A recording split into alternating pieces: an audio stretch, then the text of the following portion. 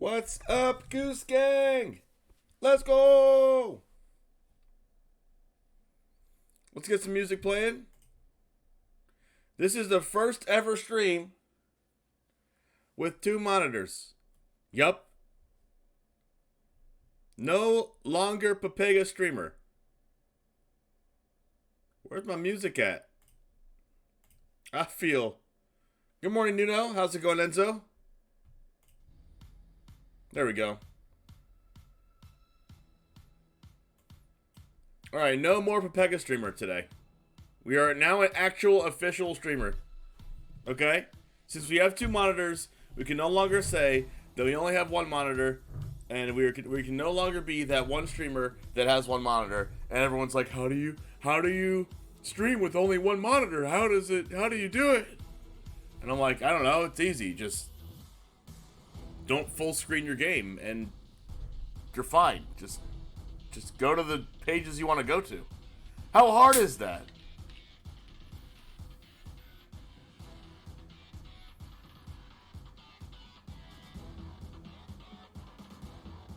Your Black White Snow deck's been doing wonders for me. I love grinding decks. Hey, let's go! I love that deck too, and it's your lucky day today, Enzo, because we're doing a YouTube video on it today.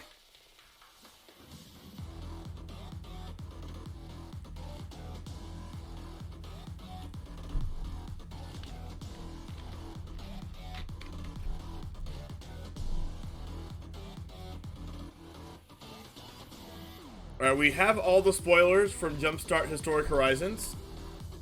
We have all the spoilers, so I will be doing a set review. But I'm going into work a little bit earlier than, a little early today. So I'm not going to be doing it today. I needed to do it on a day where I have a lot of time, which is going to be, I believe, tomorrow. But I'll have to double check my schedule. Actually, you know what? I should check right now. Would you please hold on one moment, please, while I check my work schedule?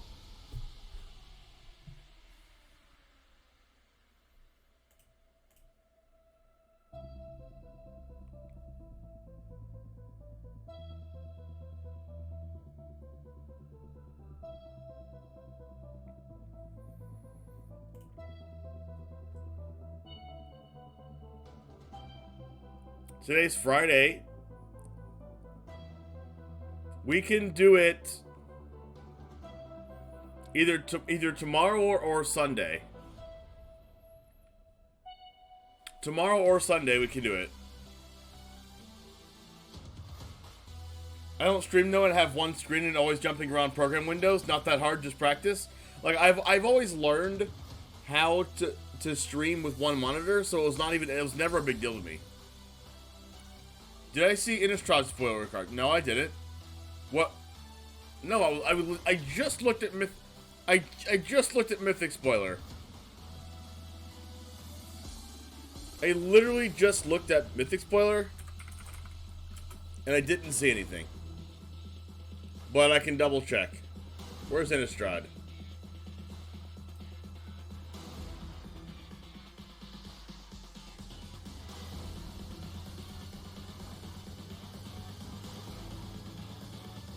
Two more good removals for Rakdos. Well, here's Innistrad. And there's nothing here. What the heck? Newest spoilers. Oh, are these it right here? No, is this Innistrad? No, this is not.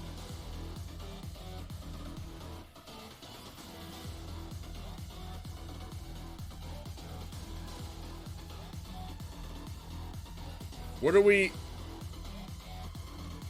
we get the...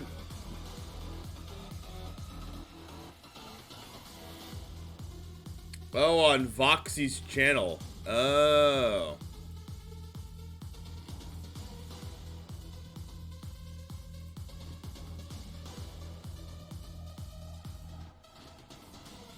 That makes a little bit more sense. That means it's not on anywhere. Oh, okay. Interesting.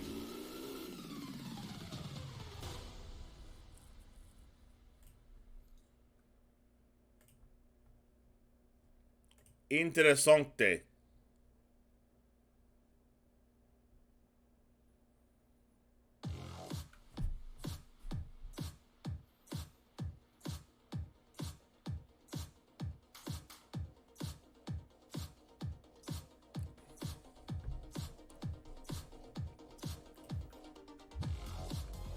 Okay.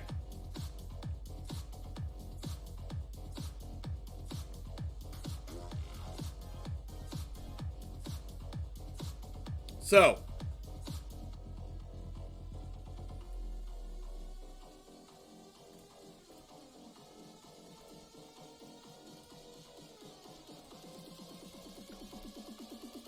Another Planeswalker green mana 3 and 2 green that makes tokens. So it's like a... What? So it's like a Liliana? Not Liliana. It's like a Vivian Monsters Advocate?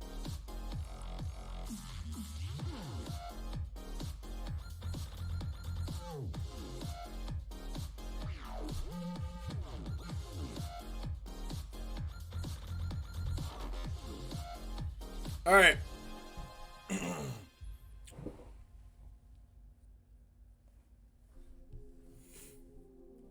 Ramping on plus makes a token linked with lands on -3.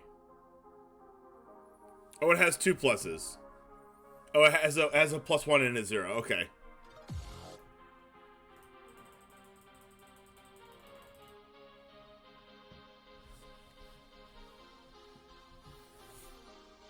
Alright, we are going to do a YouTube video of this deck because we don't have one yet, and I need to make one for this deck because this deck is really good. I think it's like the best deck in the format. Oh, wait, what? It's called Red and 7? Is that a joke?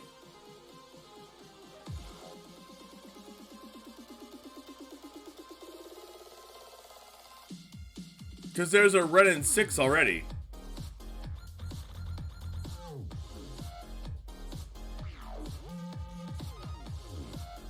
There's a Red and 6 already. Red and 7 just sounds like a meme.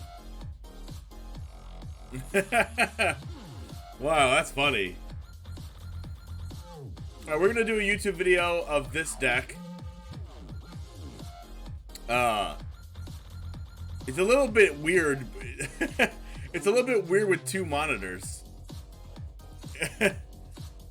It just feels weirder. But it's okay, I'll get used to it. And then a month down the line, I'm gonna think that this is the best thing I ever did. But right now, it's weird.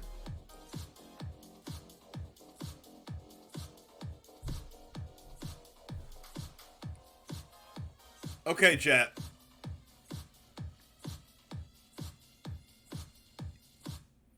I'm going to start a YouTube video of this deck. Once I start the matches, it's going to be like normal. We're going to just be playing the games like we normally do on stream. But I'm going to give a preview of the deck like you would see on the YouTube video. And I'm going to give a conclusion after we're done. Well, I'm going to give a conclusion after like 3 or 4 matches, and then we'll keep playing. So I'm going to go ahead and get started with that.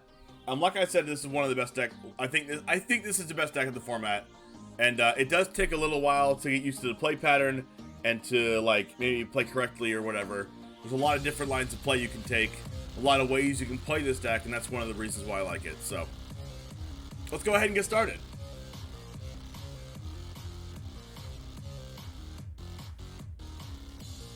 Welcome, this is Charizard James here with another deck tech for you. We have here the best deck in Standard 2022. What is that? It is Orzhov Midrange Snow Control, however you want to say it. I'm going to go over the deck list here for you guys, just to have you see how the cards interact, and we're going to do an in-depth playthrough here after the deck tech is over. This is going to be a mid-range / control style deck. A little bit of planeswalkers, a little bit of creatures, a little sacrificing synergies, and you'll be able to see a few things once we start the games. But just to showcase the cards in the deck here for you folks, we have 4 Eye Twitch. This learns out of our sideboard here. We have 4 Shambling Gas, which is arguably one of the best cards in the deck. It can give a creature an opponent controls -1/-1 till end of turn, or create a treasure token. And you'll see a synergy with a card coming up. We have Professor of Symbology here, which is also a card that learns, so 8 cards that learn. So a lot of the times we'll be able to access most of our sideboard. This is a 2-mana 2/1, a good attacker, a good blocker, to be honest. And then it learns when it enters the battlefield. We have Deadly Dispute, which is a 2-mana instant speed spell that says an additional cost to cast it, sacrifice an artifact or a creature, and then you draw 2 cards and make a treasure token. This, combined with Shambling Ghast, if you play Shambling Ghast on turn 1 and then you Deadly Dispute on turn 2, your Shambling Ghast makes a treasure token and your Deadly Dispute makes a treasure token, so you draw 2 cards and make 2 treasure tokens, which is very, very powerful. We have 4 Vanishing Verse. I think it's a really good card in this format. Mono green, mono white, also mirror matches, exiling Ebon Death, Lolth, exiling Professor Onyx, and Mordenkainen and things like that are very, very relevant. We have 4 Skullport Merchants, which is one of the other best cards in the deck. It's a 3-mana 1/4, good blocker. It is a creature that has an enter the battlefield effect, and it makes a treasure token, so you can see a little bit of synergy there.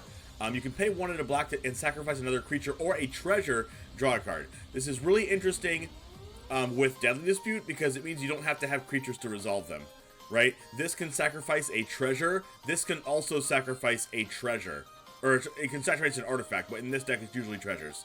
The sacrifice cards don't have to sacrifice creatures, which is really, really nice. We have a 1 Ebon Death Dragolich. This is going to be for our mirror match style matches, and also there's a little thing where against even aggro decks, you can flash this in on turn 4, and then, or even earlier on turn 3, if you have the Shambling Ghast plus Deadly Dispute combo, you can flash this in and keep blocking with it. And as long as you block with this and something else, you can bring this back again on their end step. So it's a pretty good defensive mechanism as well. But this does close out the game really fast. We have 3 Lolth Spider Queen. This combined with Blood in the Snow makes this deck very resilient, and it makes it very almost impossible once you have these cards going to stop it. You Lolth -3 to make 2/1 black spider creature tokens with menace and reach. Their reach is very important due to cards like Ghost-Bend Dragon in the format. It also draws cards if you are done making the 2/1s and they don't kill them or kill the Lolth. This combined with Blood in the Snow is crazy because Blood in the Snow kills all the creatures. It also kills your own, and when you kill your own creatures, your Lolth gains loyalty counters, and then you can just -3 again. Not only that, but if your Lolth does happen to die due to one of your opponent's cards like a Bloodchief's Thirst or something, you can always just bring it back with Blood in the Snow. That works the same with Professor Onyx. Professor Onyx doesn't protect itself too well.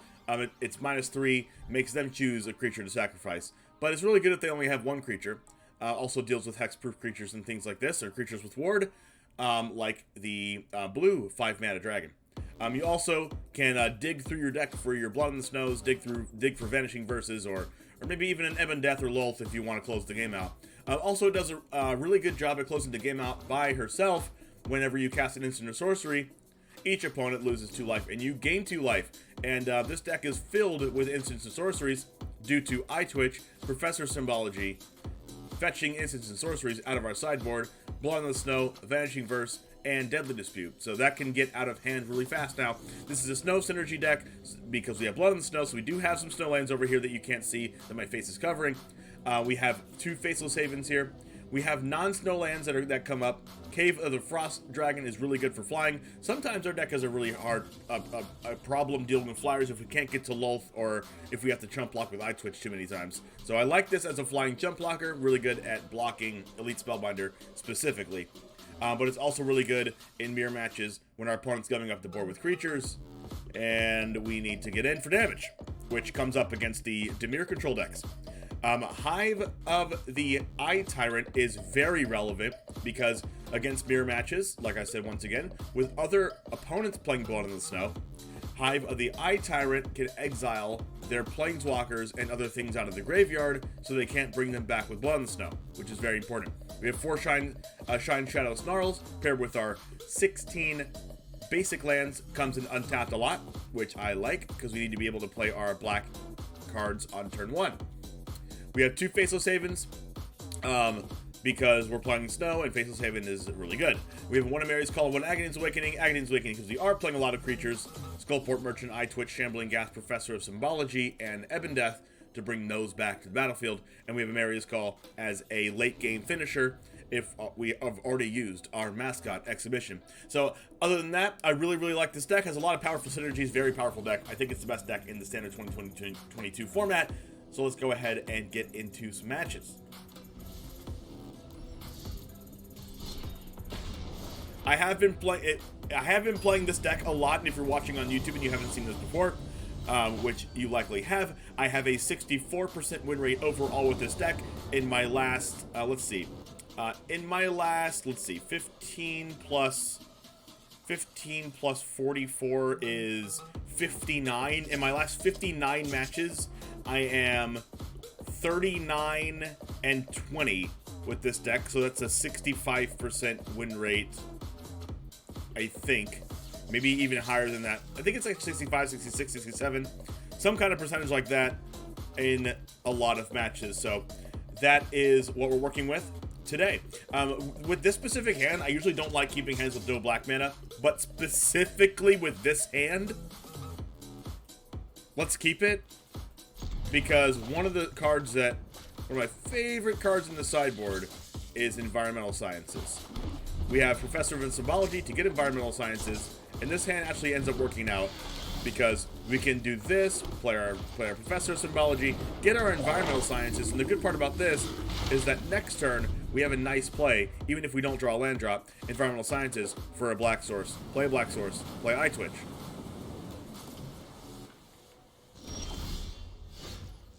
As you can see, we didn't draw land. And we got Test of Talents, so,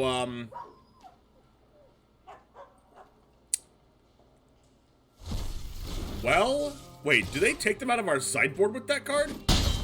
No, they don't, okay. I got scared for a quick second. You can put a link for Red Nuno. How's it going, Mina? What does that mean, Handari? Alright, so we drew our black source, you know, never didn't have it, something good at this game. Let's see.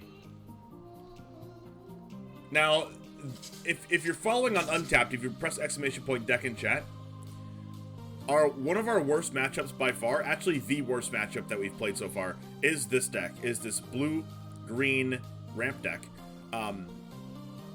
which is pretty unfortunate. So I'm pretty sure we're gonna lose this, but it's okay.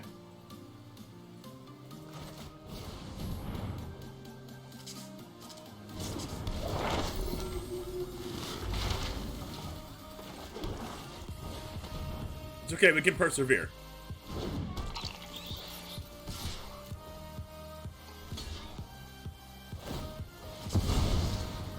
Now, the reason why this deck beats us a lot is that we're a grindy creature strategy, and they just take extra turns with Alrund's Epiphanies and kill us.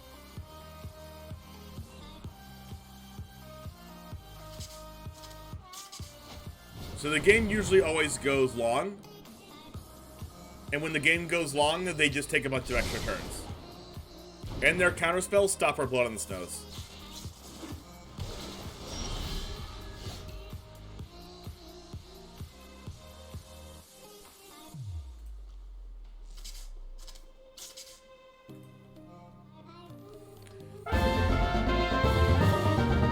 Hey, John Lice Games, thank you very much for the sub. Two monitor hype. Let's go.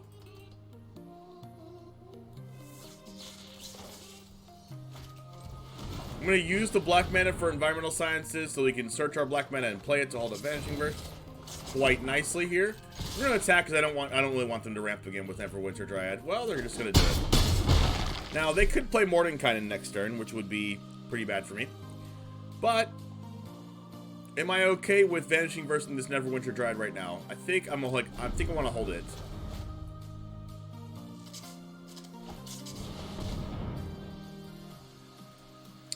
We have a Quandrix Cultivator.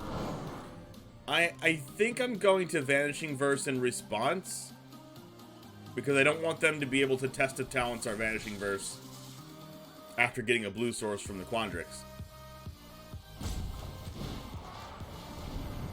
Plus, they can't ramp. Why did I switch to streaming in the morning, Nubby? Because I got a different job. And I want to stream in the mornings anyway, like in the future, so it was a good transition to me doing that. Okay. We didn't draw land, but we do have a deadly dispute.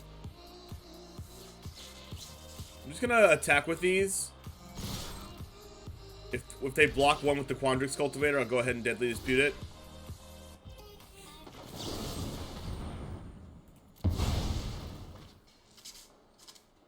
Now against this matchup, we have to be like kind of like the mid-range deck.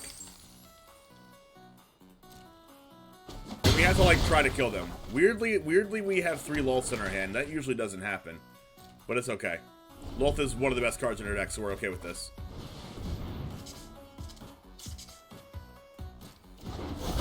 Alright, so we have a big dragon, so we can cast Professor Onyx, like I was actually saying in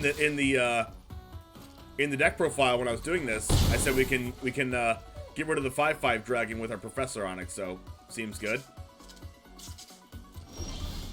With this treasure token, they could have a counterspell, but I'm gonna put them on not having a counterspell since they don't have 2 blue mana open. Indo Queen, thank you very much for the follow.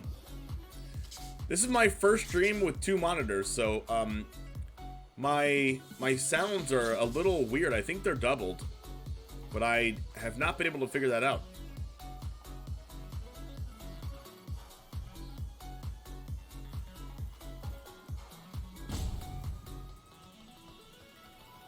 Does the stream sound good for everyone? It sounds good? Okay, perfect. Alright, please don't have Jawari Disruption. If they have it, I'm gonna cry. Okay, they didn't have it. I'm not crying. Congrats for your schedule change. Since it's what you want to, are we gonna see you in the MIQ? I don't think I'm gonna be in the MIQ. I was playing really fun decks and didn't really care about my ranking. Last season. So this is what I'm talking about. The All-Runs Epiphany's gonna give them another turn. They might just do something else here. Let's go ahead and see if we can get another land drop. Even though we already used our thingies to help us get land drops. So let's go ahead and get a... I have an answer to their Planeswalker and Vanishing Verse right now. So I'm not gonna get one of these. I think I'm just gonna get Introduction to Prophecy to see if we can try to draw a land drop.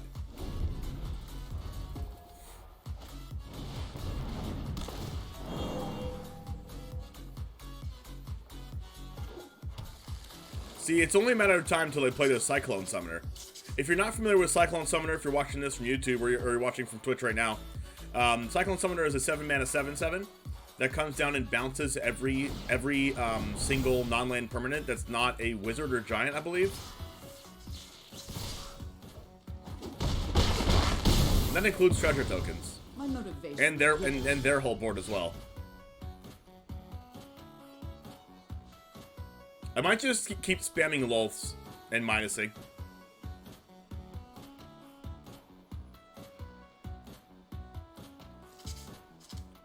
Yeah, it's a good game. It's a good game.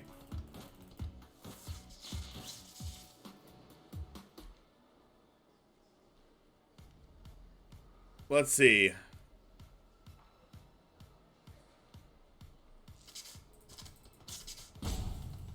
On one hand, I want to hit my land drop. On another hand, I just want to keep spamming Lulths. I think I keep spamming Lulths because, number one, this turn, they can't really counter me. And I really don't want to die to this Lair of the Hydra. I don't care if they attack Lulth because I have a lot more Lulths.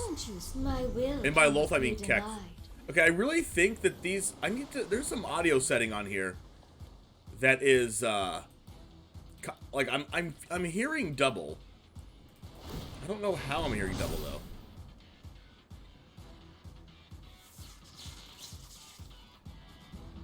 You just unlock PvP and you're getting whipped? Oh, no.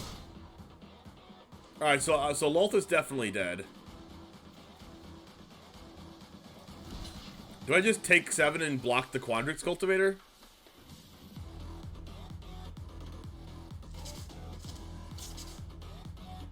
I feel like I just take 7. But taking 7 is actually scary.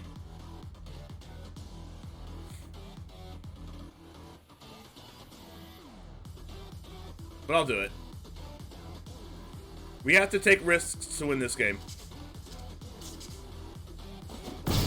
You have it playing on Streamlabs? That's actually a good question. No, it's all muted. It is all muted.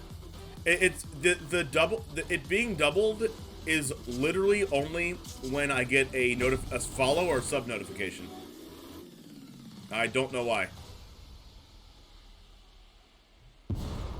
But it's very closely doubled. Like I could barely tell it was doubled. Listen, why do you double it on purpose, Phonomancer? I said if I get a follow notification and you followed. Listen, is this torture?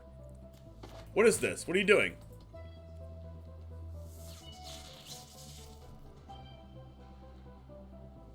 Man, this is scary. I kind of want a Vanishing versus Stupid Land. You know what? I'm just going to do that. This blocks their Quadrix Cultivator, too. Hopefully I don't die to 1/1 birds. I'd really not like to die to 1/1 birds.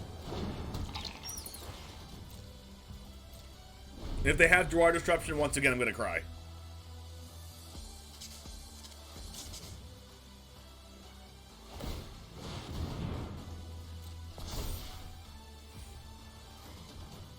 Alright, let the crying commence.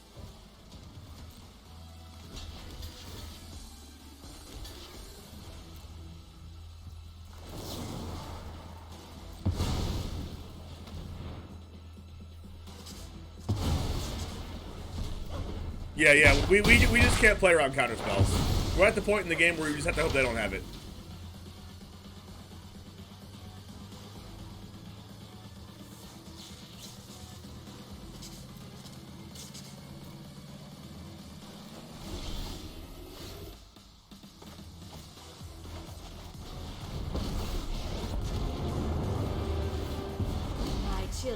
This is the extremely rare case where I wish I was playing 3 copies of freaking environmental sciences, but that's way too overkill.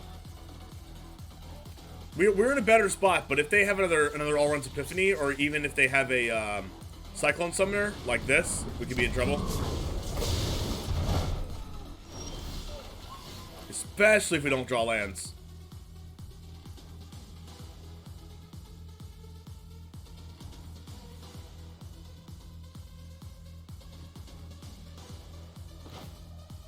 Now, we actually do die to another Cyclone Summoner or Glassflow Mimic because they just cast another one.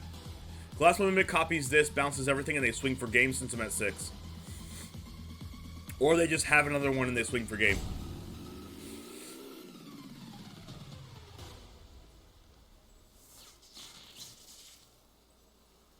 I think my best thing to do to win this game is to do nothing.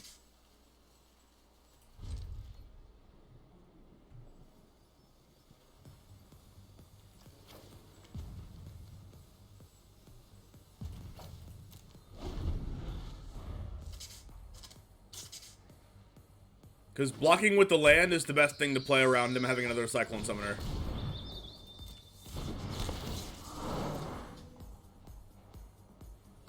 And then I also need to top deck a land, so there's a lot of things that need to happen here.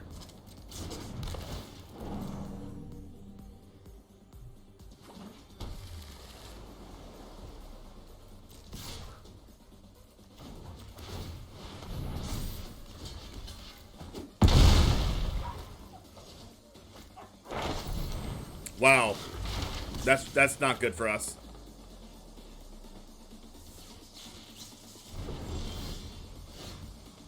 It's a land. That's a land, but we take damage from it.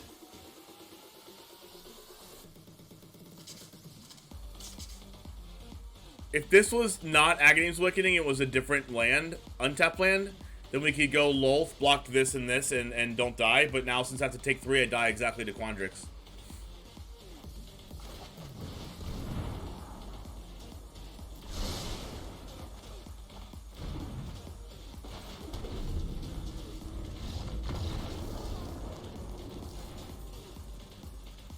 So maybe the mistake in that game was that I shouldn't have taken 7 and blocked the 2 Quandrix blocked the Quandrix Cultivator and killed it. But I feel like if I you know, just chump block both of those, they would still have a third Quandrix cultivator on board. And I also didn't want that. Interesting.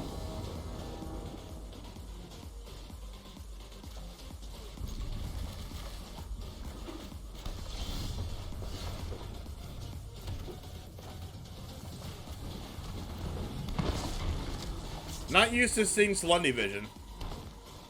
Oh no, is this the same deck?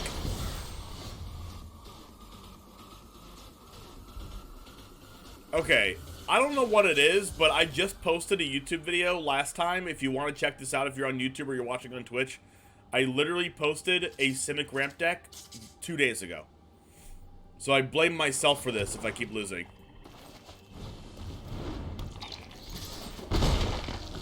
This is like our literal only bad matchup.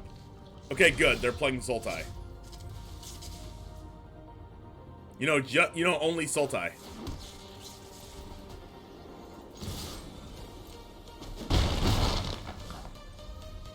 This could be a counter spell. I really don't want them to counter our merchant. And it also plays into... If I play merchant, it also plays into binding the old gods, killing our merchant. So I'm not going to play it.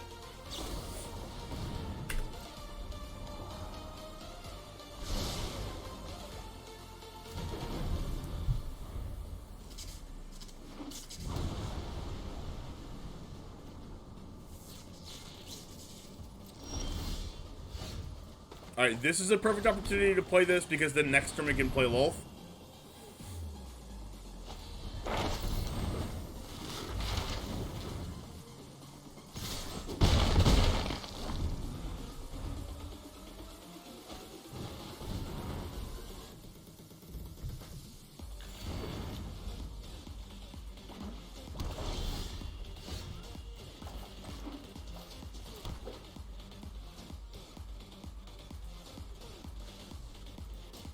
We can either play Lolth or play Merchant, Hold Up Merchant, and Vanishing Verse. I think I like the Merchant play because I don't want to play in the Jawari Disruption this turn. And they're not playing Snowland, so Blood in the Snow isn't a thing. And even if they... See, they had the binding. So what we're going to do here is we're going to sacrifice the Shambling Gas to draw a card. Do we draw 2 cards here?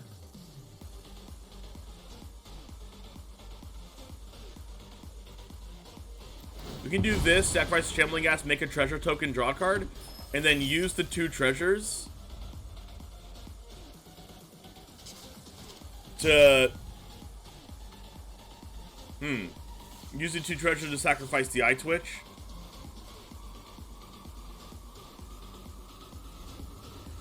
But if we do that, we can't cast a 7-drop next turn.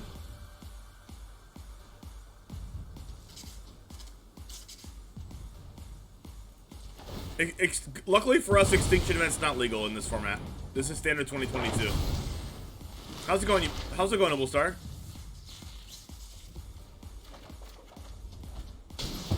Look at that, we drew another merchant.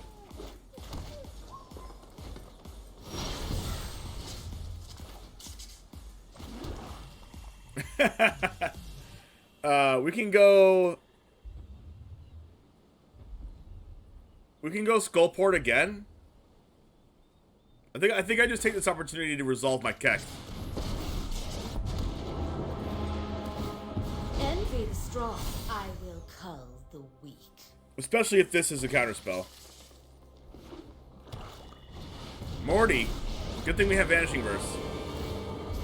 You can't even... I would run if I were you. It's bold to bargain with me.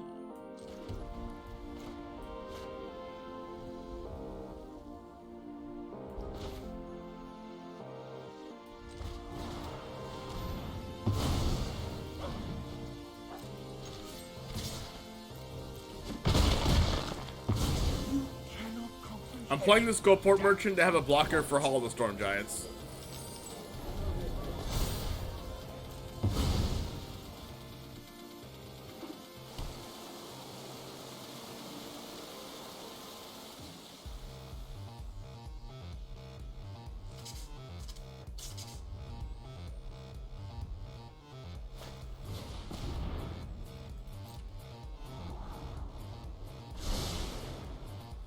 And I can always sacrifice the treasure with Skullport Merchant to draw a card.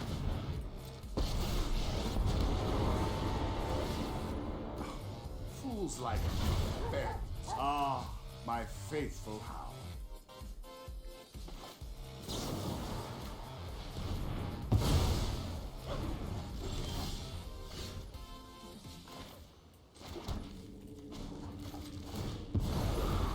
Go, my children.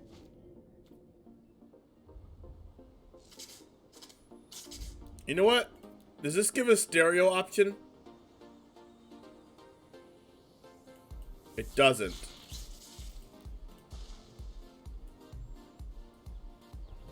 I'm hearing almost double with the Planeswalker loyalty abilities as well.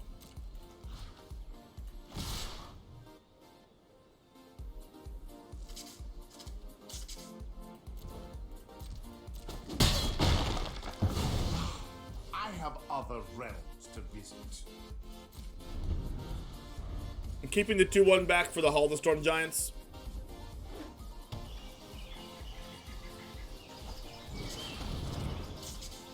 Baleful Mastery, exiling my Kek. I will allow it. A setback. I also have a second Kek. I'm gonna go ahead and sacrifice this treasure to draw a card.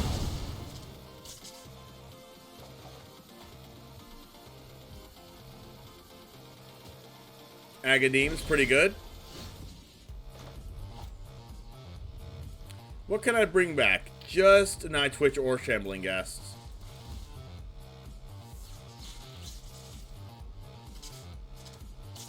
Could be a counterspell. If it is a counterspell, Blood in the Snow can bring Lolth back. Because I have 5 Snowlands. Okay, divide by 0. That doesn't put it in the graveyard. We got a Mascot Exhibition.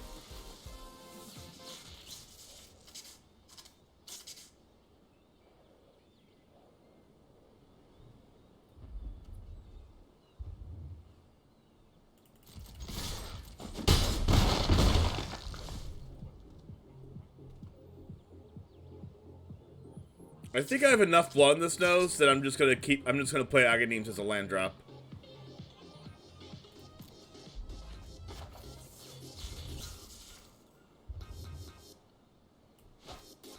Or maybe it's better to keep it.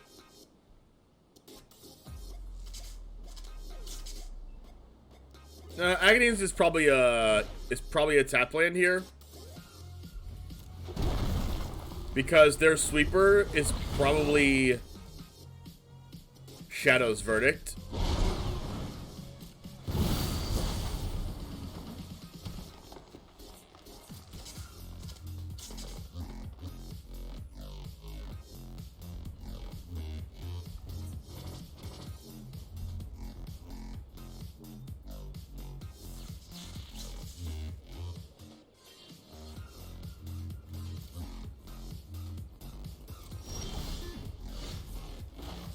It's a good draw.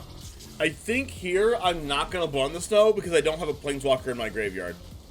What I'm going to do here is I think I'm just going to, like,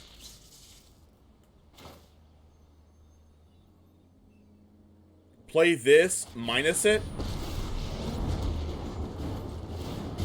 I will show you what we Leave room for animating this and also using Deadly Dispute or Skullport Merchant to draw cards in the case that they do have Shadow's Verdict. The Professor Onyx. Welcome to Witherbloom College, class. There's a coma in the graveyard. There's gotta be something useful. Ugh.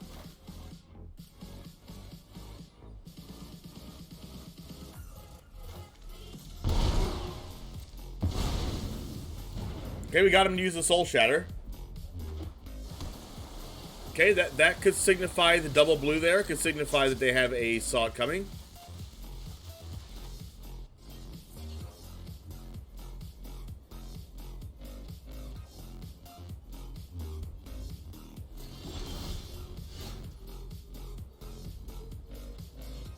Let's see if we can bait a Saw It coming out here.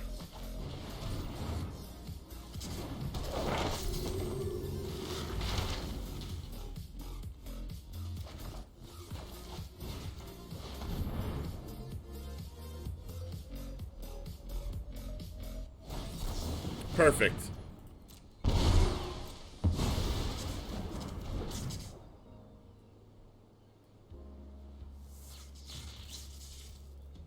And we have 4 menace creatures here,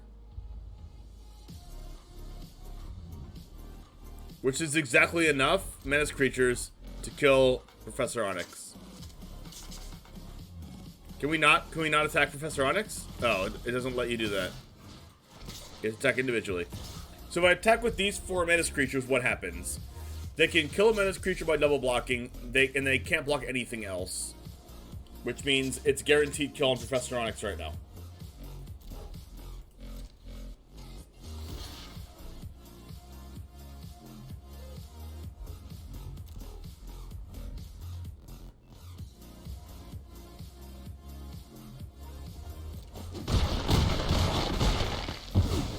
If anyone needs me, don't. And then we'll go ahead and end our turn. Okay. We have blood in the snow for that occasion.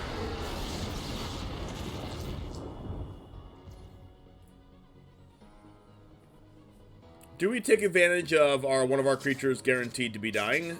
I think we do. I want to draw as many creatures as I can, I think. I can blood in the snow for that.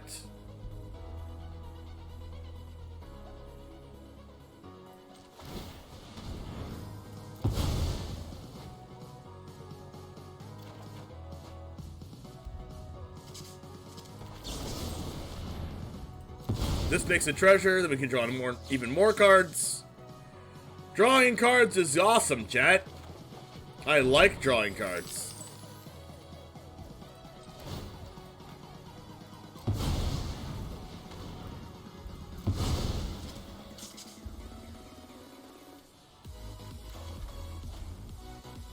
Even if they're all lands.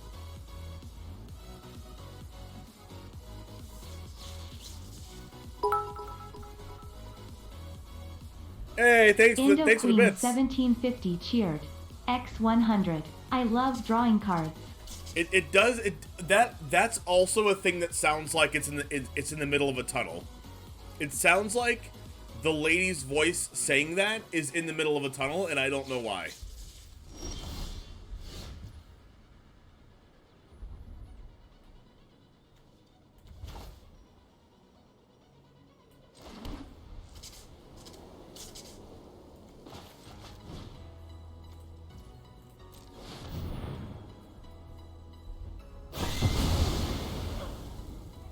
Does it sound like we're in a tunnel to you guys?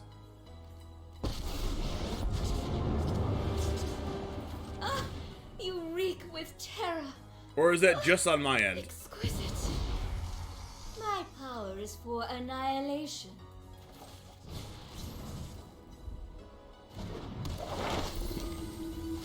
I honestly cannot tell you where that's coming from.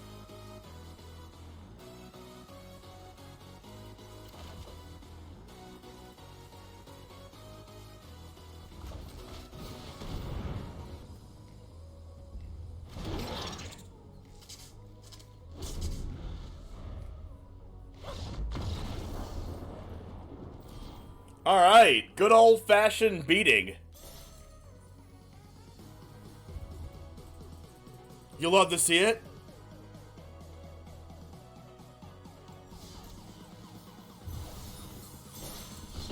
Moving on. I honestly don't know how to fix that because I don't know where the source of that is. Like, it has to be on Arena, right?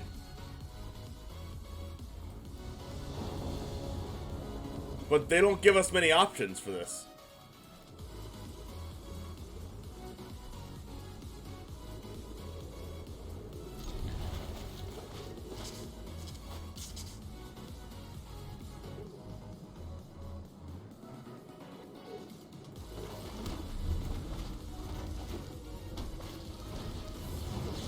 Hey, let's go! A Monk of the Open Hand, alright. We drew our Shambling Gas, which is very good against this type of deck.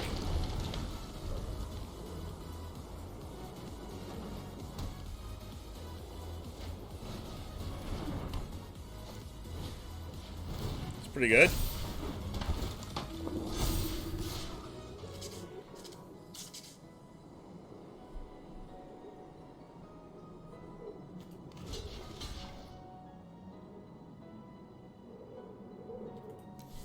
Am I taking the 3 just to ramp the blood in the snow? I think I'm just taking 3.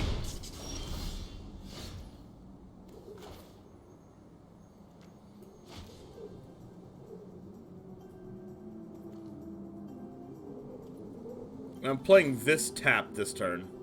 No, I'm not. I can't play a tap land. Because Paladin class says Deadly Dispute's 3 mana. So I'm gonna block and then use Deadly Dispute in after blocks. That's gonna give me a treasure token. Oh my goodness. That's the worst card that they could have had for us. Now they're gonna hit our blood in the snow.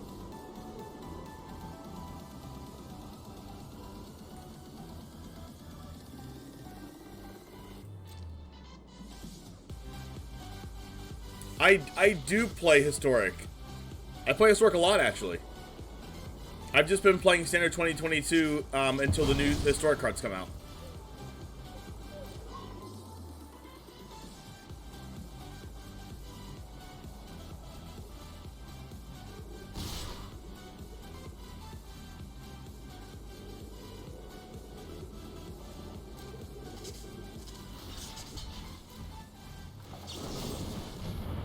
So now I think I'm just killing the Spellbinder.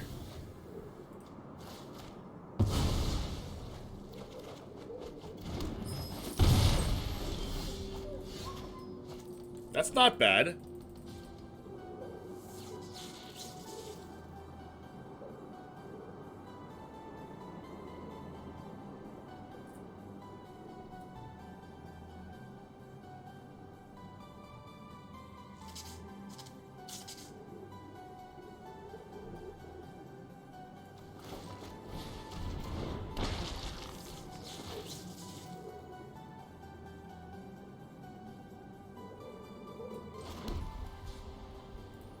I'm just gonna keep Shambling Gas Deadly Dispute and ramp. And I'm almost at Blood in the Snow once again. How's it going, Soapy? I'm doing amazing. Okay. 1, 2, 3, 4, 5 off this, 6 off this, 7 off this.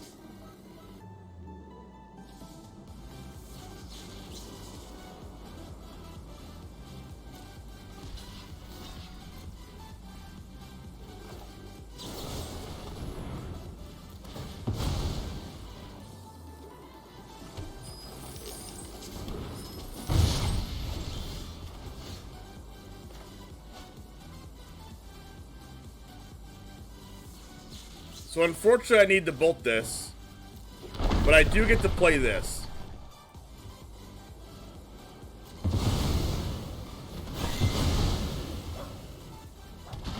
Unfortunately, weirdly enough, we only have 1 snow mana, which is like really weird.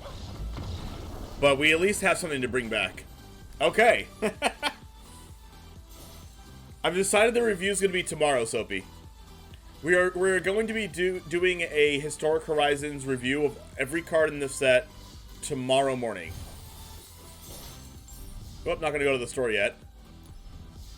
There is a free pack in the store, though. Stonks. Stonks, chat. I've already seen almost all the cards, but we're going to go over them again.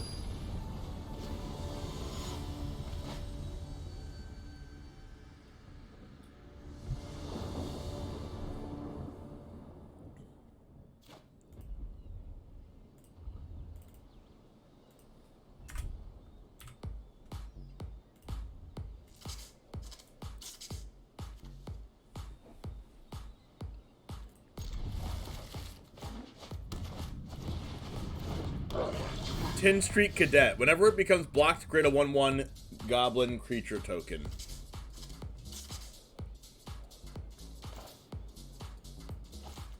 I don't think I care if they make a goblin.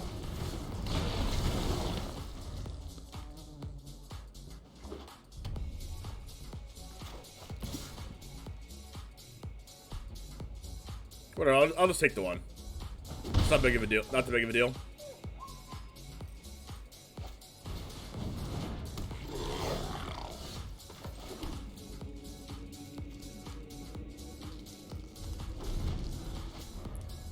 Now, I believe we're going to just ramp up to Blood in the Snow again.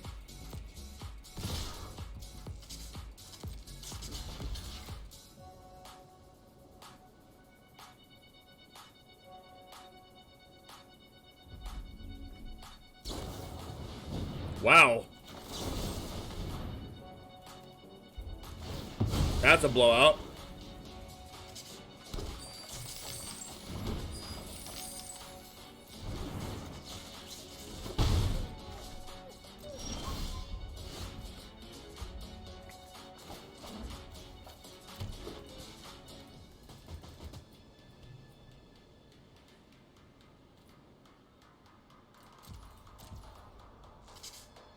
Alright, and now we are 1, 2, 3, 4, 5, 6. We are now 1 away. And we can bring our shambling gas back. So hopefully they'll play a creature or 2 here. Alright, creature number 1. Creature number 2.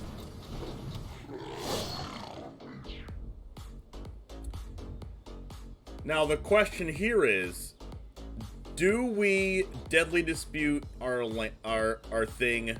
I'm pretty sure the answer is yes.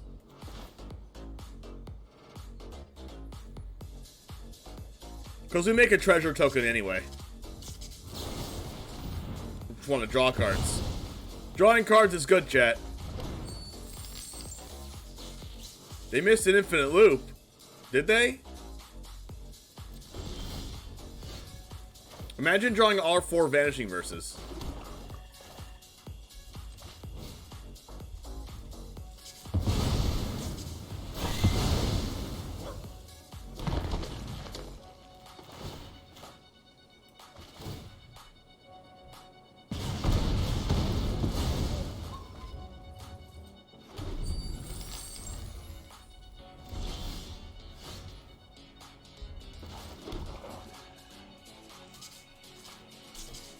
Go ahead and Onyx for a land. For next turn. Under my tutelage, even you can master that. Nice.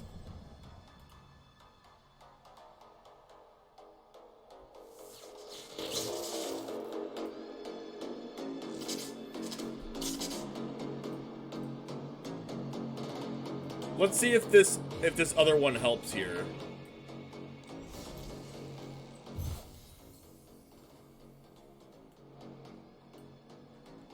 Let me know if the sound volume's good for everyone.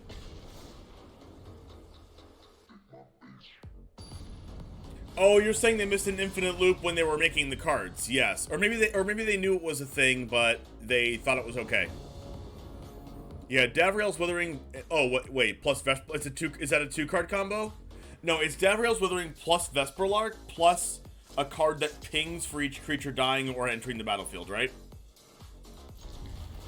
It's a 3-card combo, right?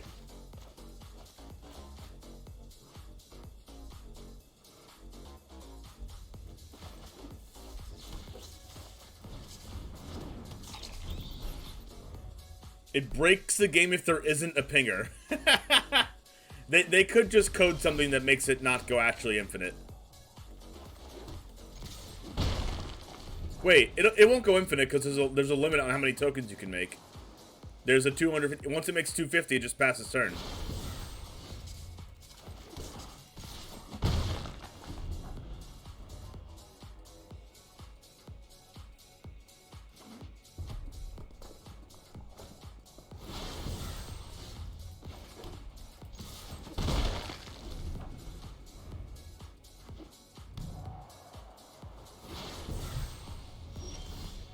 Looks like a counter spell. But we're gonna play into it since we have a lot of spells in our hand. Wow, they just didn't have it. Wow. You could have such power, a gift. That is very interesting. Oh, it doesn't make a token; it returns itself. That's a yikes. They're probably gonna fix that.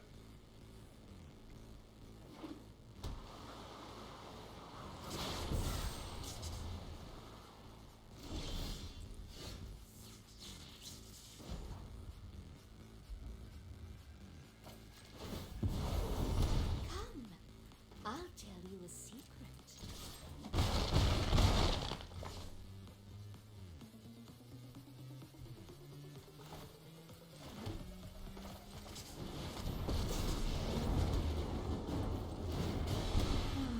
Witherbloom is just as dark and musty as I remember. Let's go dig. Alright, so hopefully they don't take a bunch of turns here.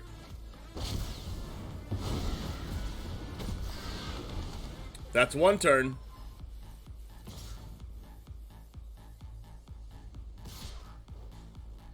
You've got to learn some manners. How many more turns are they gonna It's take? insufferable. That's 2 turns.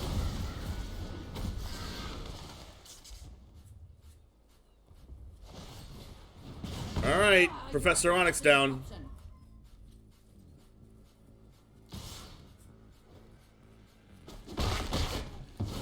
Too rowdy for my tastes. 3 turns? 3 turns? Whoa. What? They kicked it. Wow.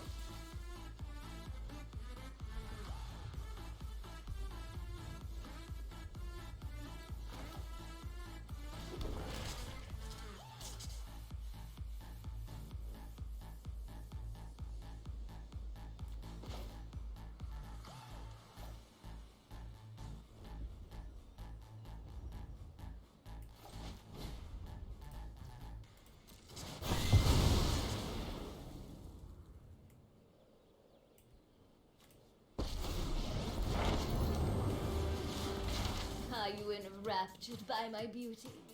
Or do you fear it?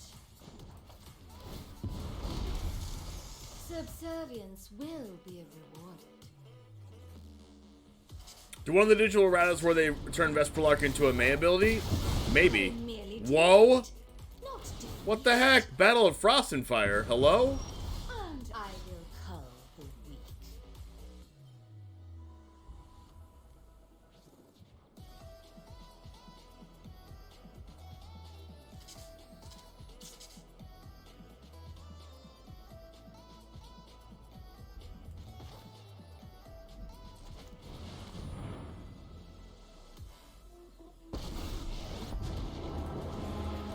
Hopefully we don't lose to Mill. Require my aid. A gift in exchange for loyalty.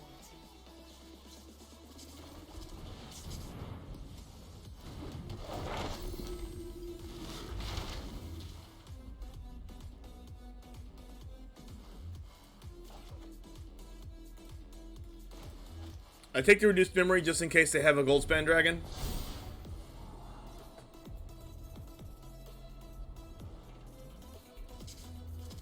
I believe we have a good win rate against this deck, though. Against Izzet, we are 2-0. All time.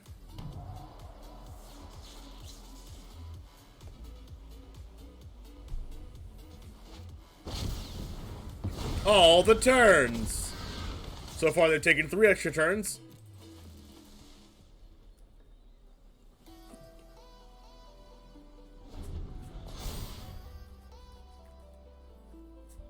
So they're going to cast a spell of mana 5 or greater and then draw 2, then discard a card. Pretty good. Oh, they're divide by 0. They're, oh my gosh, that's genius. So they're going to use it on itself. Oh, that's genius. I love my opponent now. My opponent is a 10 million head.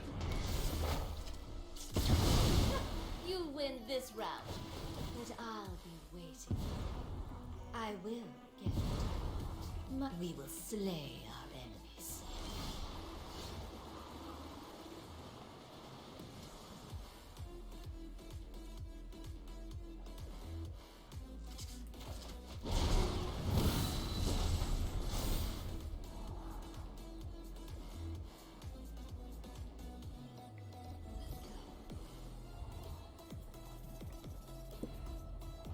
Alright, so we can put them in a position where they have to chump block with a Faceless Haven.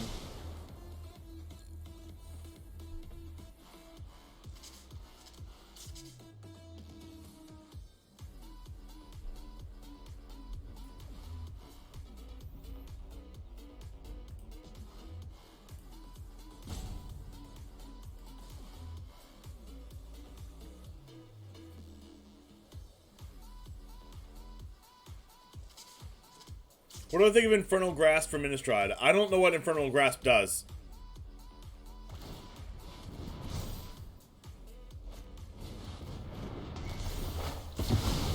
Whoa! Faceless Haven's a giant. Our opponent is 10 million heading us.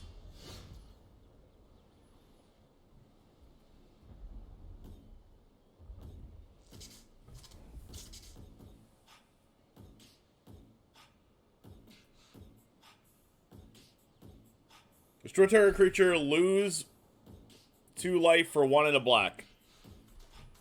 I think that might be better than the best. That might be better than Heartless Act. I think it is better than Heartless Act. I think the card's... What's the card called? I think it's Insane.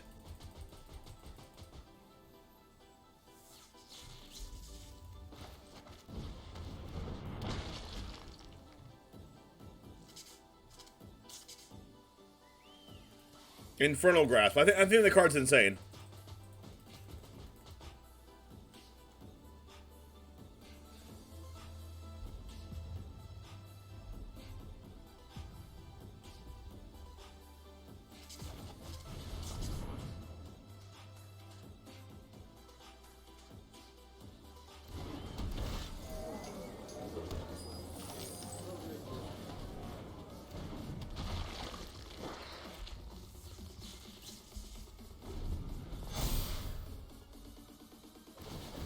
And they get the Scry 3, and then look for a 5-mana or greater card, and then cast the 5-mana or greater card, and then draw 2, discard 1. Their deck is crazy. They're playing Maddening Cacophony. Is that their win condition? I would not be surprised.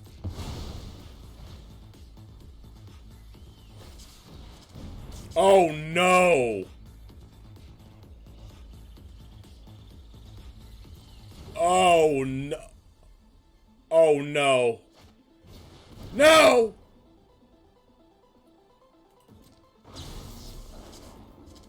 Am I dead to mill? No, no, no, not like this, not like this. Not like this, not like this, not like this, not like this. No! I died to mill. No! What is wrong with this game? I'm just gonna put myself out of my own misery.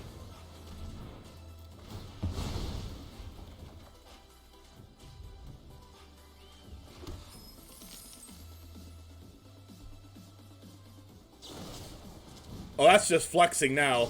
I'll flex back.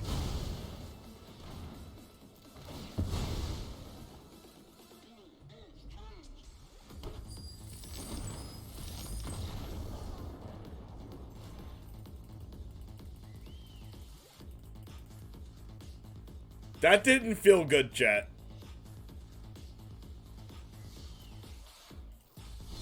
Maybe I should have just done nothing else besides attack them with my land.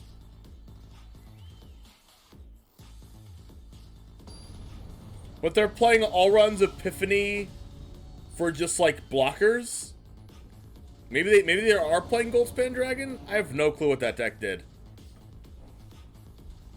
But it seems like it sacrificed defensive cards to play mill cards, which is probably not good.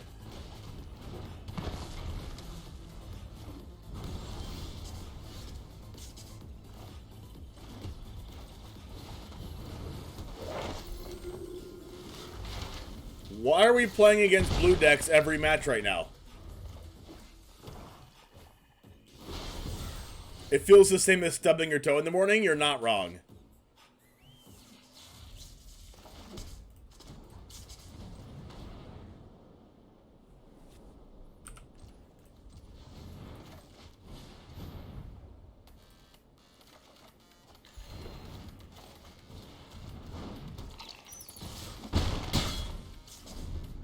The opponent did put in work. Coming from the mill player in Soapy.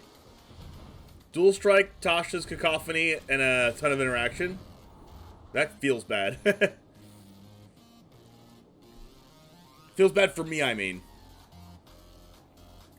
Play with Fire is 1 red, deals 2 damage to any target. If a player is dealt damage this way, scry 1. Those are the 2 cards I talked about before. So, is that an instant or a sorcery, Nuno Pitao?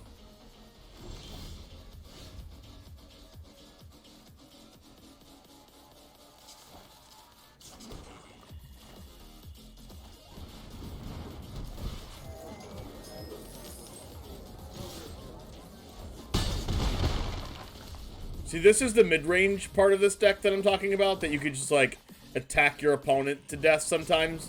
Wizard class. No maximum hand size. When it becomes level 2, draw 2. Maybe they're just going to draw 2 cards here? It's a big fat no.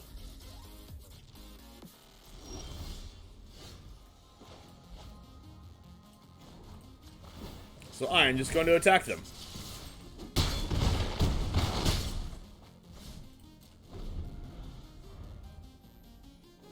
Oh, it's an instant. Nice. Shadow's Verdict.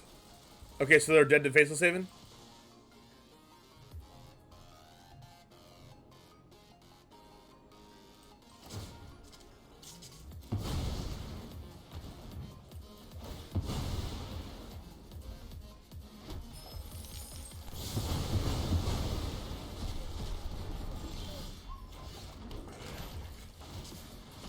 Mid-range it up, baby. Dead. Nice. I'm glad that we got to showcase the fact that our deck can do that. I'm glad that we got to showcase the fact that the deck can do that.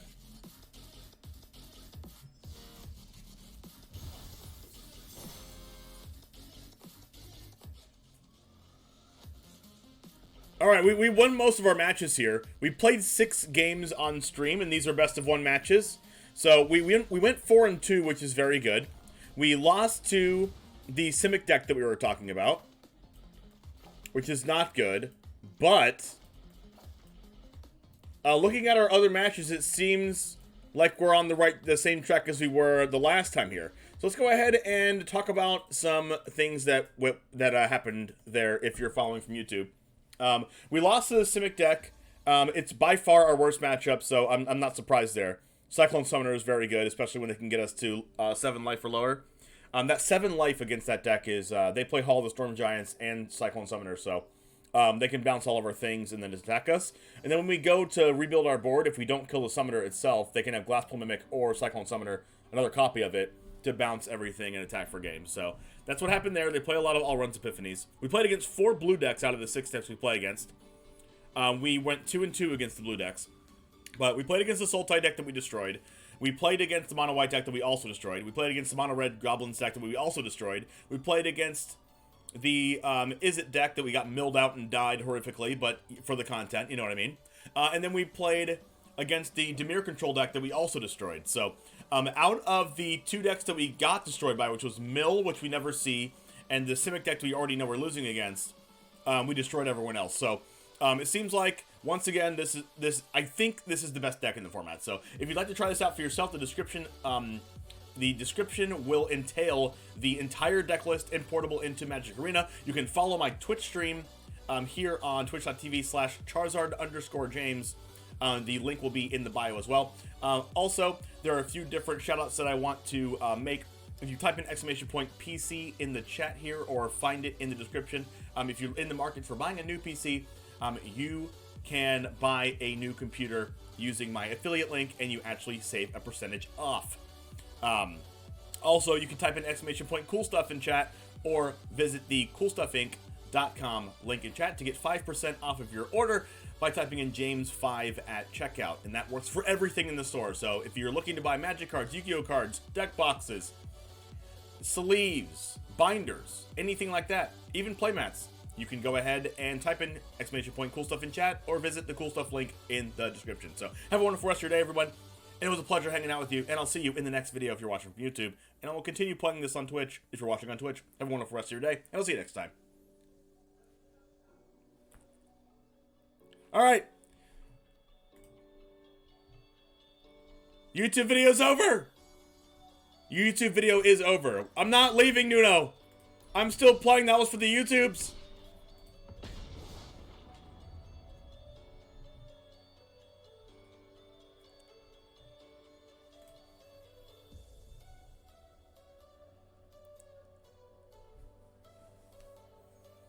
That's a dope sign off. Hey, thanks, Turtle Monkey.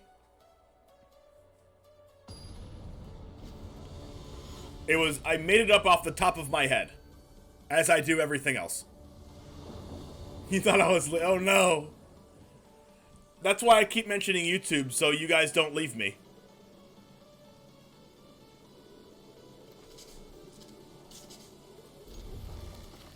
Don't leave me, it's too soon. It's too soon, I can't handle it.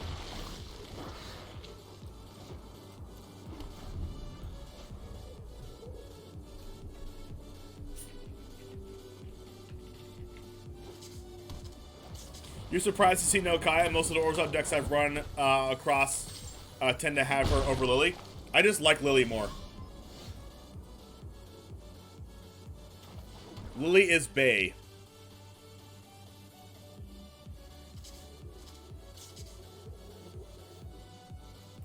I don't know. There's nothing really to Vanishing Verse in this matchup. Oh my gosh, do they have freaking village rights? Okay, they don't.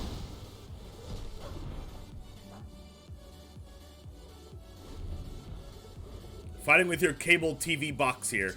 Oh man, it's been so long since I've had a cable TV box. Gosh, isn't that from like 2008? Valky! Not my Dragolich! Not like this. Please, no.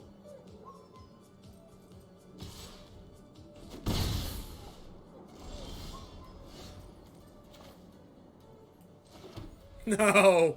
I have nothing to play! Oh, it's Portugal. I know a few Portuguese words. Do they not have gold spin? I was thinking the same thing.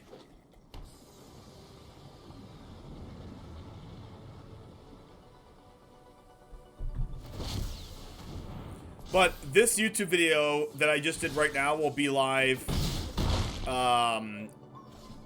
either today or tomorrow.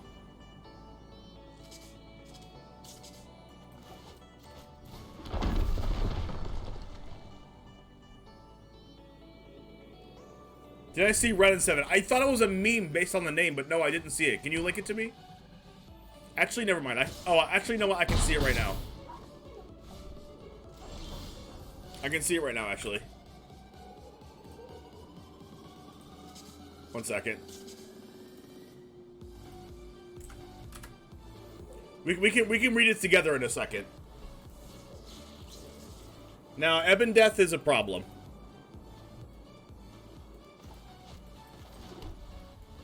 But at least I can kill it if they don't kill my spider tokens. Darkness will swallow. If they kill my spider tokens, I'm very dead.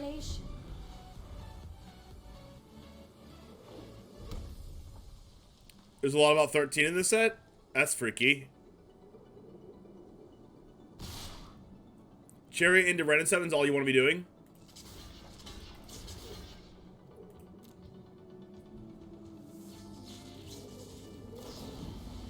Oh no, wait, does that even work? I don't even think that works. Because I get the Ebon Death in my own graveyard. Wait, what? Wait, hold on. No, wait. Oh, they get the Valky again. Oh. True.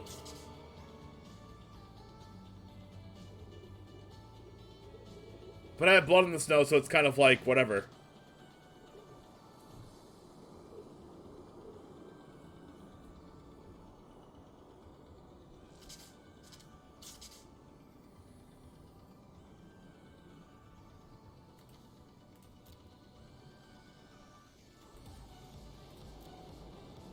Hopefully they take my Ebon Death so I can bring it back with Blood on the Snow, because I don't have 5 Snow Mana left. Snow Mana yet. Alright, let's go. They took my Ebon Death. Okay, that's good.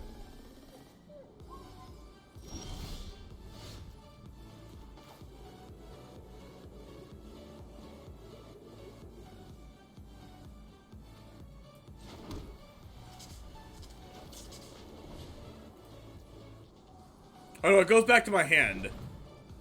So I'm not going to get anything back off the ball in the snow.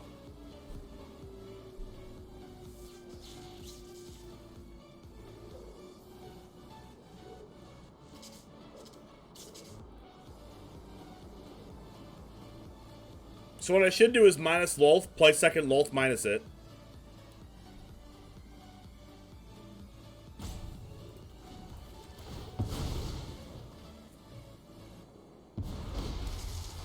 Do what I demand.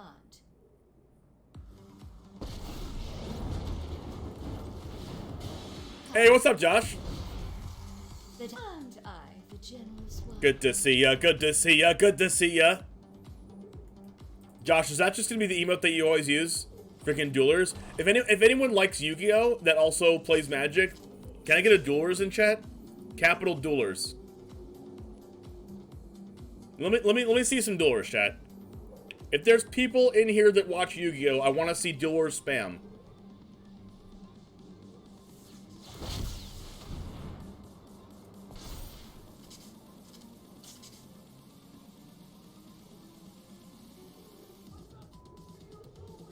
Crickets! No, no, no!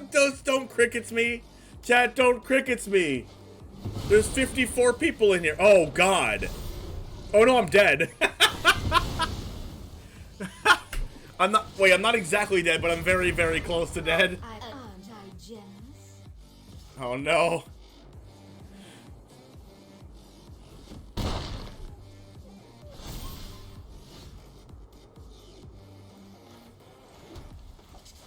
How do I only have 2 black mana? Weird.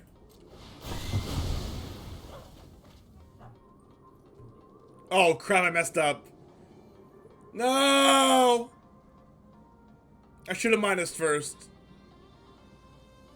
Actually, it didn't even matter. I should have drawn a card first. Alright, missed a draw. Ah, you reek with terror. That's fine. That's fine. I just missed a draw, but I also would have went to 1 life. So it is what it is.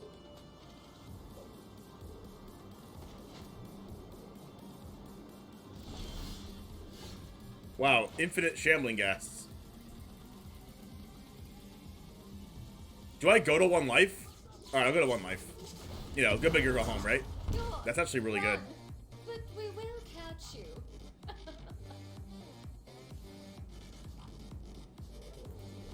I'm gonna play my Ebon Death this turn, I think.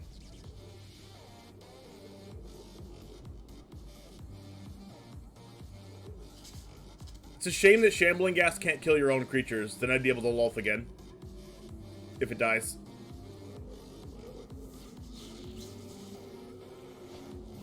Aha!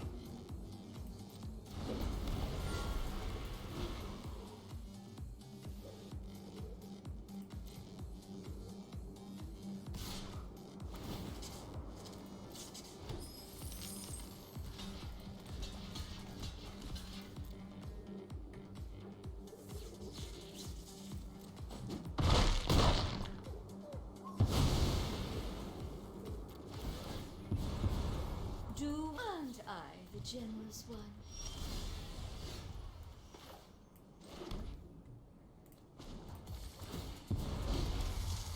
Subservience will be rewarded.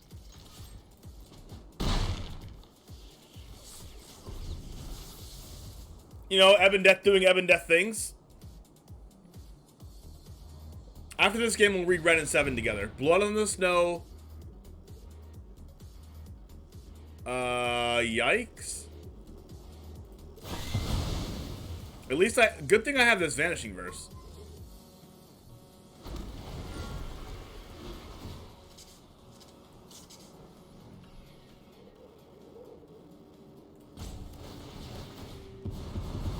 My subservience will be rewarded.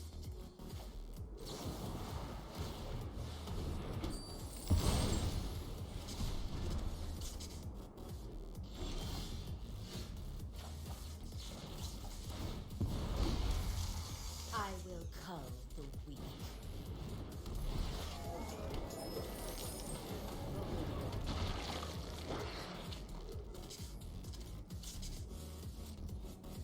This is a crazy game.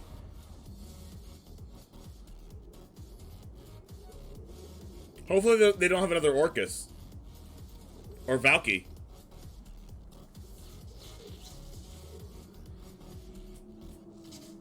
Yeah, I really like Loth. There's the most copies of this card in the deck for a reason. They could have another Blood in the Snow. Another Goldspan Dragon.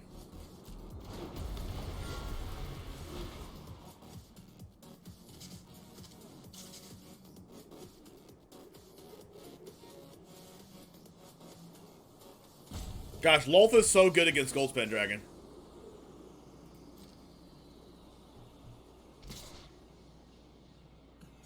I'm literally at 1 life, and I have no way to gain life unless I draw Liliana.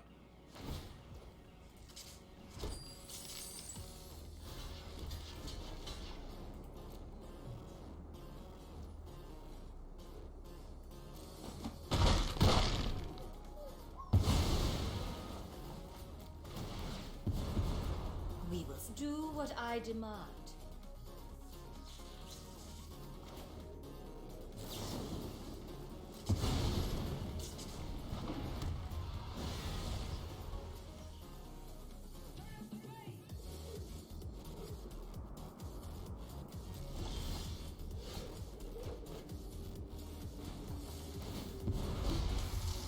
Aren't I generous?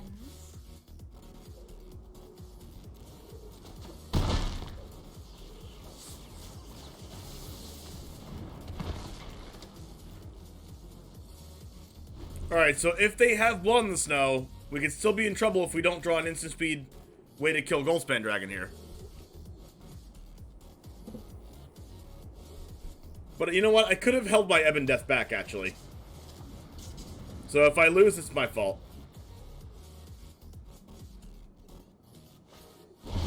No way!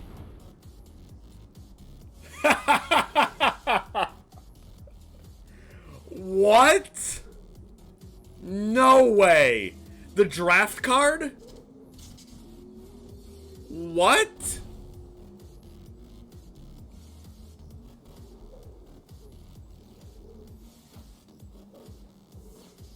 How do I beat this right now?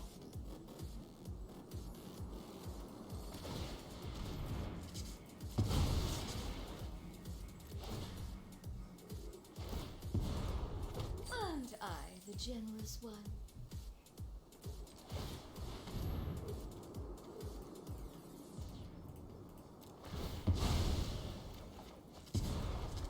My will cannot be denied.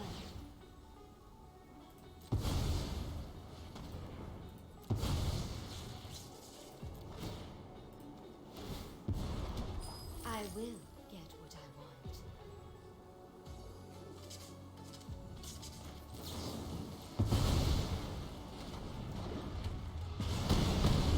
Oh, you'll fall into my web again.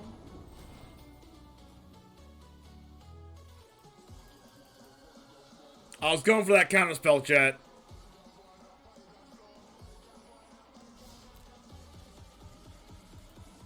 It's really good in this meta right now. What, with mono green and mono white going around? That card's awful. Anyway, let's go ahead and check out Ren 7.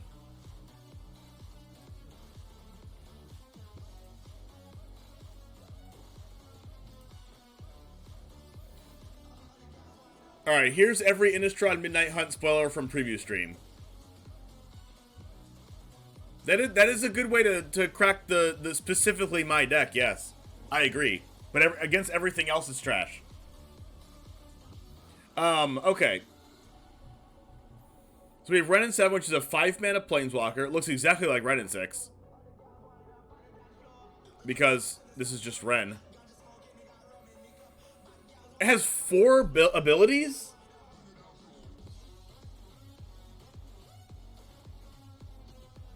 Interesting. 5 mana, starts on 5 loyalty. Reveal the top 4 cards of your library. Put all lands revealed into your hand and the rest in your grave. Okay, so it doesn't protect itself. Oh, it does with the -3.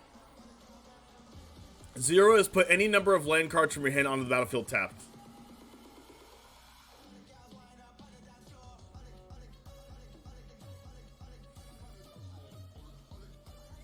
-3.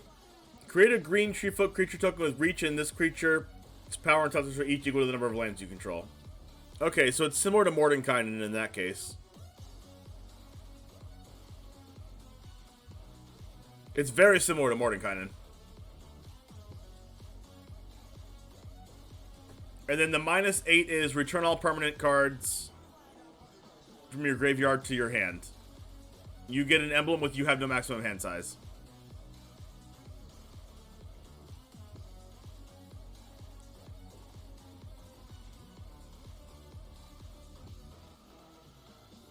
Yeah, this card seems good.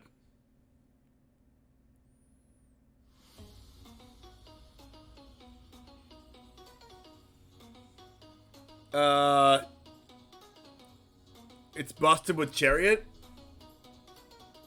What, you go Chariot into this? Wait, why is it busted with Chariot? Just because Chariot protects it? Oh, it copies the... it copies the Tree Folk token. Oh, that's pretty good. You go Chariot into this, and then this minuses, and then this automatically accrues the Chariot because you have 4 lands unless you used a bunch of treasures. And then you tap it to accrue the Chariot, attack, copy. Yeah, it's pretty good. Serious question, who plays Standard? My answer is going to be the people that play Standard.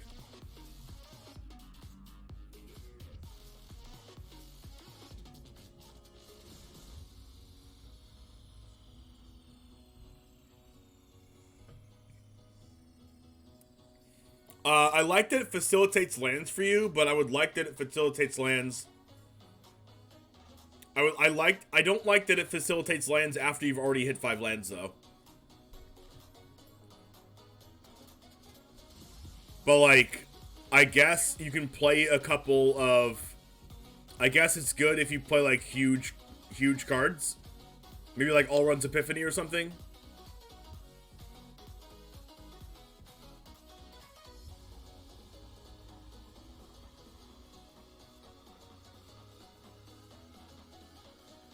Like, the +1 and the 0 don't really do anything to me. Yeah, like, it grows the creature it makes, I agree. But, like, it's nothing like Mordenkainen's plus. Like, it doesn't... Like, it draws cards, but it... Like, it just mills your good cards and draws lands.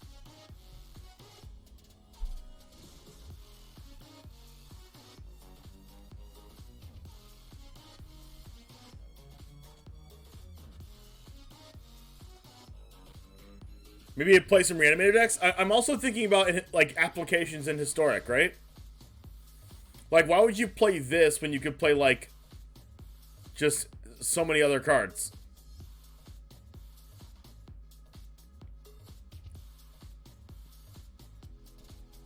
Like what deck are you playing this in Historic?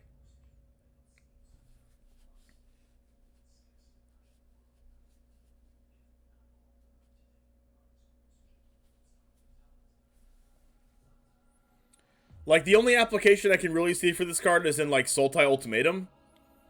Because this helps you ramp into Ultimatum faster, I guess. And you can also get this off the Ultimatum, and it gives you, like, another win condition. But, like, usually Ultimatum decks in Historic want to win the game on the spot, and this doesn't do that.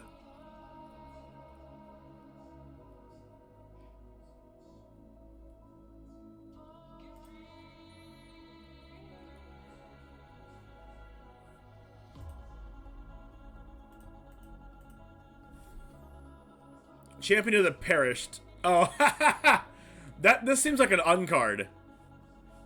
This actually seems like an uncard. This, okay. Is this just the whole thing a joke? Because, like, Ren and 7 seems like a meme card. Like, the name, just the name of it. And then Champion of the Perished also seems like an uncard.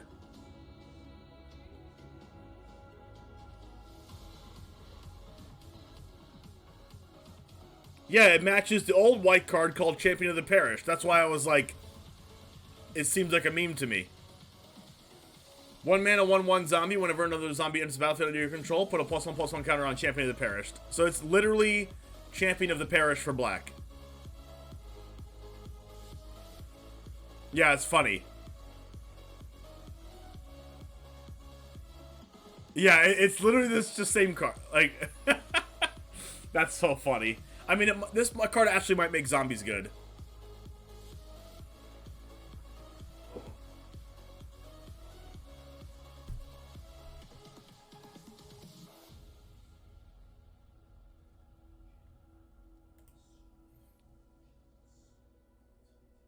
Gosh, why do these cards look so different?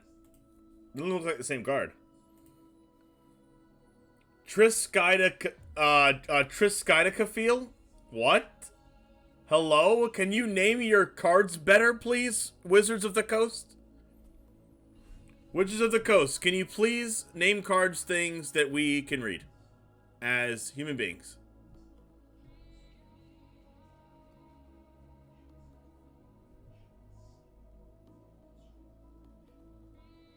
Oh, Triskaidekaphobe is someone that's is afraid of 13? Oh. Wait, is it afraid or loving?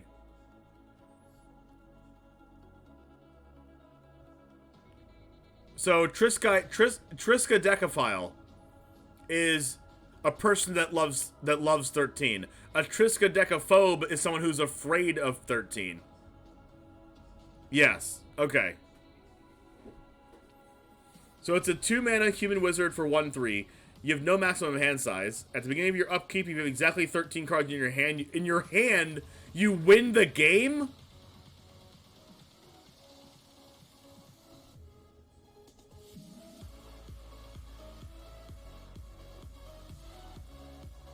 What?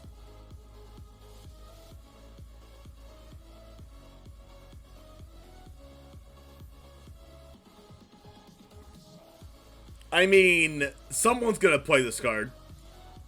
Someone's gonna play this card. And it's not gonna be me. Yeah, Triskaidekaphobia is the fear of 13. Your hand is someone. Commander card? Possibly. What's up, Lord Typhus? Okay, moving on. Consider. You can end step add Nazin to hit 13. Yup. Yup, that sucks for me. I mean, if someone does that against me, then, you know, all power to them. But I'm not going to be doing that. 1 mana instant. Look at the top card of your library. You may put it in your graveyard, draw a card. Oh! Hey!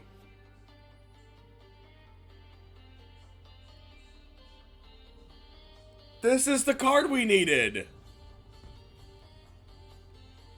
This is the card that replaces Brainstorm and Phoenix. Phoenix is a good deck.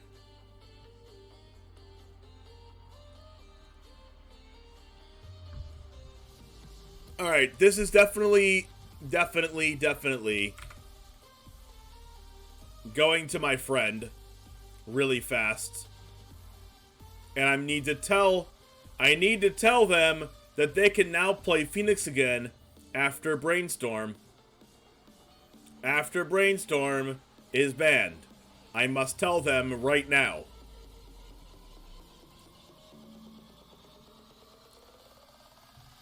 I must right now tell my friend that this card exists. Coming in Innistrad.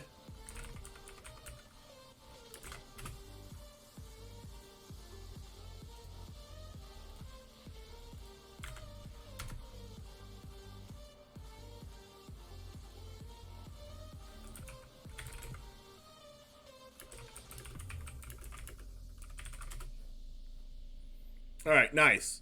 So, this will be really good in Phoenix. Also really good in Reanimator decks. So, yes. Yes, this card. Yes, this card.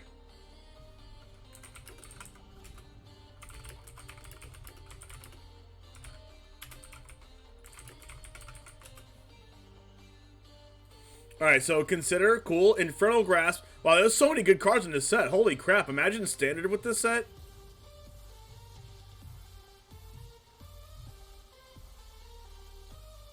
Destroy target creature, period. 2 mana, instant speed. Hello? This card might be the best card ever. This card might be the best removal spell ever printed.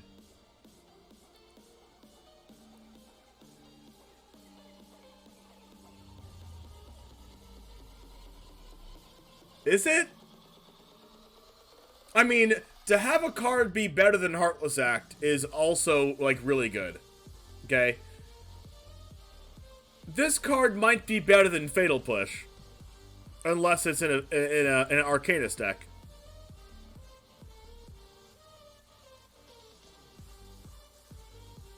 Aside from Swords, yeah. Aside from Swords and, like, Path to Exile. Like, Prismatic Ending. Like, I honestly think this is better than Fatal Push. Depending on what deck you're playing. This is probably the best removal spell in all of Historic. Depending on what creatures people want to play. Because if it's in a Danto Vanguard format, then obviously you need to play cards like Flunk or whatever. But, like, this card is insane.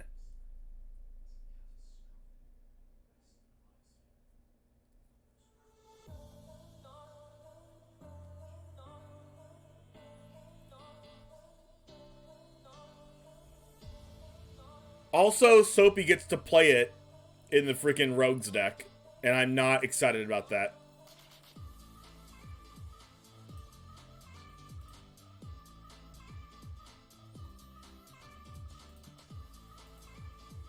Play with Fire. Oh, I need to copy this too.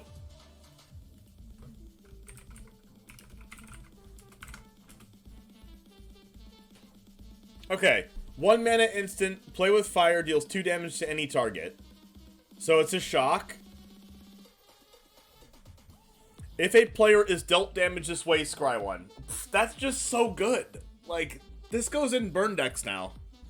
Like, imagine burn decks scrying, like, additional times per game for, like, their burn spells.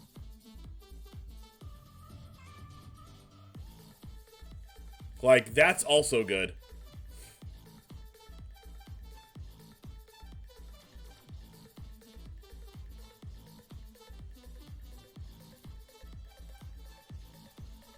Join the dance.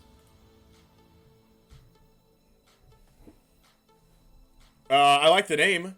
It says 2 mana Selesnya sorcery, make 2/1/1 white human creature tokens. Flashback for 5.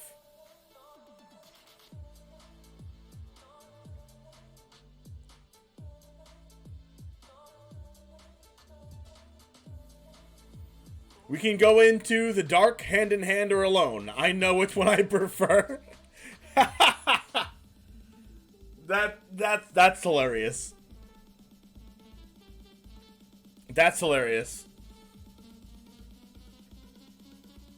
Yeah, strong Midsummer vibes.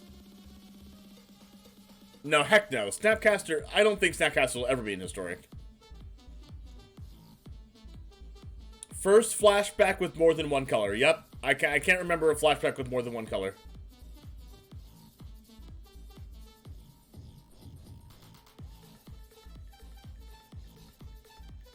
Even the green-white is dark. Yeah. I don't know if this card will be playable, though. Making 2/1/1 white humans for 2 as a sorcery speed, like, I'm pretty sure we can get better than that if we want a tokens deck. We have a lot of cards that either make a haste creature with them for 2 mana, or, you know, it has an instant speed 1/1s. So, if you want to make those, I don't think this is the card. Depends if Human Tribal's good enough, yeah. It does make 2/1/1 humans. But yeah, it does have flashback, which makes it a little bit better, but like it's definitely way worse than Lingering Souls.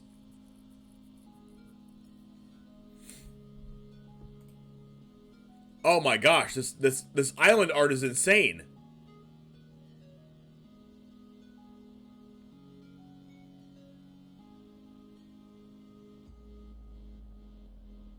What the heck?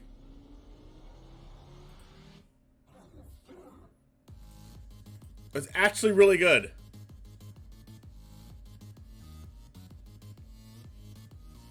There's also this wizard hanging out over here. What is it? Who's this? Jace? Is this Jace? Imagine owning a foil one of these. Owning a foil one of these will be insane. I would like that. Oh my gosh, this one's really cool too. It has a freaking monster here. Also another person fishing. Like the monster's gonna eat the person fishing over here.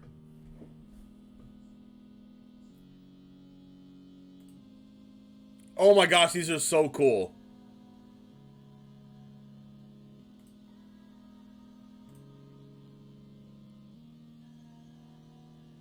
Wow. It's like they have one dark one and one light one.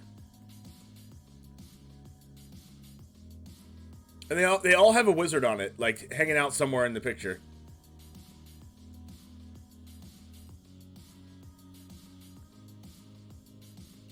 Oh, this swamp looks good. Wow, this is one of the best swamps I've seen in a while. It looks like it was a forest, but then it freaking got swampy afterwards. Well, what did I just do?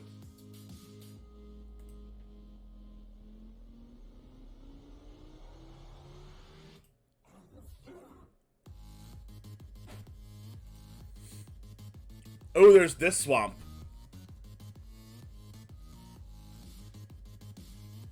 What do we like better, chat? This swamp? Or this swamp?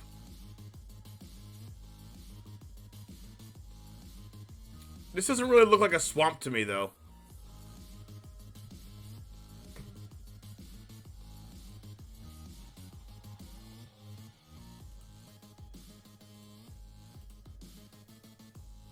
Oh my gosh, wait. This forest looks like the old forest. This forest looks like the actual old forest. Hold on. I need to find it in my collection.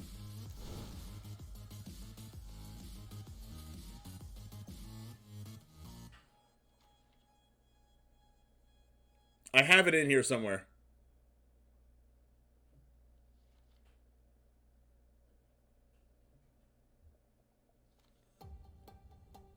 Do I have the unglued one?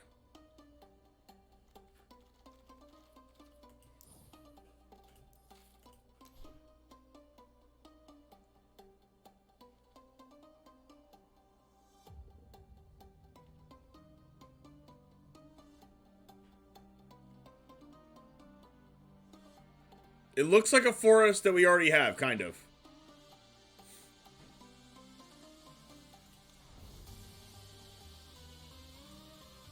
But it does look really good.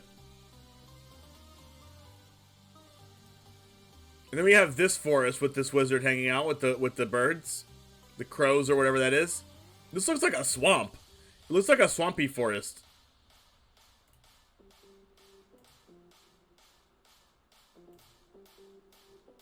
This plains looks like a freaking wasteland.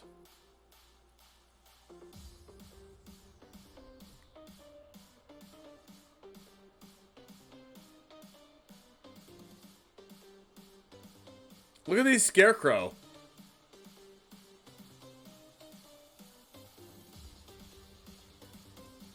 Wow. Alright, that was pretty good.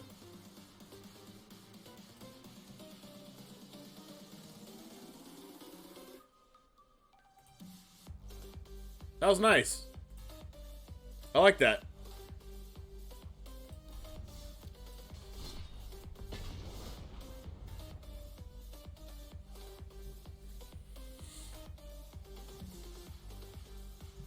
They said werewolves will be in this set and vampires in Crimson Vow. Okay. More spoilers in 2 weeks. That's a long time. It's okay. We still have Historic Horizons to settle down with.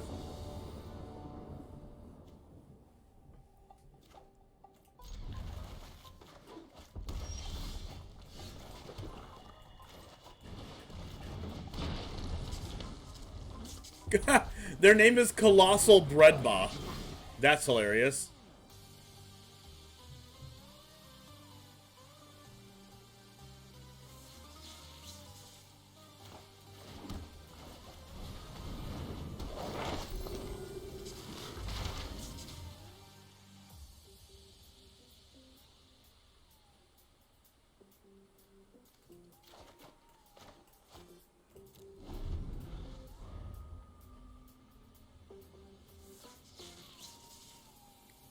Weren't ready to spoil any werewolves, so they must have changed how they flip. What do you mean how they flip?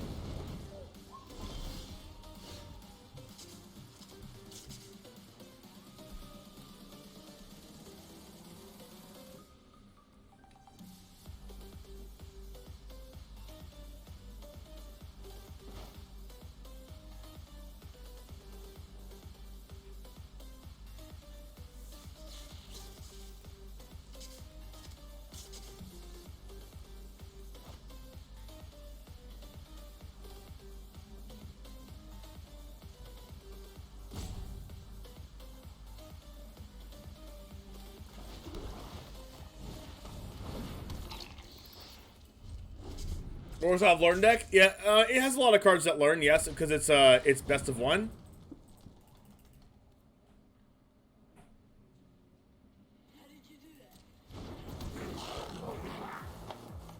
But it's more of an Orzhov mid-range control deck.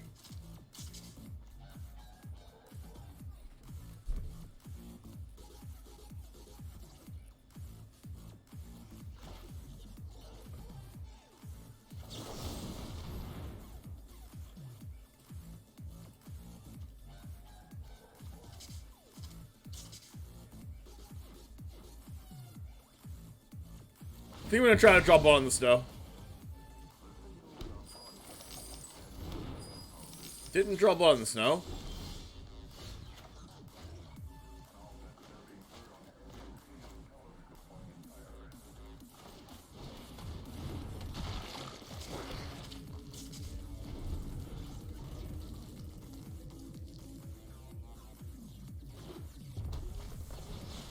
Werewolves were the first flip cards. Oh!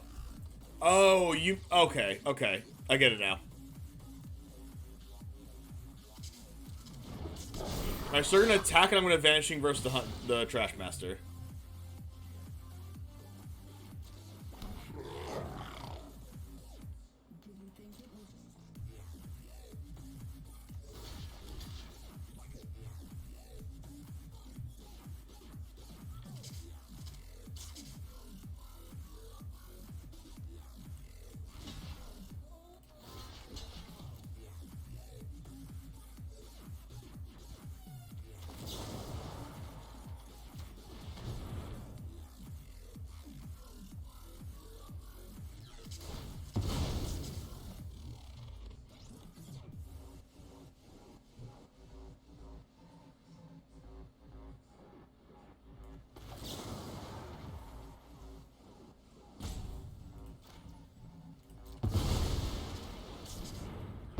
Alright, now I get to kill everything?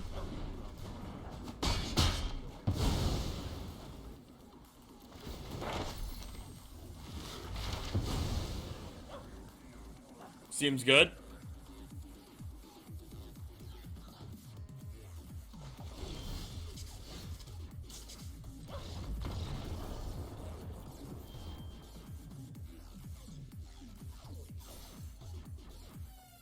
Nice. You love to see it. Let's go!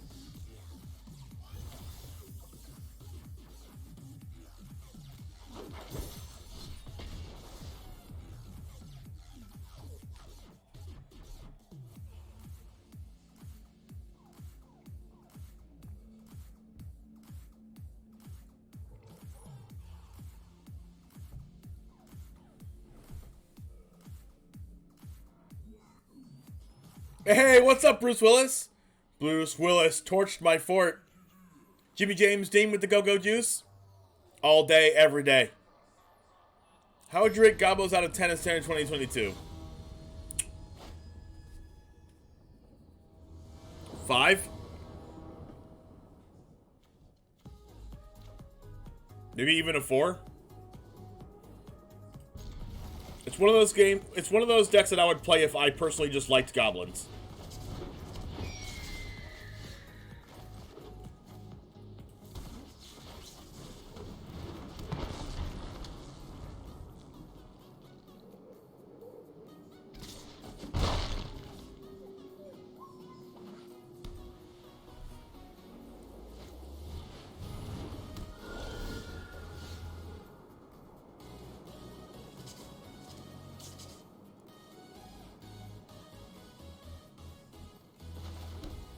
This is a matchup that is like, get to Blood in the Snow as fast as possible. So I might just Deadly Dispute this turn. If they go Spellbinder, I'm gonna kill the Spellbinder though. They always have it.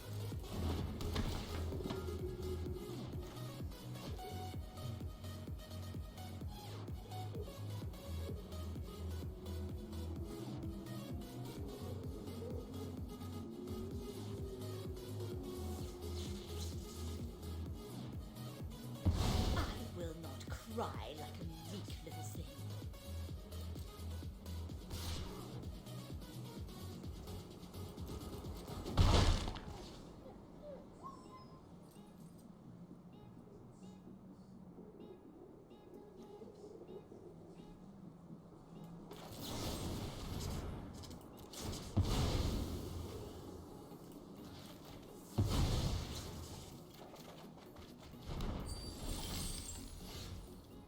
Is there another Cleric Angel deck that's popping up? Because I have a good matchup against that stuff.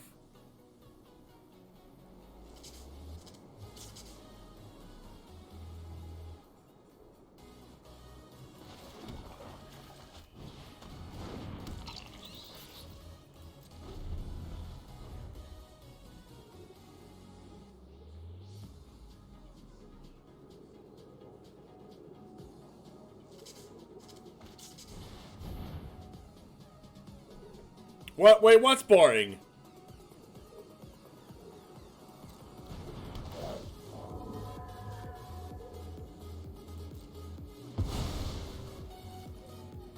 What? You're saying the Angels deck is boring, or are you saying that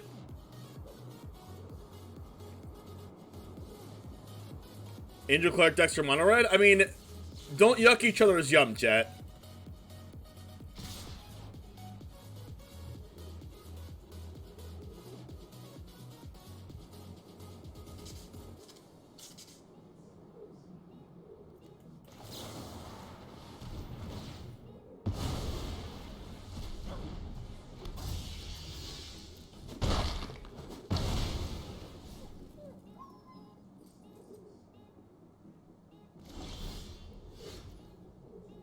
Intéressant.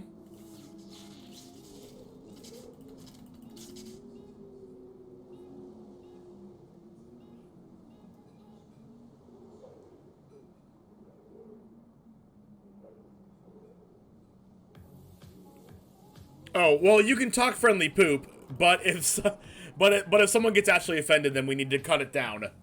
Okay, I like talking friendly poop. Especially with Bruce Willis. Okay. I don't think Dimir is quite strong enough. I mean, if you like Dimir, then it's a fine deck. I just don't think it's that strong.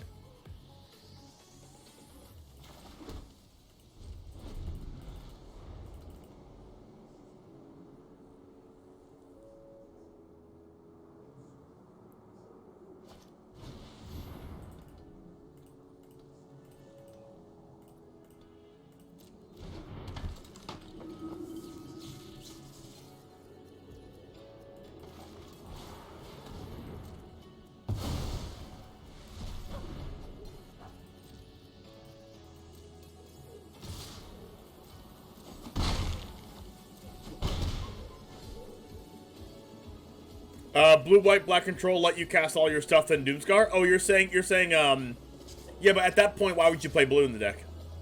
That was the conclusion that I made.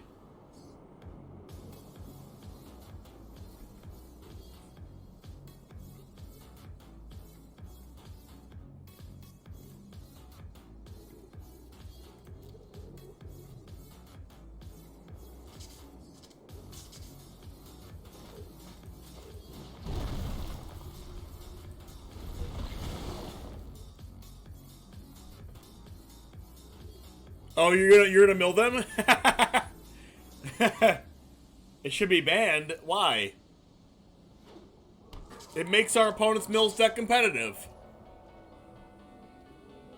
Oh my gosh, they're actually playing red. Okay, now I'm scared. They play like Showdown.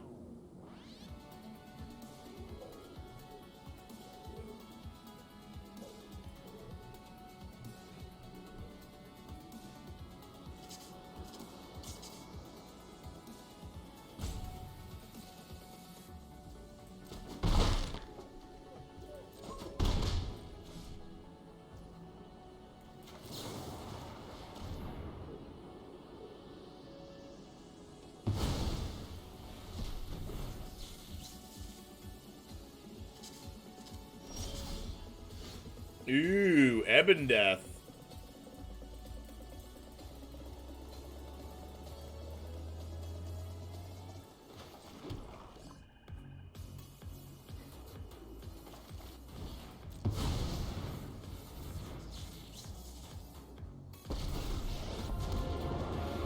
Ebon Death is actually kind of just okay against this matchup because we know that already that they're playing Skyclave Apparition. Annihilation.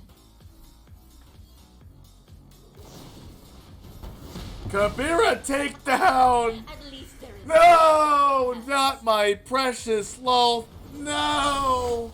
Precious Kek!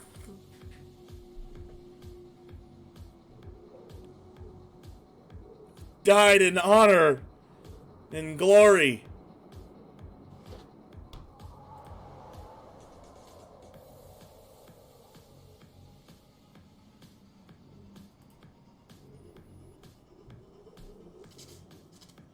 Yeah, guaranteed 14 to 18. Yeah, you have to not die first, though, right?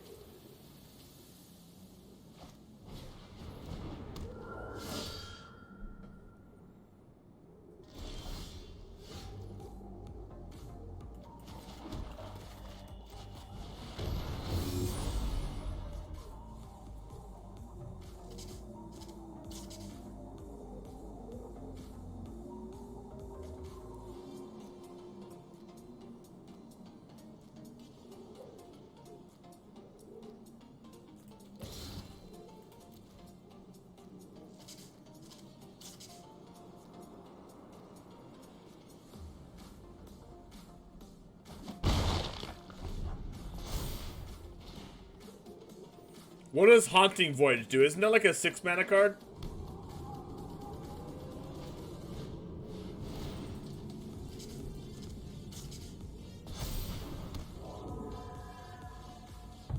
Why did elves give more gas? Because elf players want gas, that's why.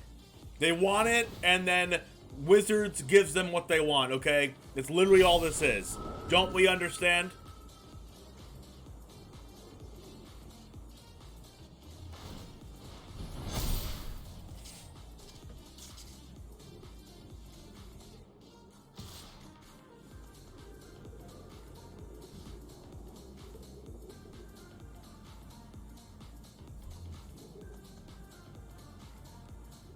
As long as as long as we're not playing paper, why is that, Dritch? Oh!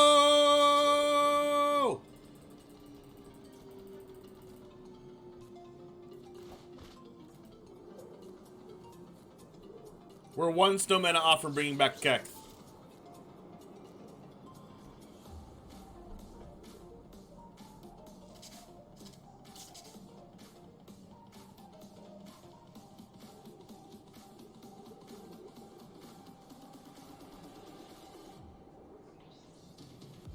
But is it too tempting to just blow in the snow here? That brings back Shambling Ghast, and that's it.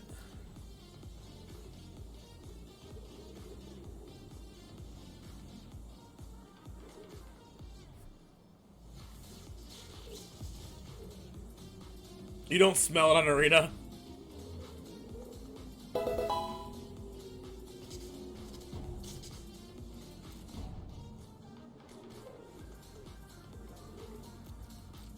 I'll let them have a crack at it. Twitch user Raphael, thank you very much for the follow. Welcome to the Goose Gang. Goose salute to you.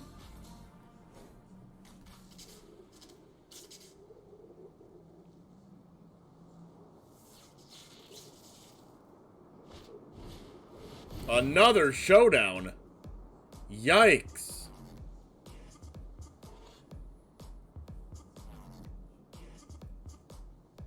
It is fun to go from 2 to 30.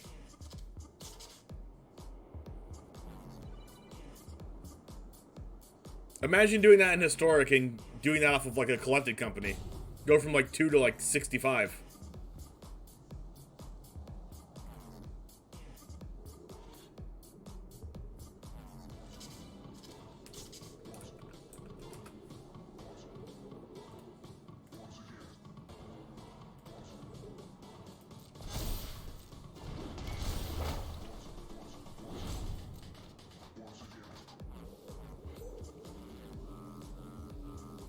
They can't play 2 Clarion Spirits this turn, which is annoying.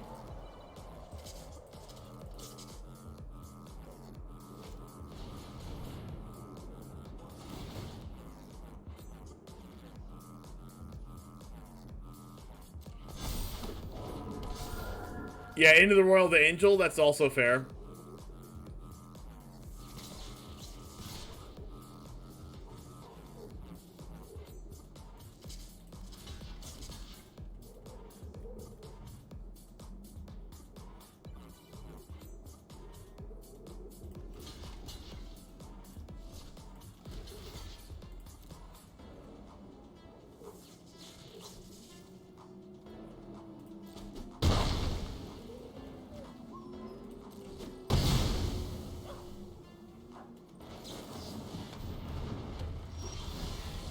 That is not a Snowland. Can I survive again?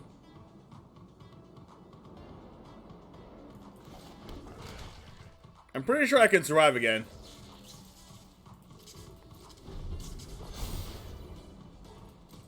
Famous last words, right? They just go Apparition, my Ebon Death? I'm pretty sure if they have Apparition, I'm like very close to dead.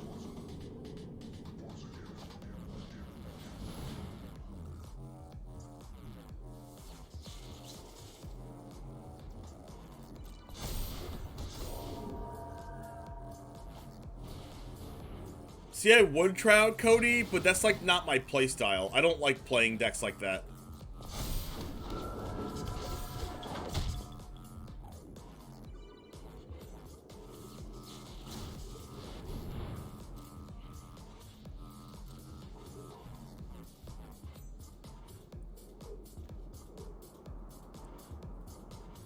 Good thing they don't have a creature land on board. Bruce Willis, can you type in deck, if you type in a deck like that, it's not gonna show the entire deck.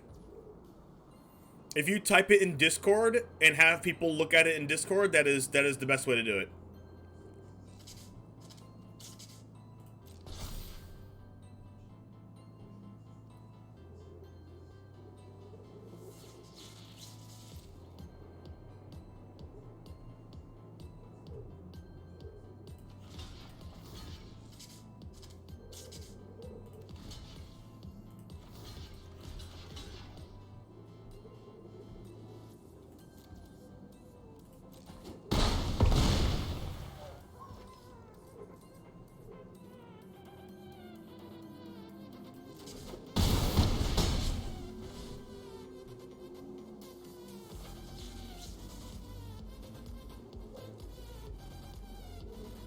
Alright, give me a Snowland.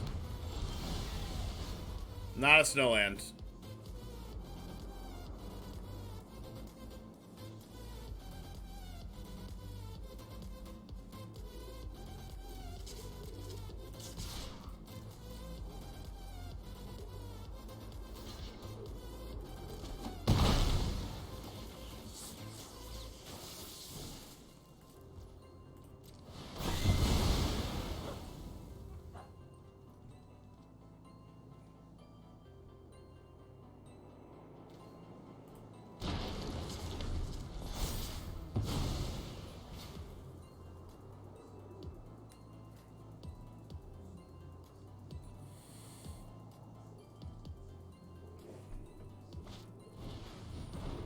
Hopefully they only have that one creature. Wow. Oh my gosh, they have another showdown. Into Spellbinder. Oh my gosh, their hand's insane.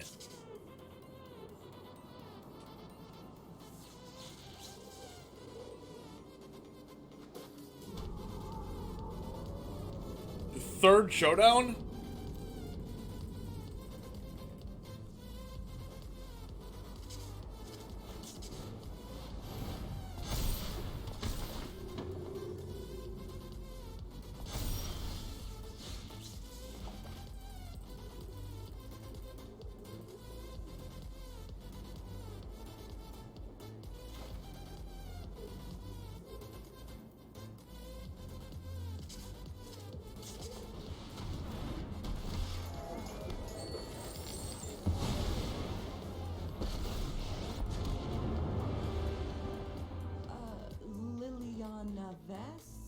I have to minus so they have 2 5 powers.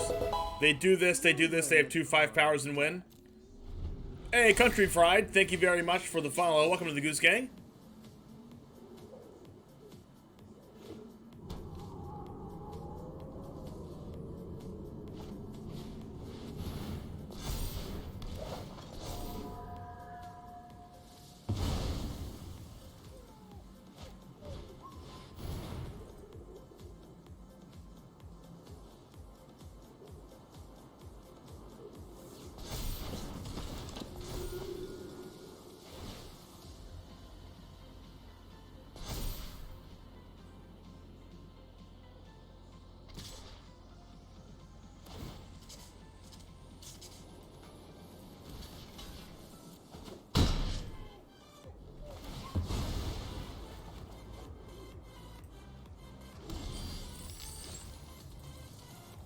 So I need another Blood in the Snow?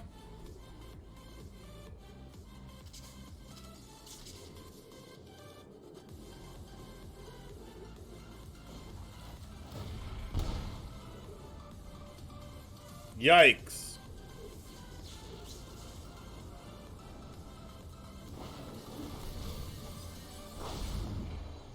I have impeccable study habits.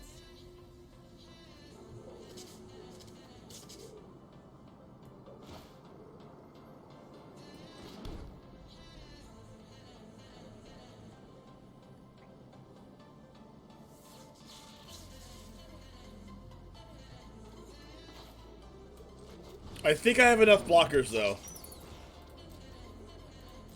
Because I have iTwitch and Hive and Faceless Haven. So they have to not be able to remove my iTwitch with that one top deck.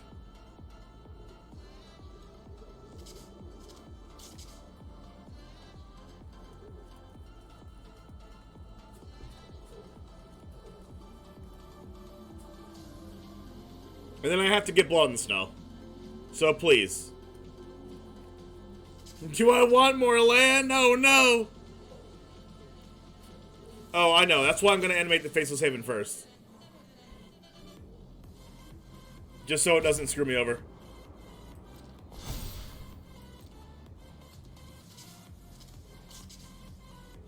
At least I get the 7 drop off this iTwitch.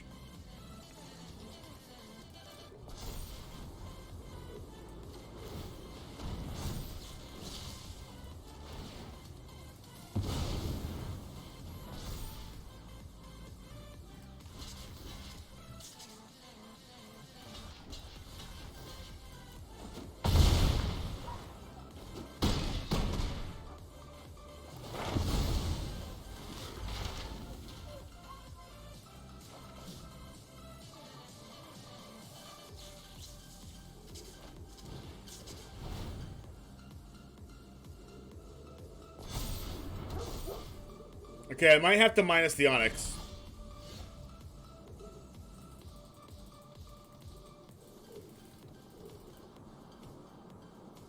If I minus the Onyx, they get rid of their Spellbinder. I play Mascot Exhibition, and then I have like blockers again.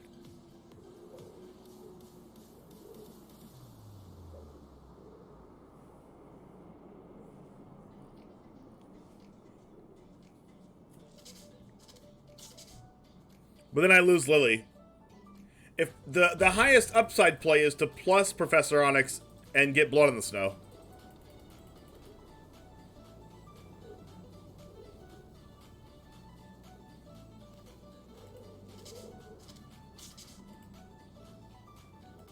I have 3.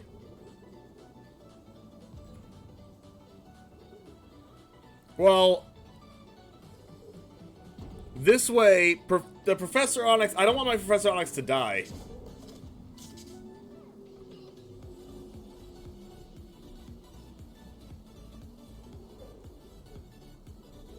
So I guess the... Well, Mascot Exhibition... Well, yeah, I guess I should just plus then.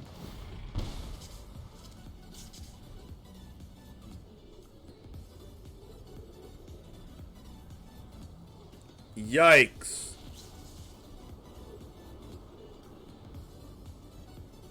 I guess that was the worst outcome.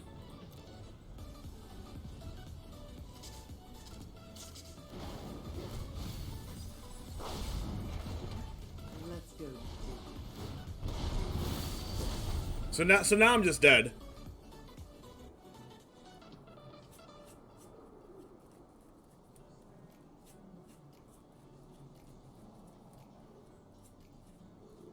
I'm dead if they have a spell. If they're well, no, I'm not dead. I go to 1, right? Because they can give. Oh wait, never mind. They have Luminarch Aspirant, so they give the Warhound +1/+1, and they give the Skyclave Apparition the double strike, and then I lose.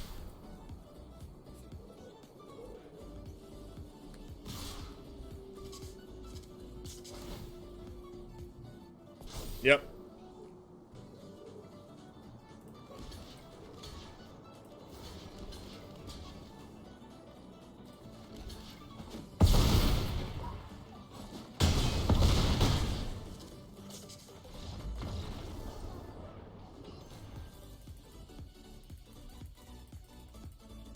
So I died to exact lethal there. If I had used Mascot Exhibition and then minus Liliana, I would have survived. And then I would have drawn a Lolth.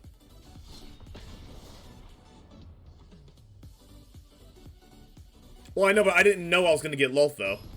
Like, yeah, if I had perfect information and I knew the top card of my deck, then yeah, of course I would do that. Tell him you're bringing homegrown sausage patties? I wish I was.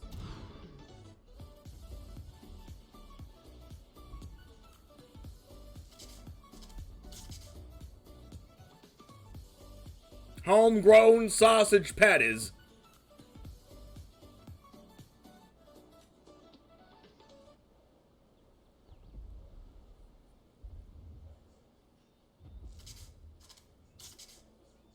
Well, I wouldn't have lost 1 turn later. They'd only have 3 attackers instead of having 4. And then I would be at 1 more life. I'd be at 6 life. But I wouldn't have my Liliana.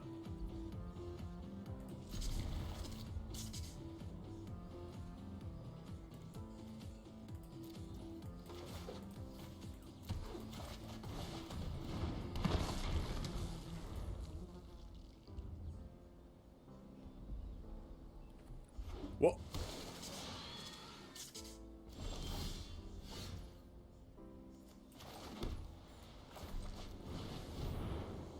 how would I be at 6 life? Because I was only at 5 life because I plus Lily. My play involved minusing Lily. So I would play Mascot Exhibition first. Go to 6 life off of Liliana's passive. And then minus Lily, they sacrifice their 6 power creature. They have 3 creatures. I'm at 6. They have 3 creatures, I'm at 6, and I also have 3 creatures because of Mascot Exhibition.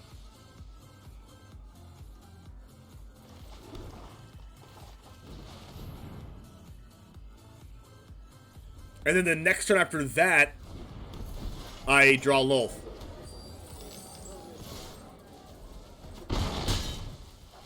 But I basically was just like taking the higher upside play, knowing I had 3 Blood in the Snows left in deck, and just trying to plus for Blood in the Snow. But I guess I think I just should have taken the guaranteed play.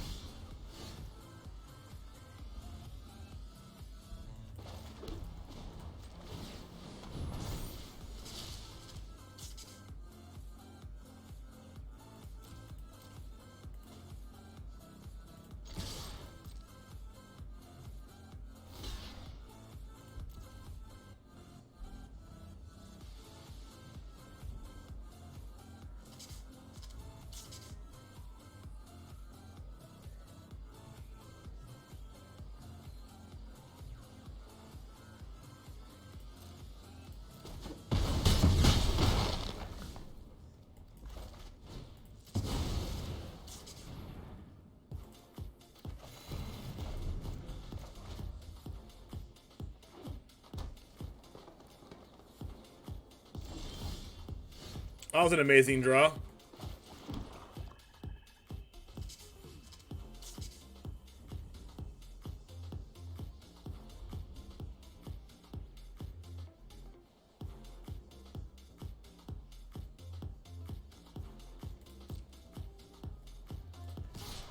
If they block with... Wait, they can't block with Faceless Haven. If they block with the lair, I could kill the lair. Which is why they didn't block with lair.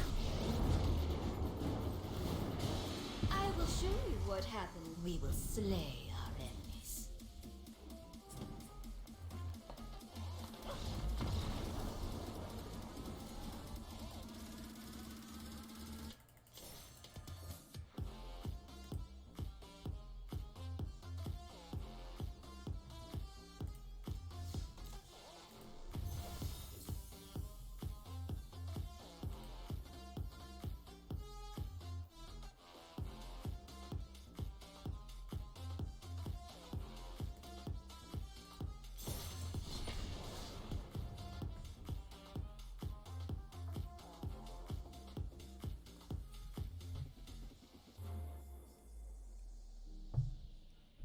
Yo, Mythic Matt, how's it going?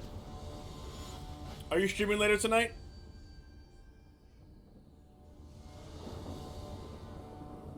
And you're probably working right now?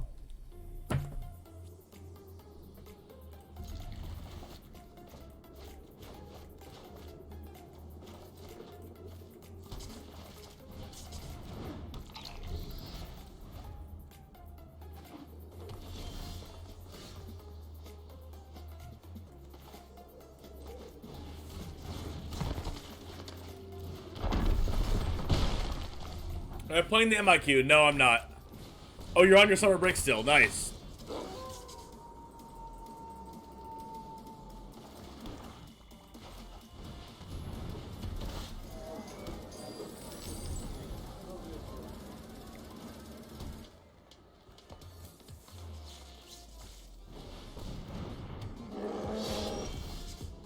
That was a good draw. It lets me get him on a Blizzard Brawl. But by not Vanishing Verse now, I think I have to... There we go. I think this puts me in a position to lose to, like, their spell that says +1/+1 in Hexproof. Let's hope they don't have the Hexproof spell.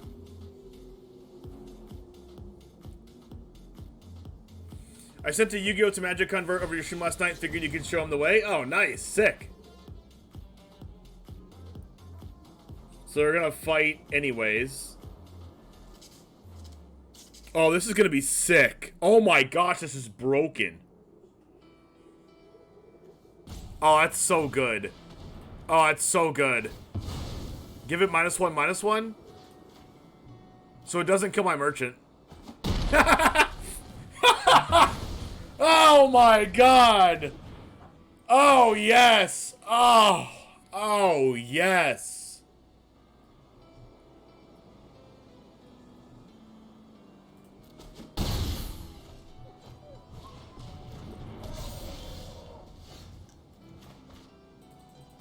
Alright, sounds good, Matt.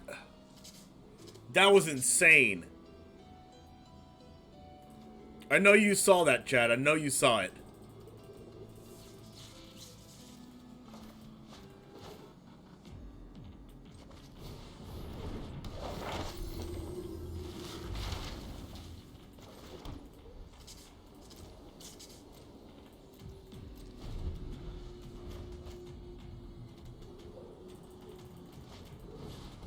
Another Blizzard Brawl? Come on! That's fine.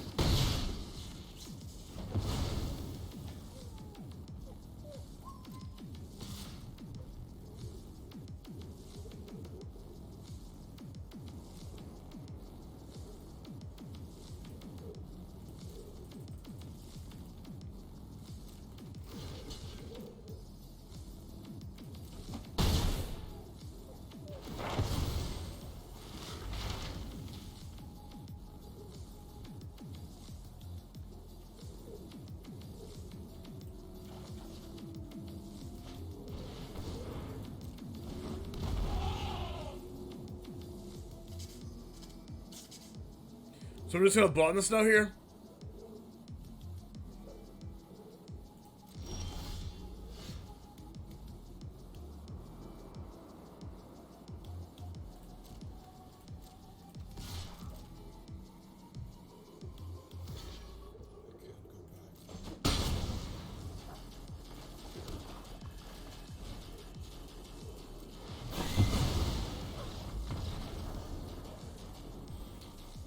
Sick!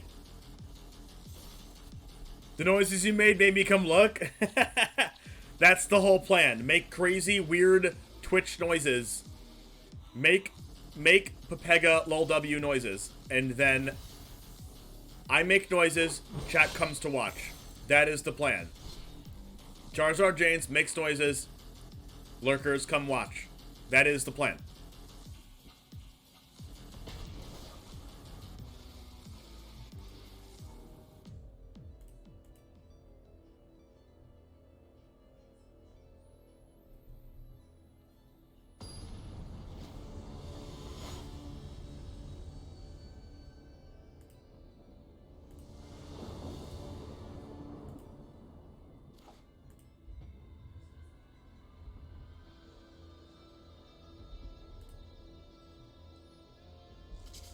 Opponent goes first. I have only one color and no interaction. I think that's a mulligan. This is still only one color, but I think we can get away with this.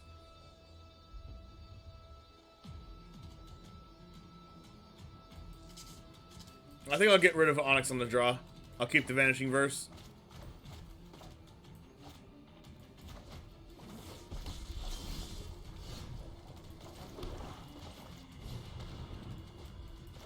Let's get. We have one drop into double one drop, and then if the Shambling Gas dies, we have mana for Vanishing Verse.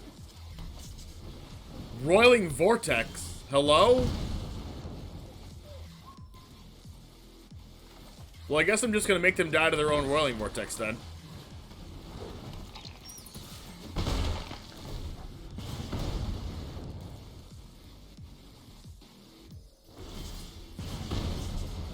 They missed a land drop? Sick.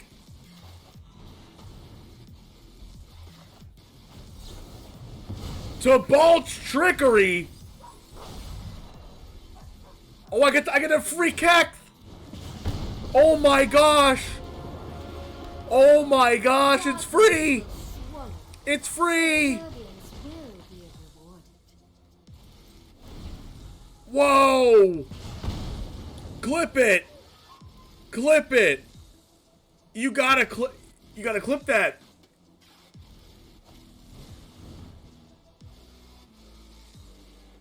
Hold on, I gotta write that in my notes.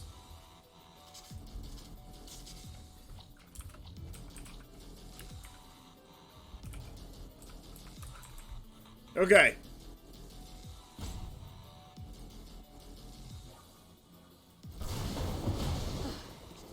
I return to the abyss. Results. Oh god, I love that emote. I just love that emote. I don't know why. Just do.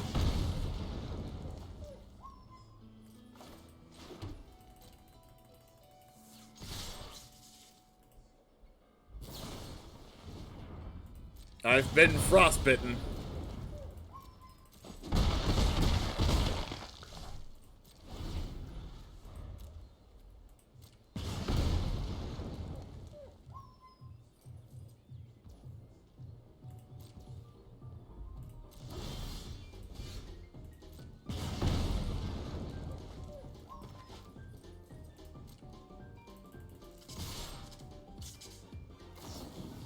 Resolve shock.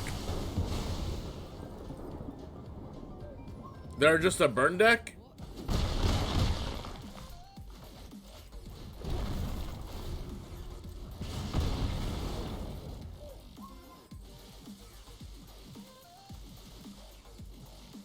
Hey, PB Hand, thanks for that. Thank you for that. We have to watch it together. They missed a land drop? Sick.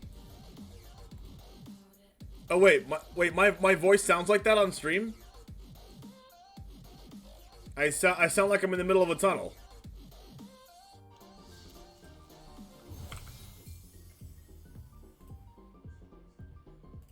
I need to fix that, and I don't know how. Well, I just added a monitor and it messed everything up. I don't know how it messed it up either.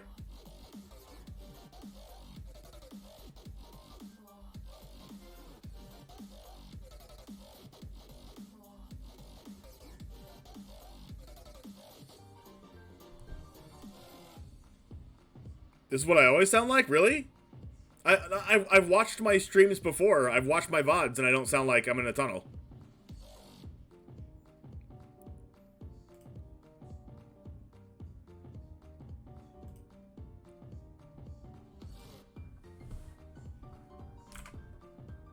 Let's watch the clip. They missed a land drop? Sick.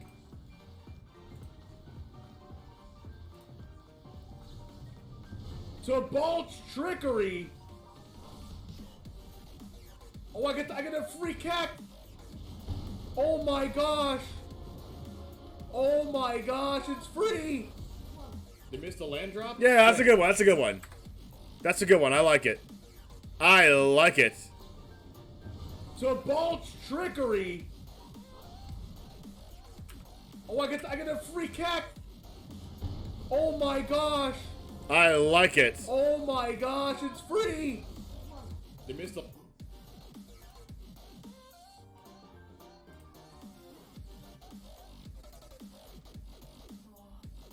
I don't sound like I'm in a tunnel to you, Marvin? Okay, sounds good.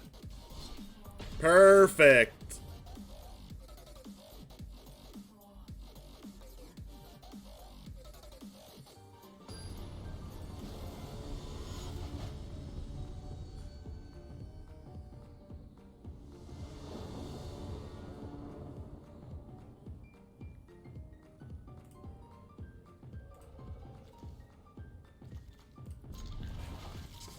This is one of those hands where I have Professor of Symbology and a white mana, so I'm keeping.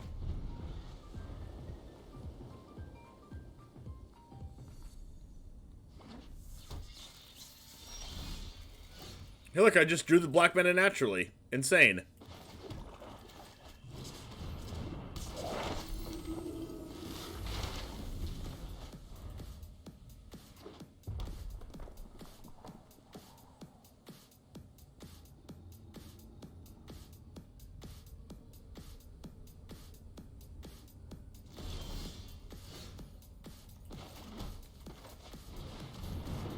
Alright, no drawer disruption.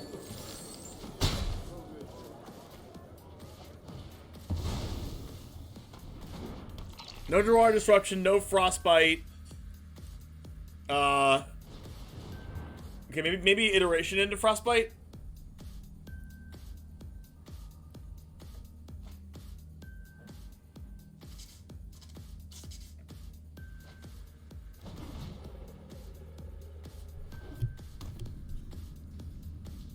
No, into Den.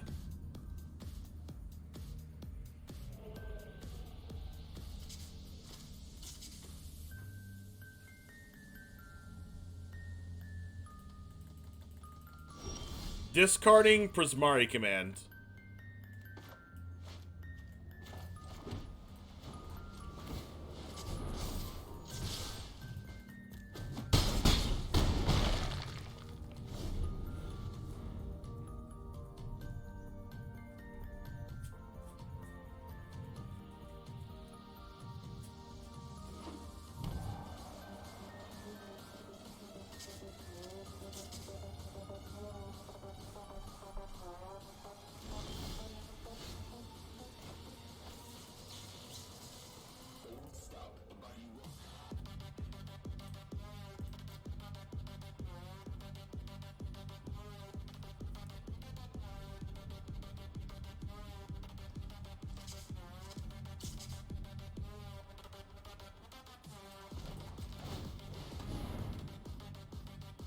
If they have Frostbite, they can't kill my Faceless Haven.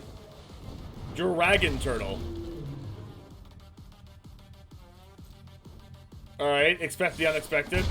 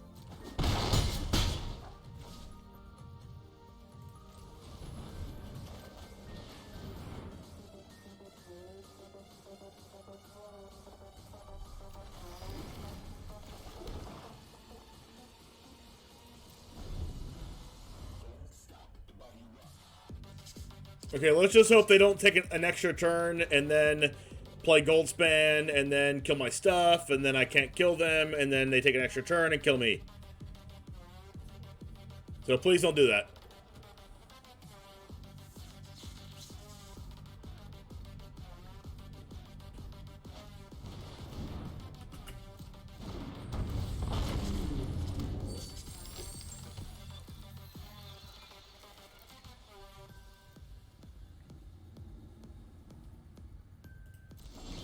Okay, so if I attack...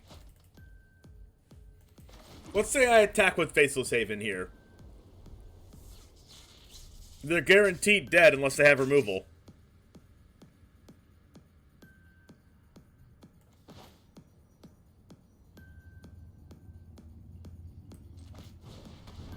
Alright, they have a counterspell.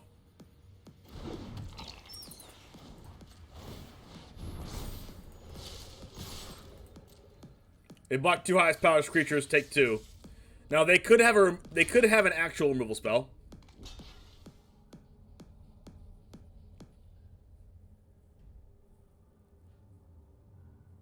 That removes like my eye twitch, but they died. All right. Hey, what's up, Jim.pen? How's it going? Good to see you. Our record is now 3-1 against Izzet decks, but the one we lost to was a mill deck. It was not the Goldspan deck.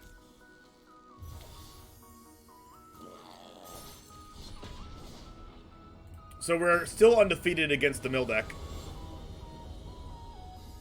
Or not the mill deck, against the Izzet Dragons deck.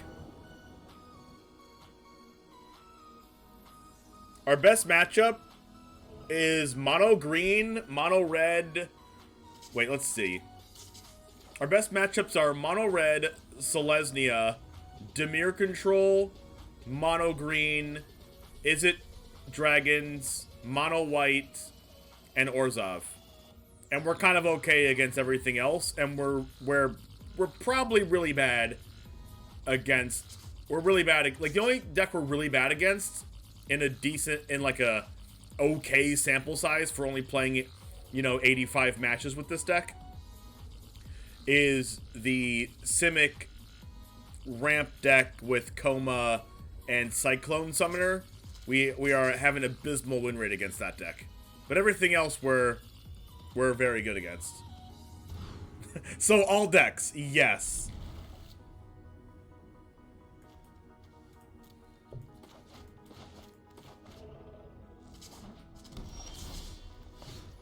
Obviously misplayed, putting the plains back and drawing another swamp. Obvious misplay. We're trash in this game.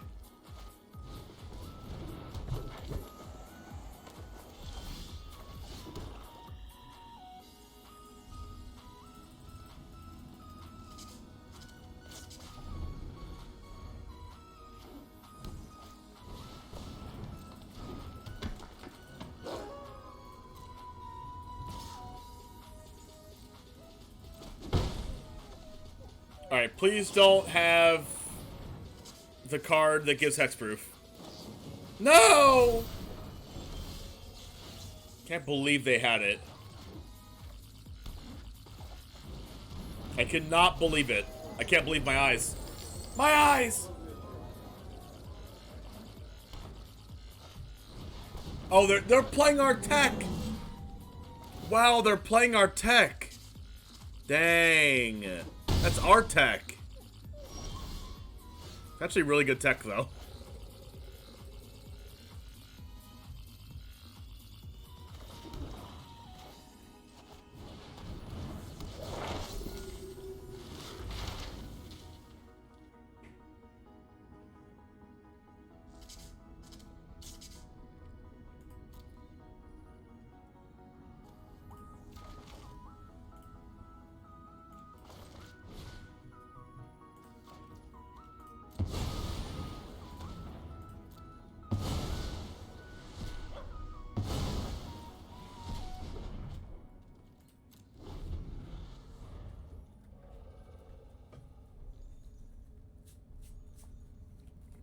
I hate that because I don't want them drawing cards.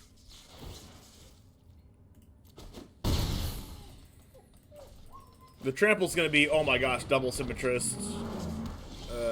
Yikes.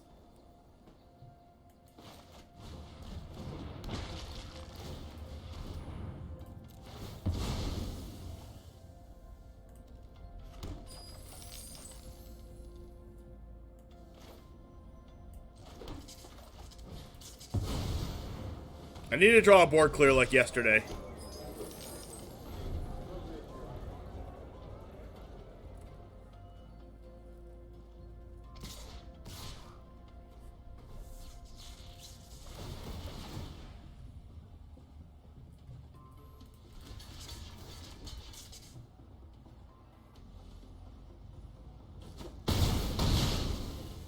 This is not a recipe for winning, and mono green is one of our best matchups.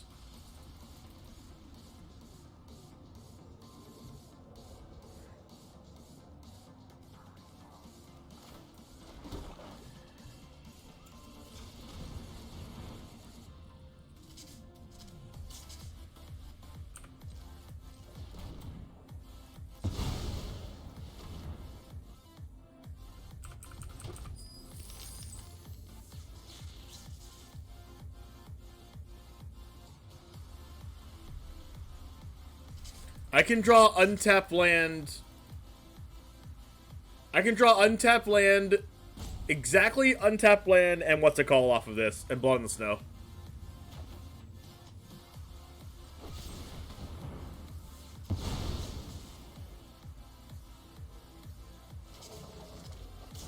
That's not bad.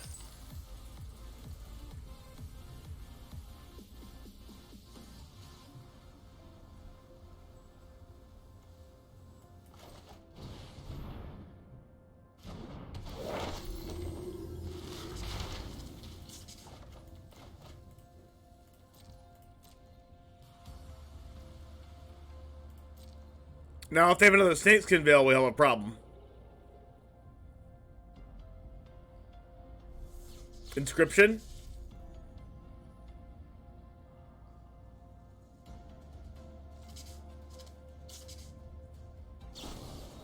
Oh my goodness, yes.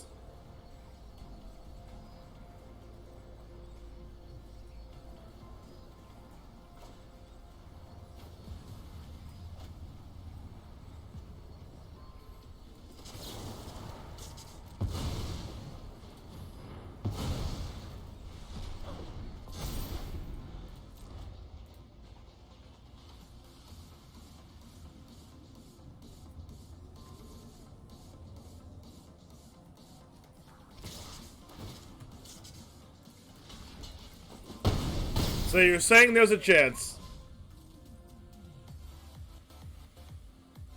If they have another inscription, I think we're dead. But for now, I think there's a chance.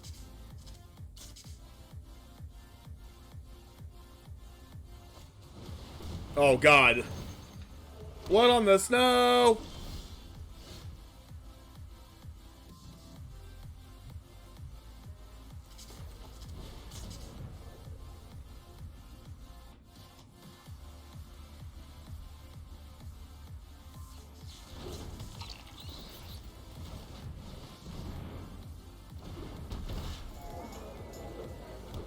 And all their stuff has trample. Besides the Sentinel. Third Symmetrist. Honestly, Master Symmetrist was the card that, like, our chat thought about. Like, a long time ago. I think I might have been the first one playing that card.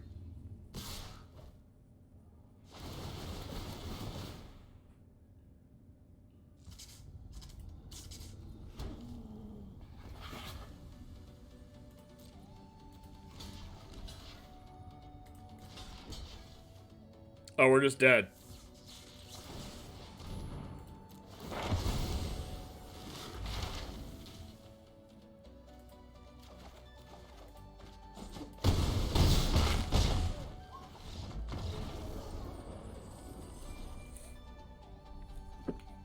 Not our 80% win rate against mono green down the drain. That sneeze really hurt.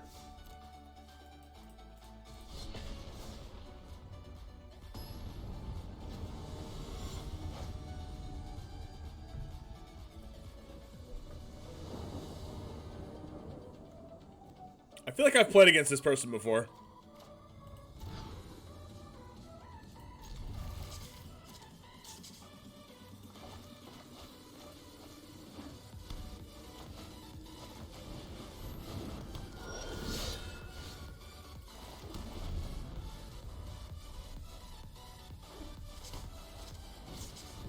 If I had a basic land in hand, I'd be insane.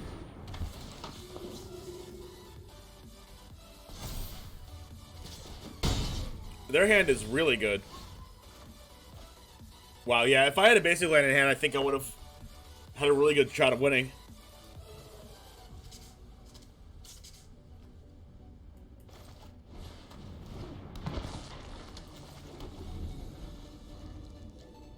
Because, like, now my only shot of winning is not blocking with Shambling Ghast.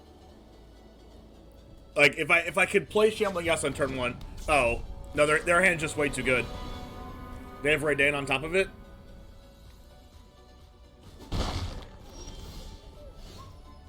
Interesting. This is going to come in tap since this is Snowland. Alright, we just have to hope for a miracle, I guess. Hope their hand is all, like, garbage. But they also have Cave here. Oh, their hand is way far from garbage. Whoa. They drew the one of Legion Angel on top of it. Alright, I don't think we can beat this. Definitely not.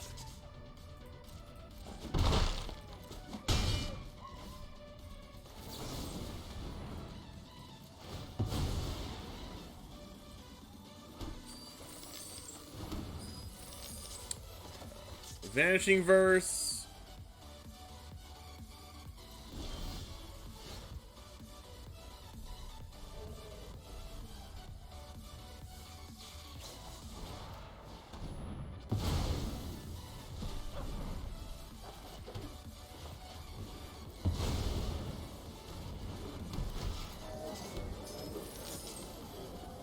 Block the flyer.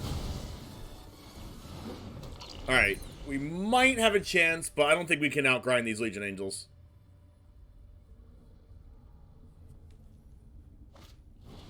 Oh, God. Wow, their hand's just insane. Wow. Holy moly. This is like the nut draw times infinite.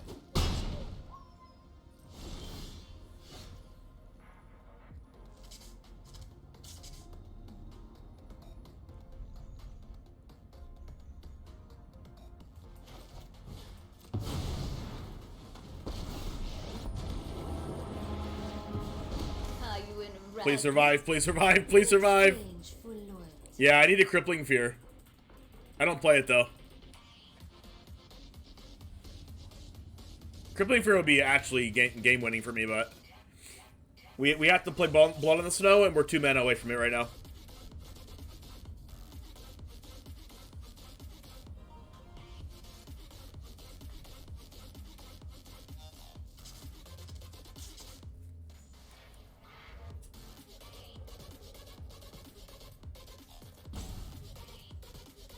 They're thinking, like, why isn't their play just like,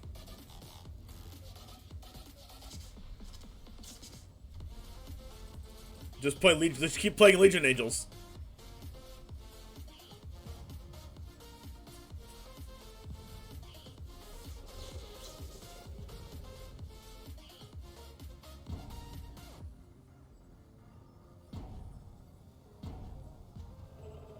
I don't even have 2 black mana anymore. I have to play my Skullport Merchant to get the second black. Luminarch. Oh, no wonder it was a hard decision. Because I can go Luminarch plus Usher, make a 1/1 now.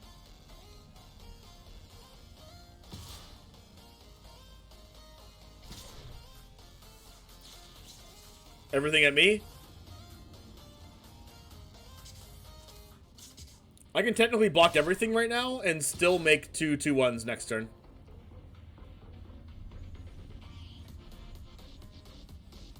Because I can make my Skullport Merchant die. It's only 6 damage.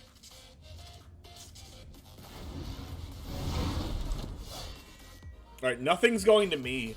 So what I can do is...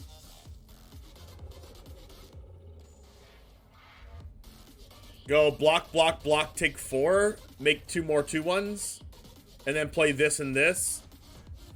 So, which means I would have 4 blockers next turn, and I'd be at 3 life. Which means I would die.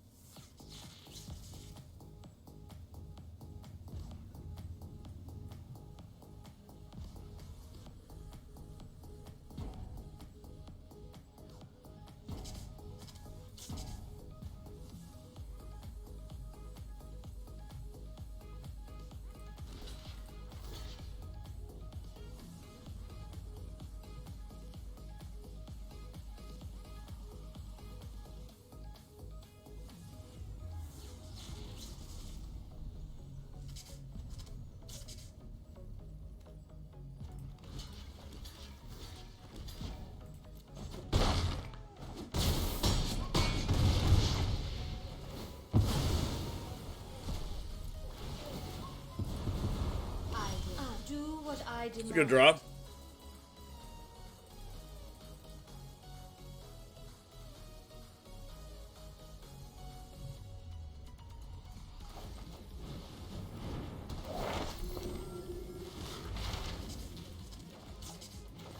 Really good draw.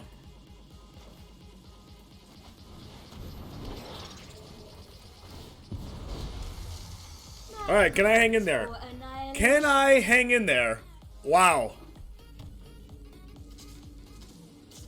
I've played, let's see. In the 86 matches I've played with this deck, I've played against mono green 16 times and mono white 12 times. Mono green I played against the most by far. Just going off the statistics.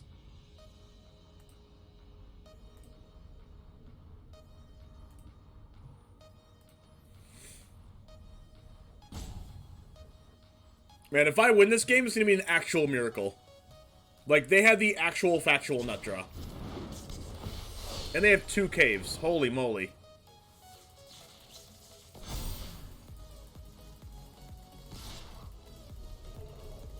And this Battlefield Raptor is impossible to block.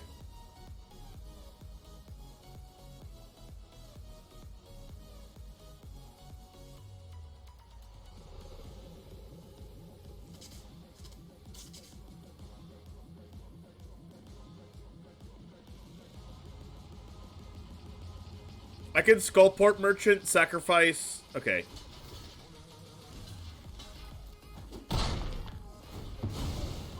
My Skullport Merchant, sacrifice my thing, gain a life.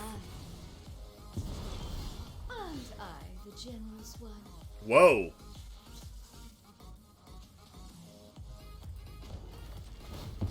Making my decisions easy for me, eh?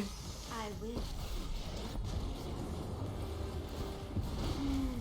I will cull the weak.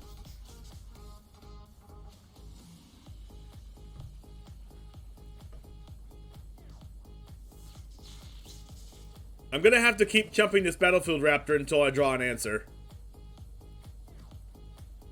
Yeah, I need more land for Onyx, but I'm not gonna complain about 2 more 2-1 reachers. I also have the Cave of the Frost Dragon. If I draw a land, I can block with that. It's a 3/4.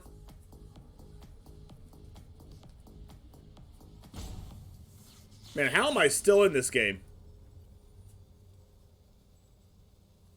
They had like turn 1, 1-drop, turn 2, double 1-drop, put a 1/1 counter, turn 3, Skyclave Apparition, turn 4, Legion Angel, turn 5, Luminarch into make a token, turn 6, Legion Angel, plus Paladin class. Yikes.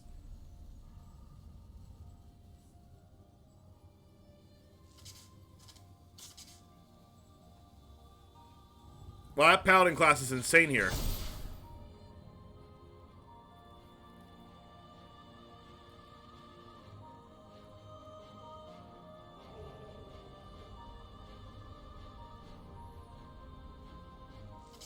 Just give me a blood on the snow. Give me a land and a blood. Come on, hit me with it. Hit me, dealer. Hit me, dealer.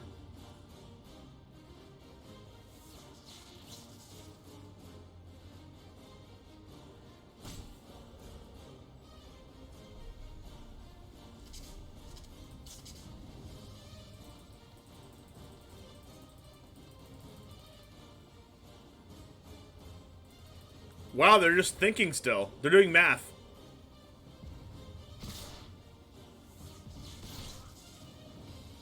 Everything at me.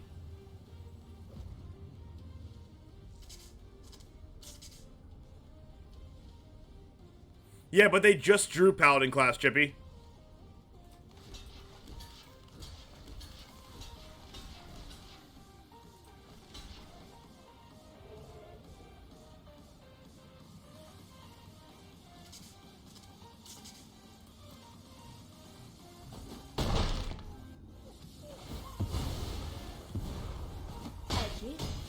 In exchange for loyalty. And I. Oh wow, we drew this.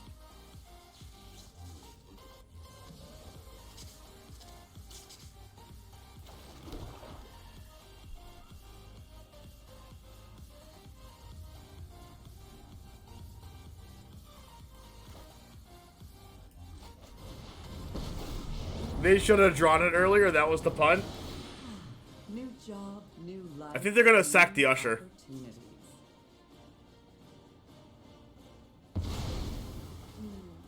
Sorry, you don't make it. I will get what I want. Oh crap, I'm dead.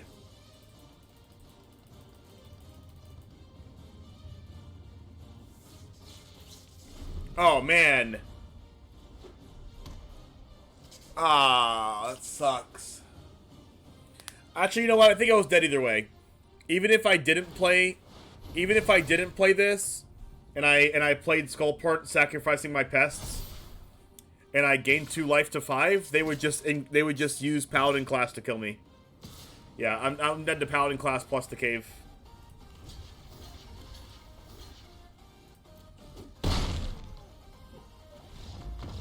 Wow. Wow, we couldn't quite beat the nut draw there. It was really close though. If we would have drawn land blood in the snow earlier, we would have actually won the game, which would have been sick. But, you know, you can't win them all, number 1, and number 2, like, that's just a nut draw. Oh, and number 3, we didn't have an untap land on turn 1, which is super rare for our deck. No untap land on turn 1 is insane.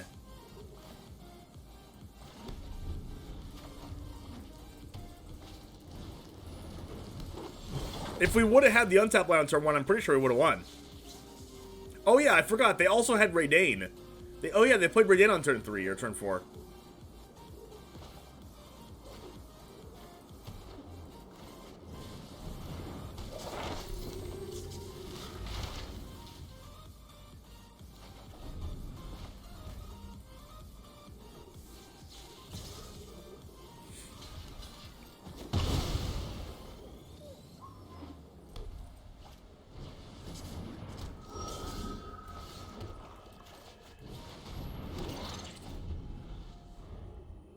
Yeah, Blood was the only out in that game. How is Silver Quill treating you? Very, very good. I think it's the best deck in the format.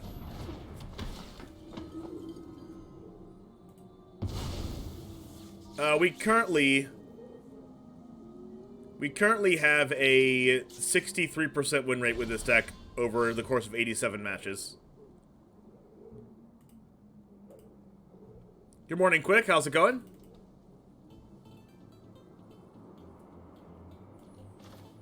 How dare they take my blood in the snow?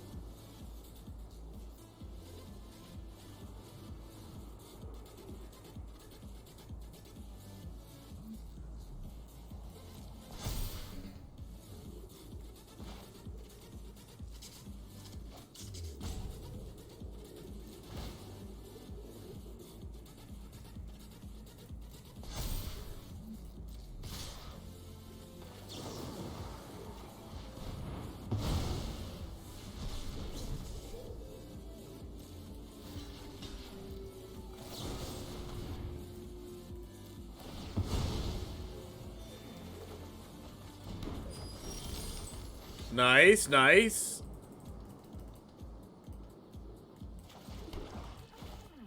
Man, Lolth is so good. Envy the strong. Aren't I generous?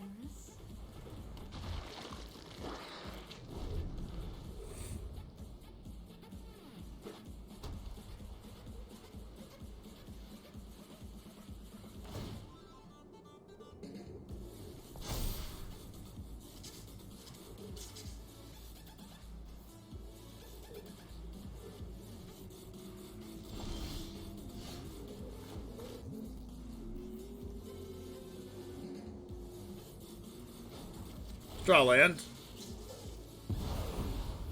Nice. My hatred lives.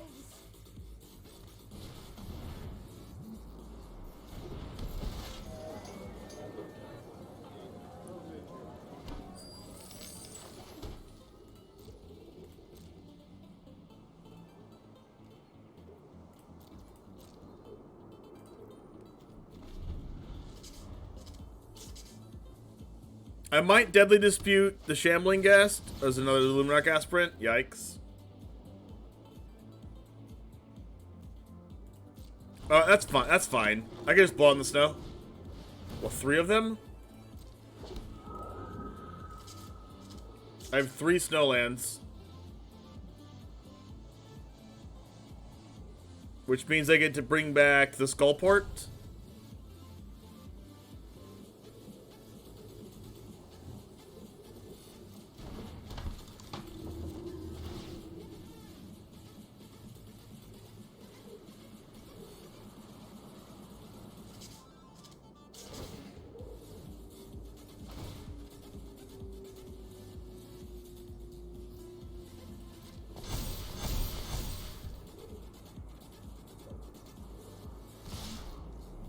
I'm wondering if I deadly dispute or if I actually just like sack the Shambling Ghast to Skullport.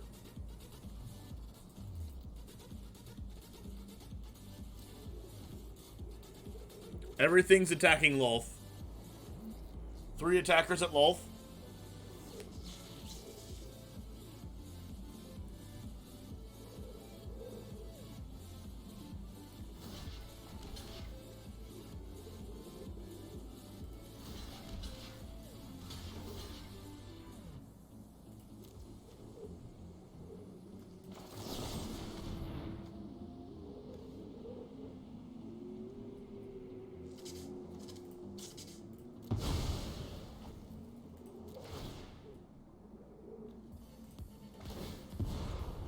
We will slay our enemies.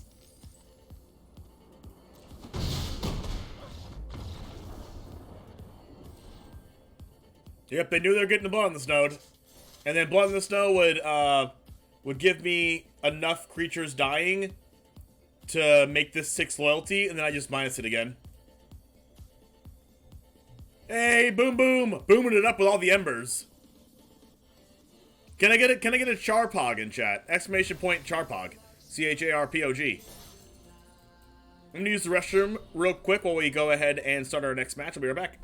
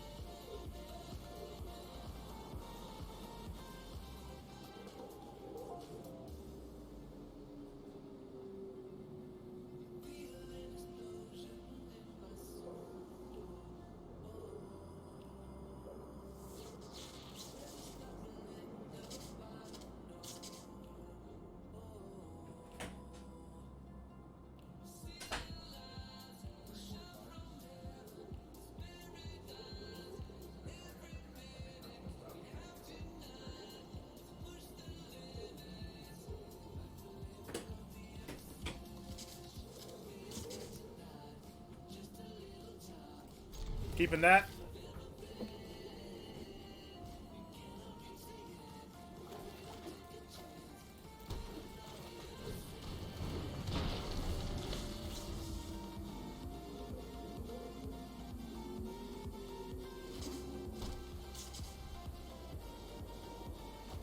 How do you get the wild cards for your decks? Buying packs.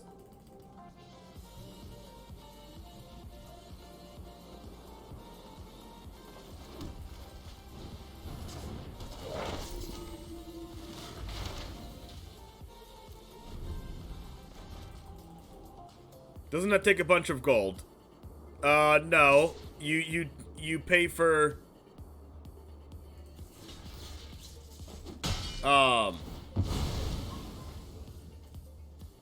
you pay for gems, and then you use gems to buy packs.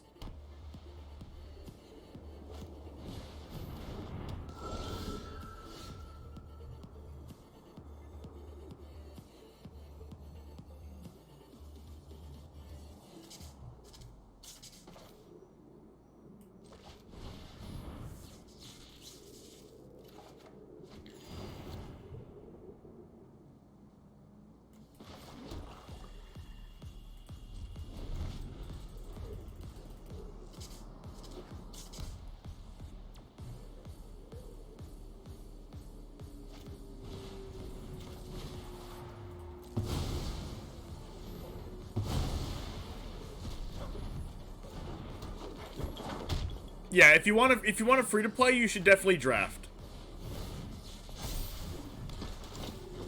A 1,000,000%.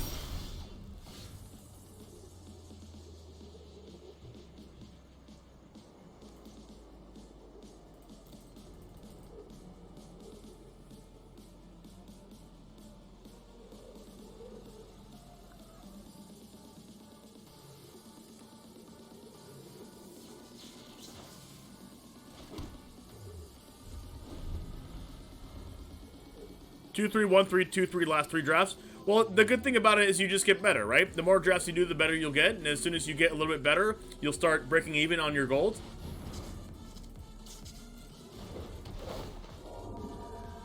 And then as soon as you keep breaking even all the time, maybe you have to, you know, spend some money every like week or two. Then eventually, as time goes by, you'll be able to do a little bit better sometimes, and then you'll start increasing your odds of doing well.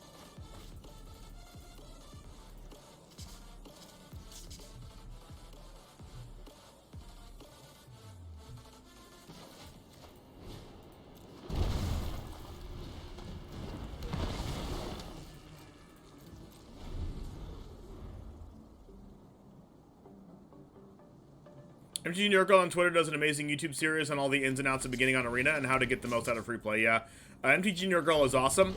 MTG Nerd Girl is also sponsored by the same company that I'm sponsored by, is Cool Stuff Inc. You can actually get 5% off of your order if you want to buy paper cards, binders, deck boxes, sleeves, anything like that, by typing in James5 at checkout in Cool Stuff Inc. And she is also another amazing Cool Stuff Inc.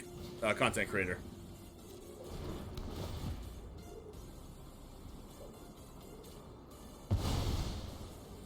If you're a streamer content creator, you don't get free golden gems every month? No, you don't. Games Workshop have lost their mind?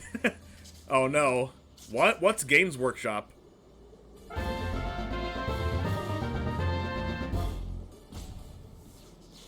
Jams 5. Okay, that's the jam, my friend. Let's not use the R word, please, in our chat. So I'm gonna go ahead and time you out for a quick second.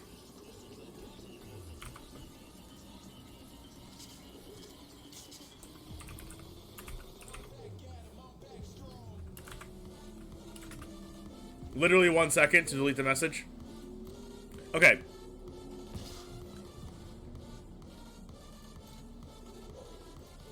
I think I'm doing this. Do I take 4 here? No, I don't think I take 4. Hey, Jam.Pen, thank you very much for the 3 months. You have a brand new sub badge. Brand new sub ad. Hey, what's up, D20? Alright, so this is the cool part of the game where we just keep jumping with Ebondeath every turn and bringing Ebondeath back. Yeah, the R word. That, the R and then the word turd afterwards. But not that.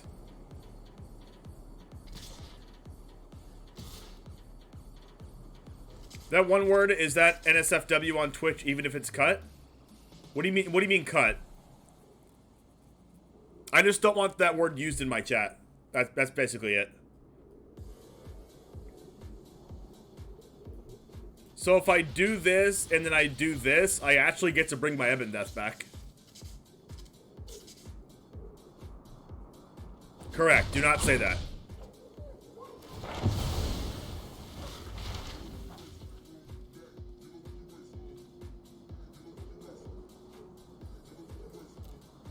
Am I just getting pest summoning here? Maybe I just get environmental.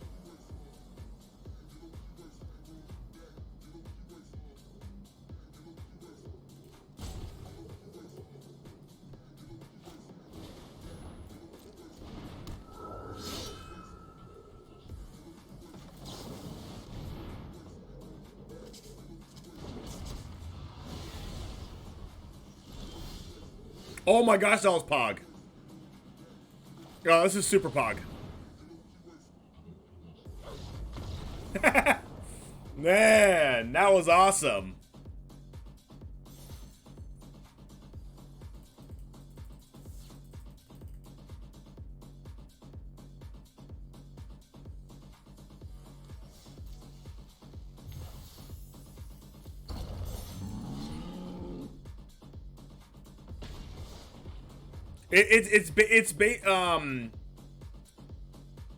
Anemar Roar Olis. I don't know how to say your name, but Unum, I'm going to call you.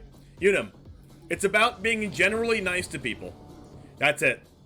It's about not being an absolute dick. So if you're not okay with being generally nice to people, and if you are okay with just being a dick to people, then you can watch another streamer.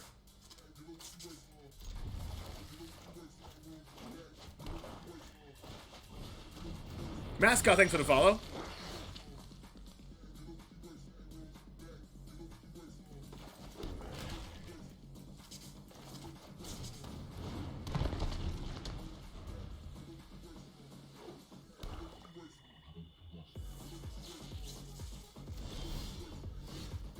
Well, that was a broken draw. They probably have the same card, though, to be honest. To be honest. Oh, gee, it's Professor of some blah, blah, blah. Yeah, exactly.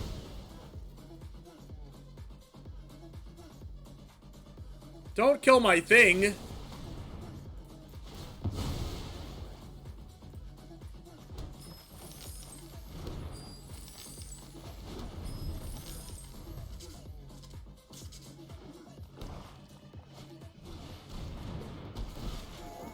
I know. It's not about me. It's not about me. I personally don't get offended by that word. It's about everyone else. So yes, I recognize that the card in a vacuum means a completely different thing. But I would appreciate if you don't use that word, period, in my chat, and you've already gotten one warning. So if it happens again, I'm going to have to time you out. And then if it happens again after I time you out for a while, then I'm going to have to ban you. It has nothing to do with the word in a vacuum.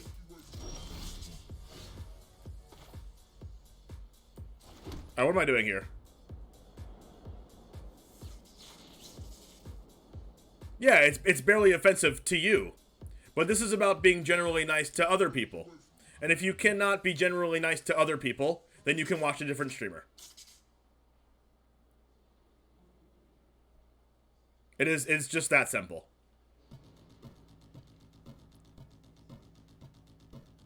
What am I doing here? Oh, I know, yeah. Opponents just scoop to Cax and Snow all the time. Okay, what am I doing here? Maybe I'm just like Vanishing Versing the Skullport Merchant, but I kind of want to save Vanishing Verse for their Planeswalker.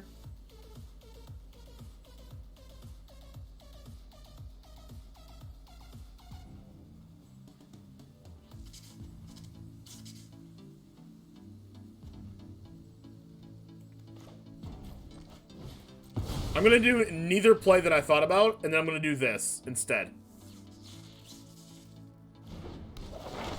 Like, it's fine to be like... I think it's fine to be like... to make fun of your opponents, but not in a degrading way.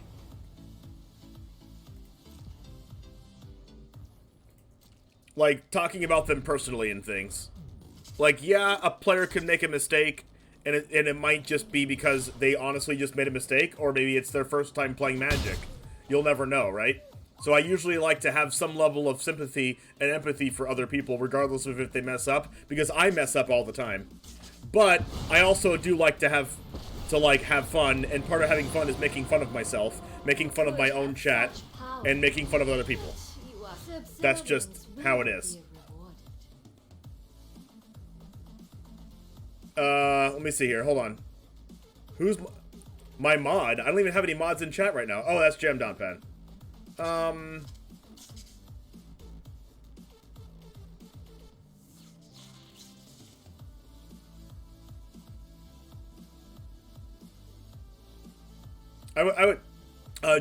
would say Jam.Pen to not to like tone down the tone in what you said, but basically. Okay. All right, now you're spamming.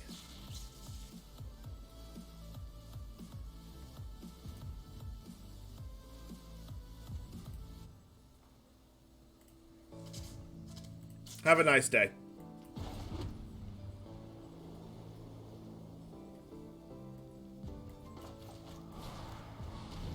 I'm sure you'll miss me.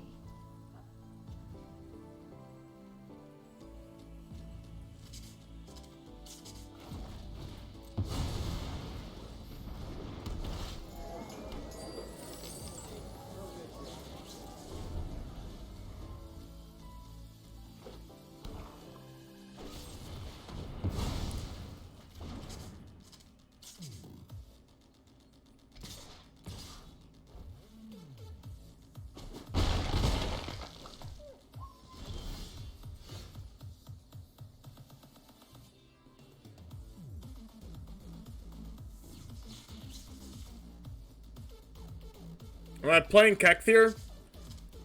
If I play Kek, it just gets soul shattered, right? So I should just not do that?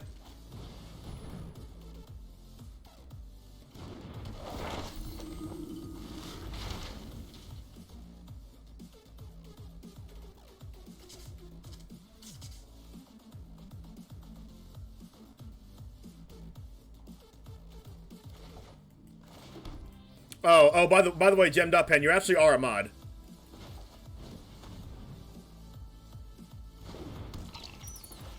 I don't know if you knew this, but you actually are a mod. You have the green sword.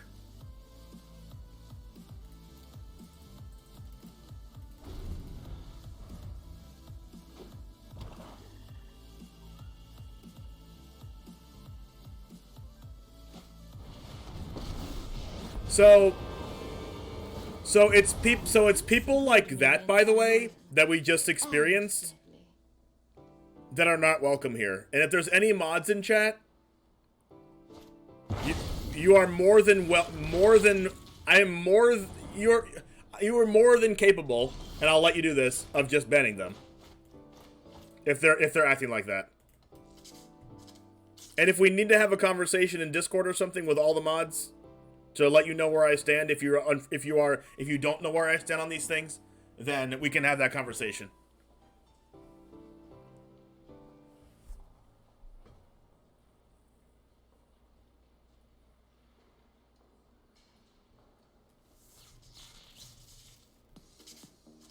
The green sword means you're a mod, yes.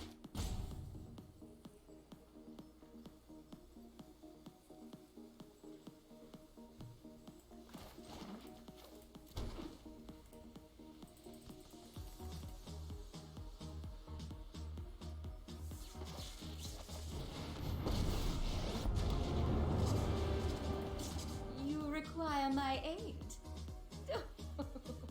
How desperate.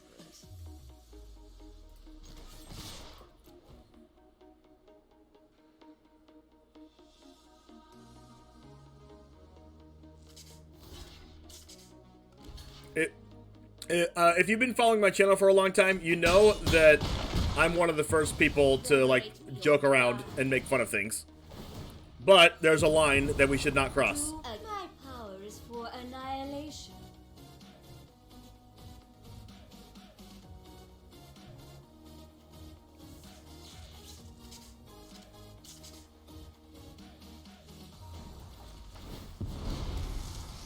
I will get what I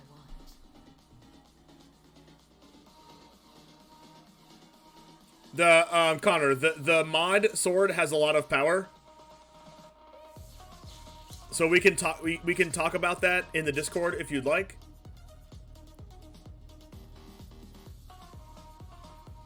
I have to be able to actually fully trust you for you to have a mod sword. Or be in chat for a long time. My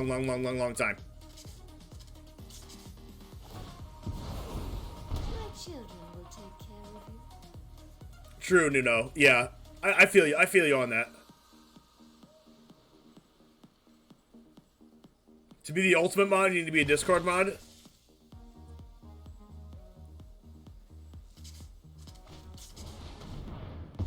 Well, I had the Baleful Mastery. Yikes. All of you.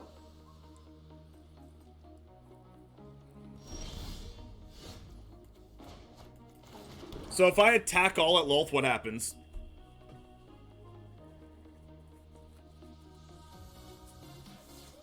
Lolth dies?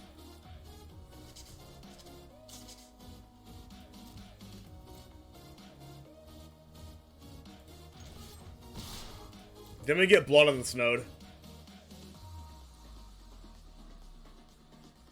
I don't have to fire up the land because our things have menace.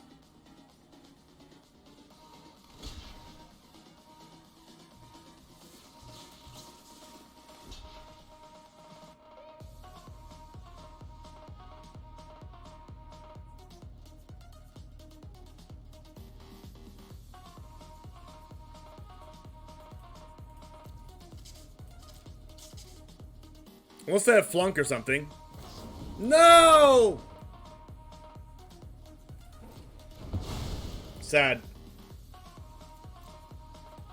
Do you not love me?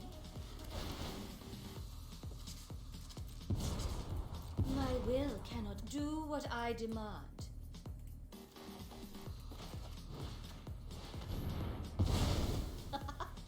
At least there is blood on your hands.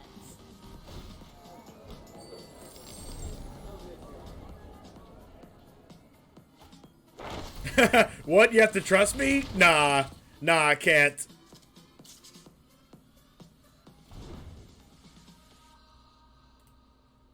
Correct, Chippy Monk.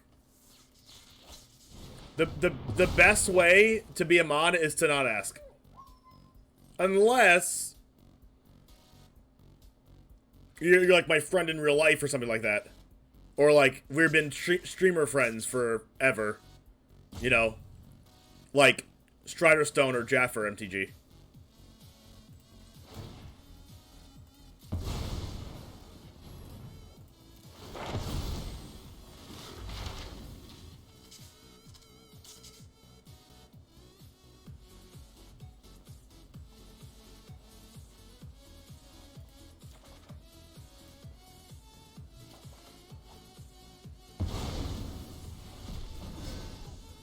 Alright, so what's in their grave? Nothing of importance. What's in my grave? No, also nothing of importance. Got it. So if I mascot exhibition, they play theirs. Interesting.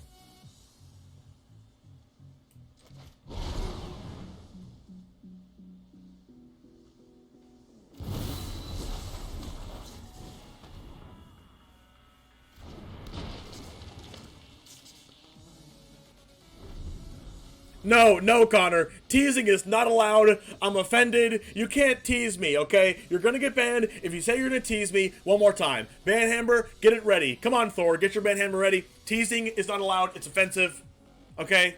Teasing is just not okay. Burning Rune Demon, I'm now scared.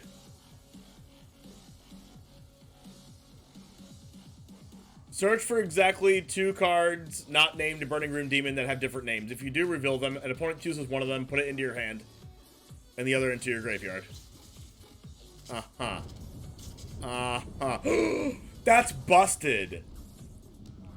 That's actually good. If I give them Blood in the Snow, then they just get the Loth anyway. Oh, no. So I have to give them Loth. I have to give them Kekth, chat. I have to give them Kekth.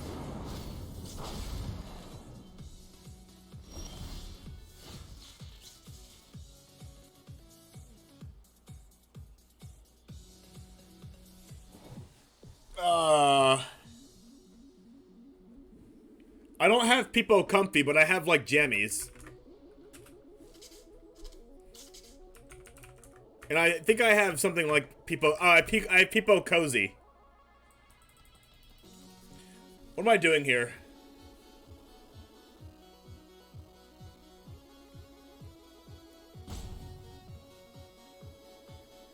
I gotta kill this demon.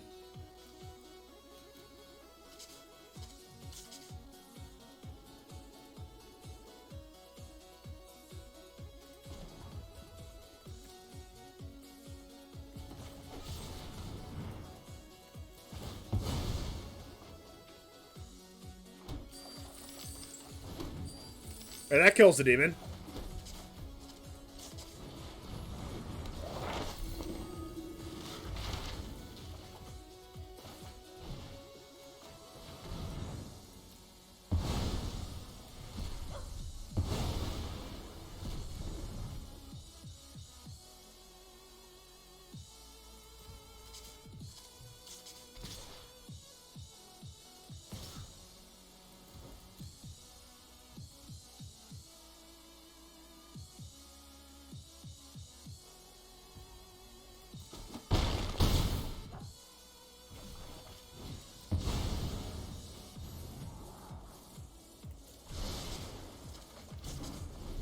Alright, what's in my grave? Professor's in grave. No, I don't have really anything in my grave. I have Skullport Merchant. What's in their grave? Nothing, really? So I can Kekth destroy all Planeswalkers? I will cull the weak. I mean, I can Blood in the Snow destroy all Planeswalkers?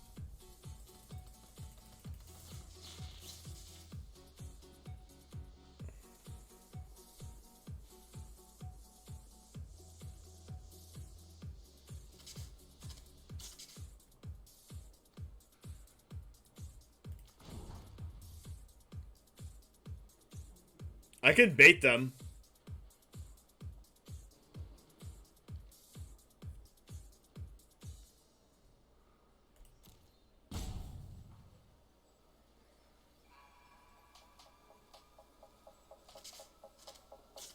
I could, like, attack all. I want to exile the Loth, though.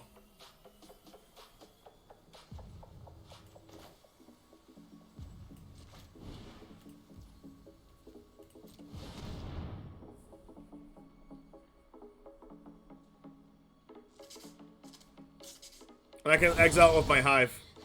The light is insufferable.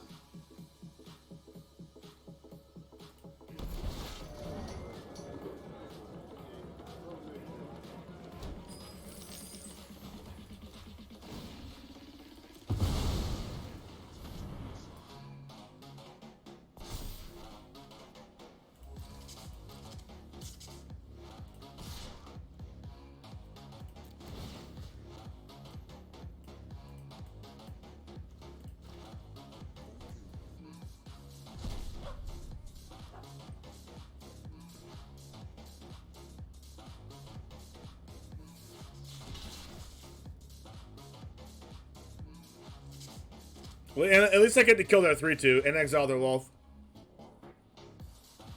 And then they get to mascot. It's gonna be a close game. Chibi Monk, thanks for the follow.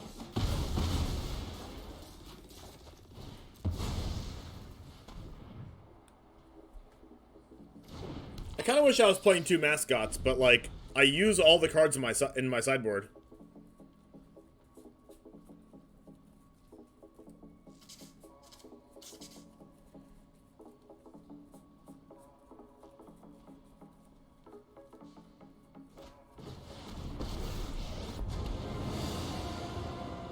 Open your books to page. It's actually not too bad for me. You'll learn the power of death.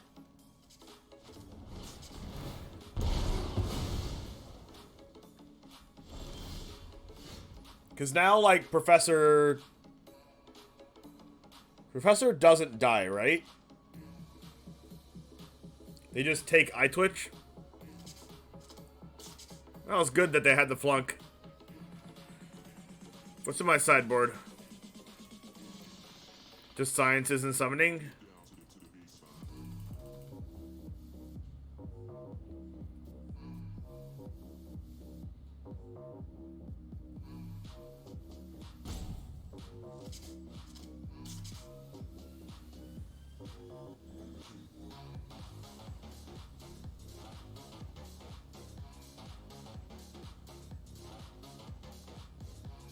If I attack with the 4, they go block, block, block.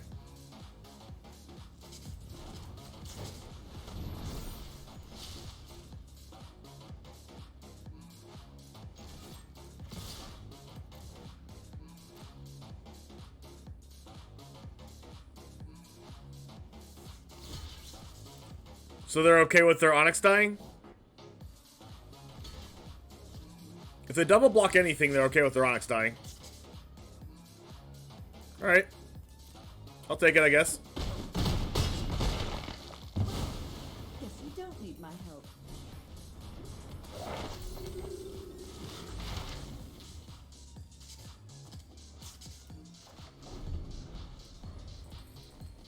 Alright, so they're going to have the better board because they have this and Faceless and Hive, and I don't have anything now. But I think I had to do that because they had the Onyx. Oh, wow.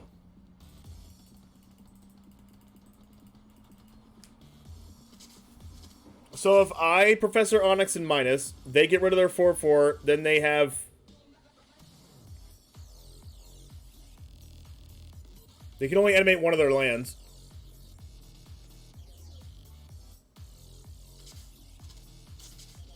That means they have 4 attackers to my 4 blockers. And I have really good blocks on their things, too. So it's just a matter if they draw another removal spell.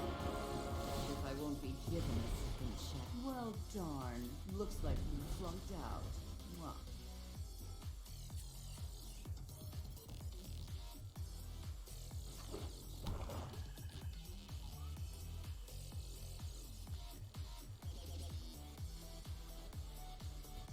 And for those of you that like Kaya would have done the same thing as Professor Onyx right here. Except for Professor Onyx, if they don't kill it, we'll draw cards. And then Kaya, if they don't kill it, we'll just plus on a creature and then that's it. And like wait for it to die somehow. And that's a lot worse.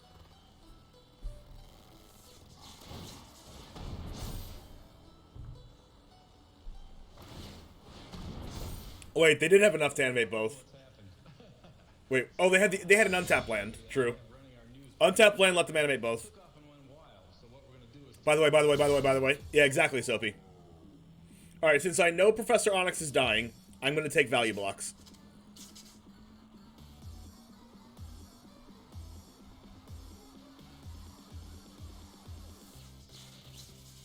Value!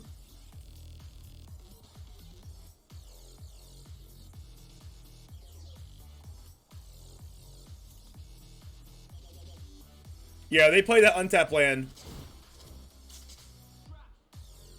If they didn't have the untapped land, they couldn't animate both creatures.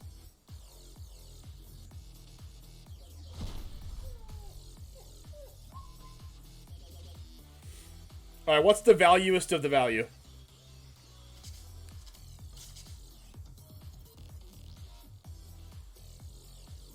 That's pretty value. That's pretty value. That's pretty value.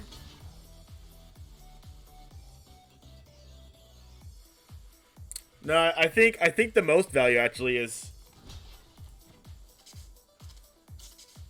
Well, if you're wondering what's happened, so am I.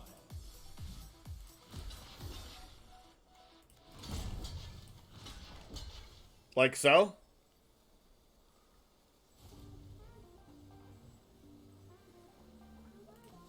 Like so.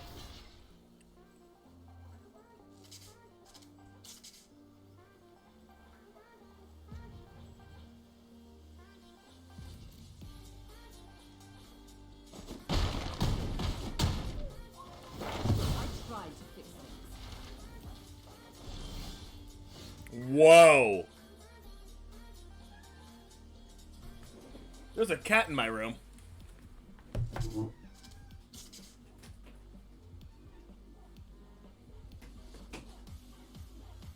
Interesting.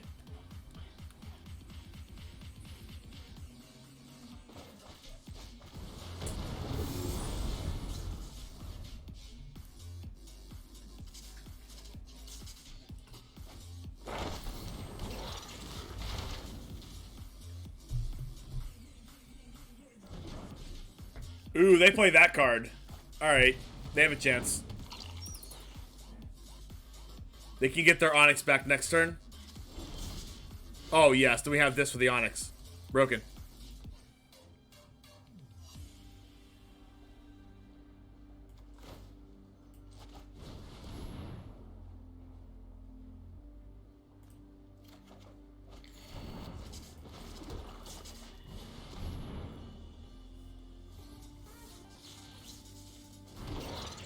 The problem with this is that Onyx is going to kill one of my 4/4s.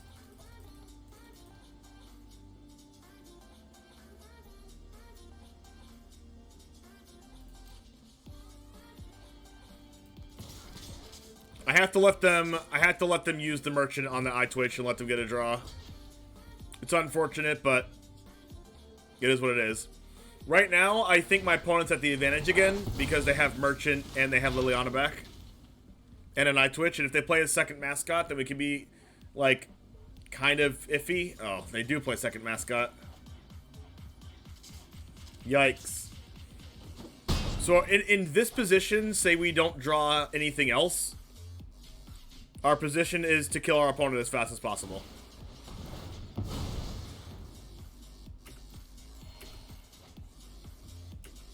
Because they're outvaluing us.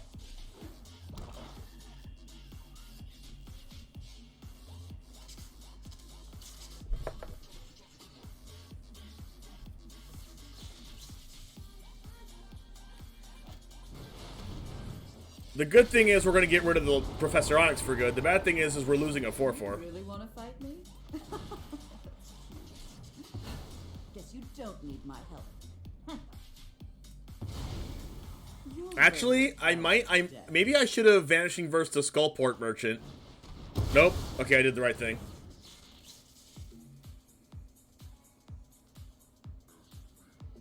I was going to say, maybe I should Vanishing Verse the Skullport Merchant, and then, like...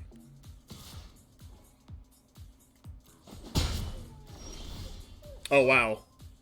I am getting good top decks. Who taught me how to top deck?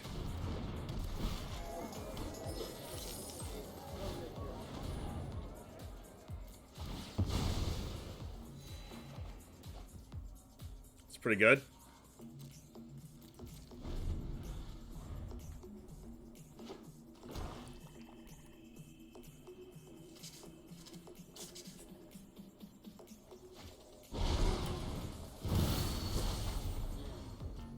So I need an iTwitch or the other card.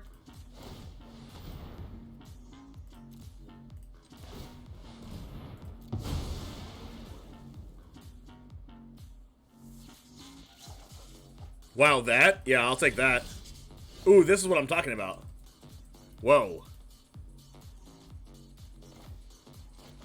It's all coming together, chat. I will show you what happens when the spiders squash back. Subservience will be rewarded.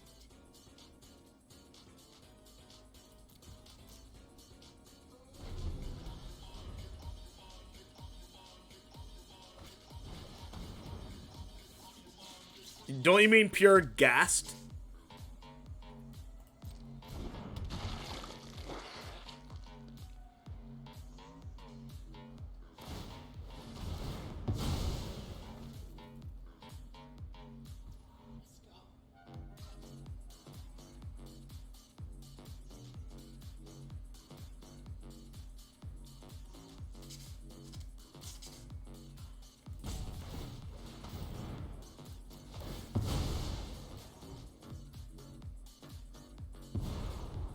And I, the generous one.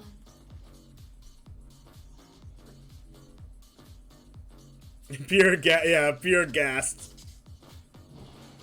Oh, they have a night twitch. That means they probably have the necrotic fumes. If they necrotic fumes Lolth, it's gonna be pretty bad for us. Expanded anatomy. Wow, why are they playing that? Okay. Buff their flyer?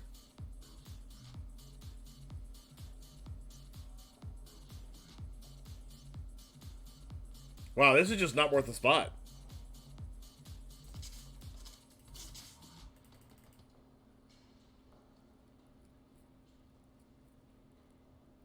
I mean, not in my opinion. It could be worth it for them.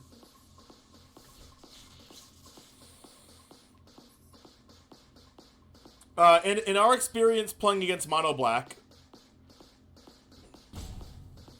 we are 2-2 so far.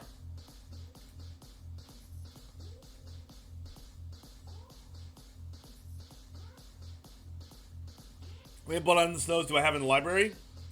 Not including the one in my hand, I have 2 more.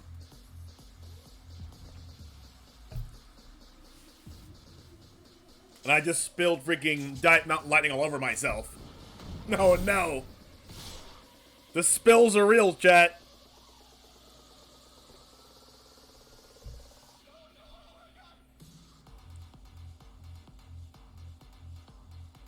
They have 5 attackers.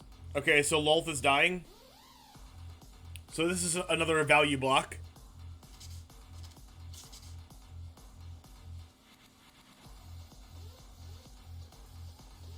Alright, so how do I value block this? Block here. Block here. Block here.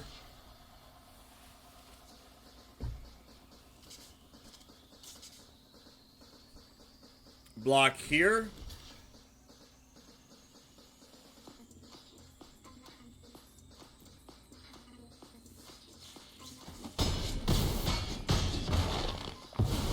Will not cry like a weak little thing. I will do what I demand. And then I get to Blood on the Stone by Kek's back.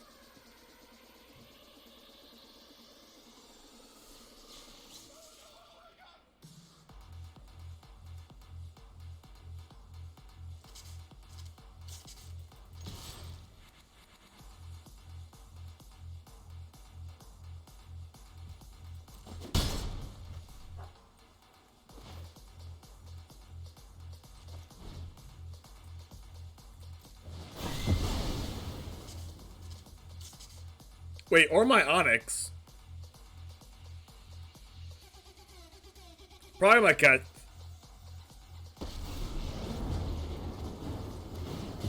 Darkness will and I, the generous one. Why not let everything through, go all in face this turn, then blow up the board? I could have done that. I could have done that. I didn't, like, there's a chance I draw a card that wouldn't make me want to do that, though. I am merely delayed. I just wanted to work with all the information possible. And damage doesn't really matter in this matchup, not really. But I can see your point, though.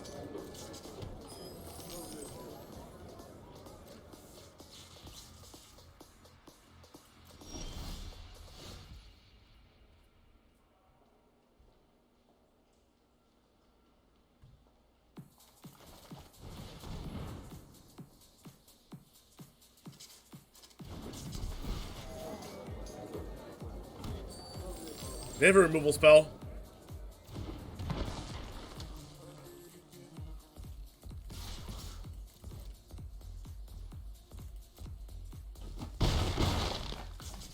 Potentially. No, no, it's not a removal spell. It's Skullport Merchant's ability. Oh.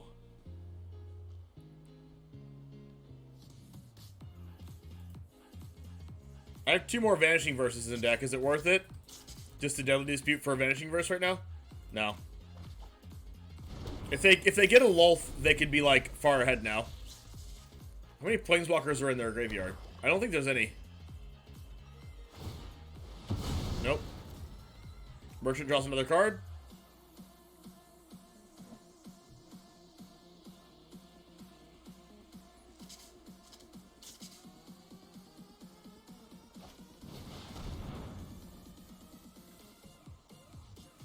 Okay. So...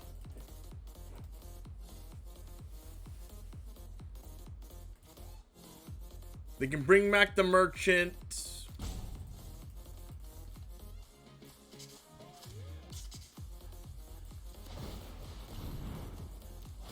Do this, make a treasure. We're gonna draw a bunch of cards here.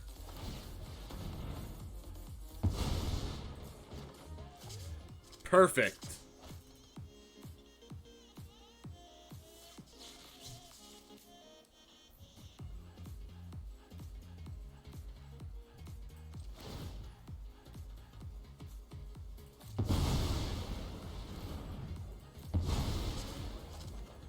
Yeah, it's pretty never-ending.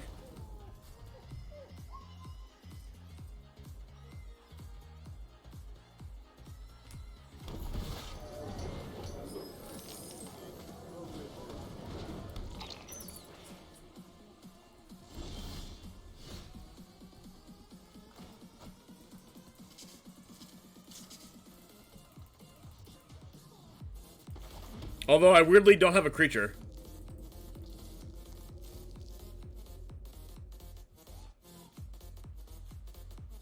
If I verse now, they get 1 less draw off the eye twitch. Because if I verse later on... no, I should just verse a Lulth.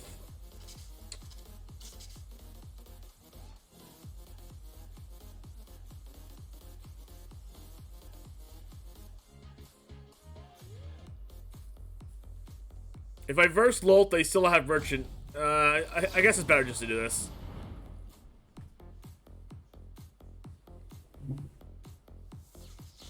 I don't have a treasure token.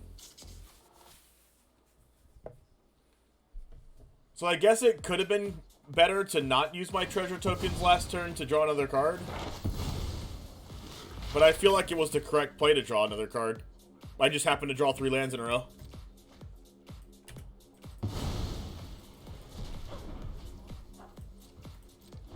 I could have technically used Cave and then dispute the Cave, but like the cave attacks over these 1/1s too.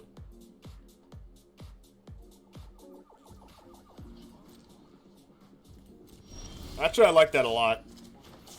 I'm gonna Cave, and if they have the flunk, actually I probably shouldn't have even played the land, because if they have flunk, then they get to kill this right now. All right, 2 more turns. I would have, but I didn't know I was going to draw 3 lands in a row. Alright, let's play around flunk here.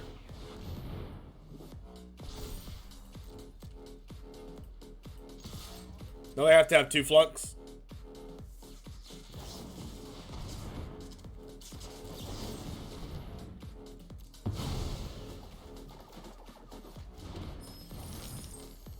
It's also good that I didn't play my land yet because I drew Faceless Haven here. And now I have Ebon Death and Faceless Haven for lethal next turn. Especially if they attack with these, which they're not going to.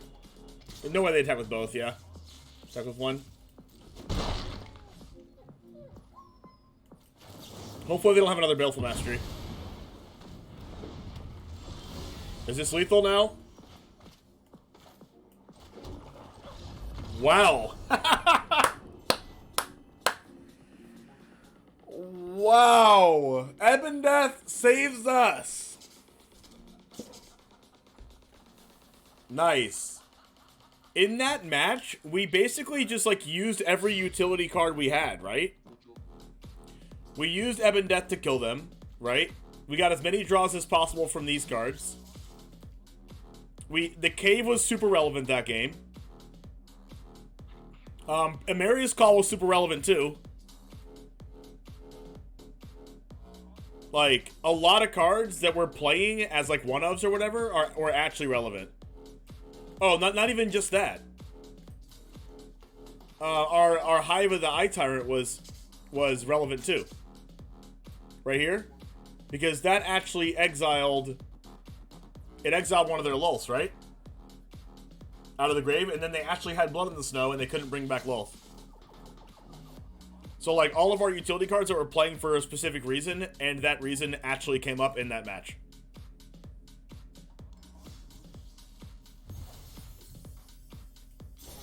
But also, spaced NVDR, if we would have done your play, like, yeah, in hindsight, we would have killed them faster.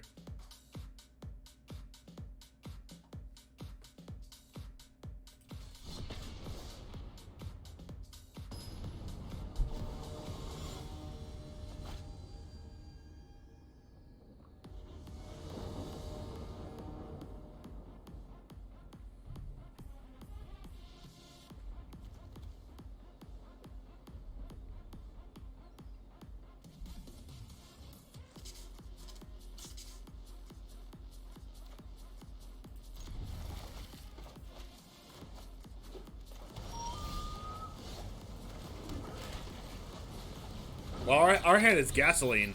Oh god, no, not this deck. Oh no, our worst matchup. No. Why this? Why me?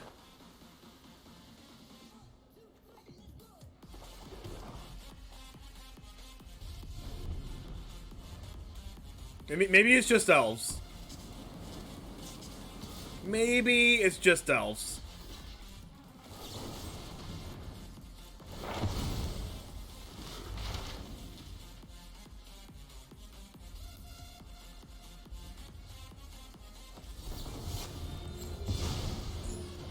It's a party deck.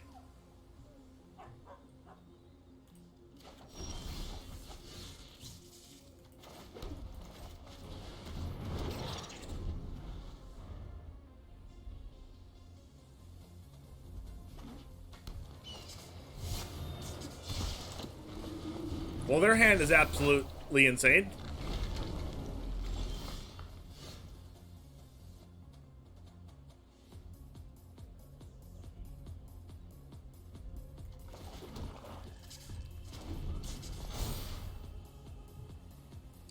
That's a yikes.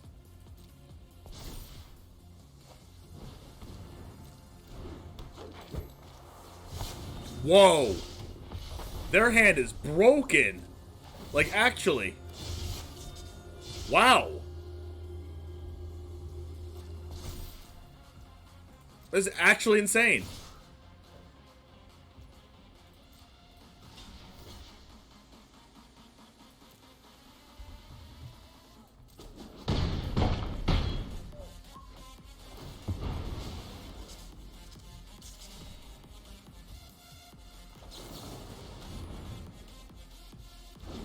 Oh, he was? Nice.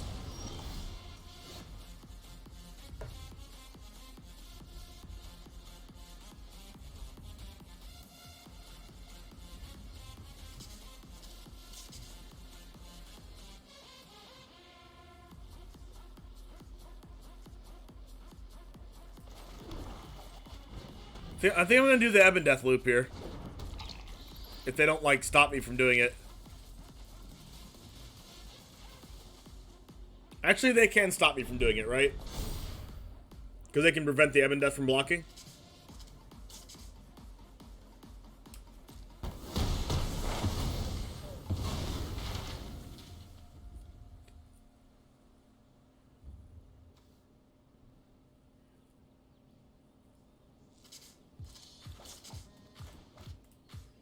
I don't know why I got this one instead of the double black one.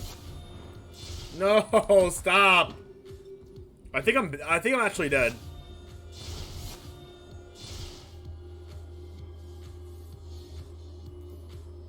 Well, I think their hand is just like the best possible. Besides like this one card. Like they even had the concerted defense.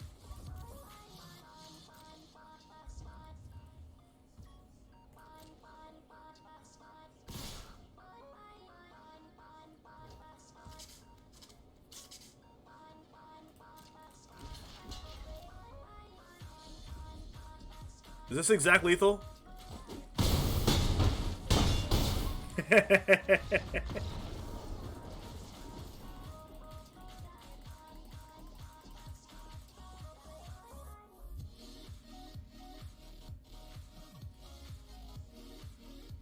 I needed my dispute, my 2-mana sacrifice draw 2 spell to resolve, and I needed to draw Blood in the Snow off of it.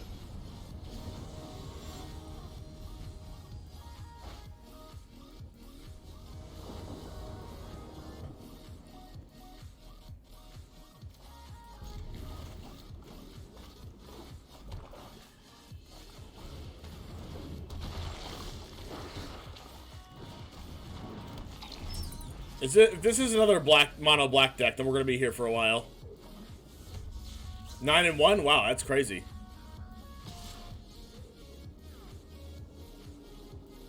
I do kind of need to hit my land drops.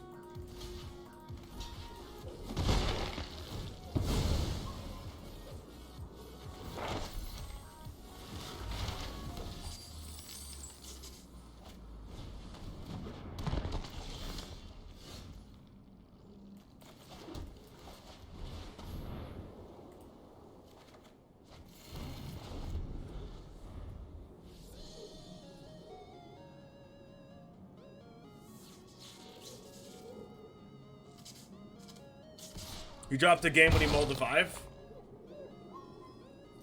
It seems strong when it does its thing, but like how often are they doing the thing? Can we put it at number 2 in his standard 2022 top 5 decks? What was it? What else was in his top 5, Z?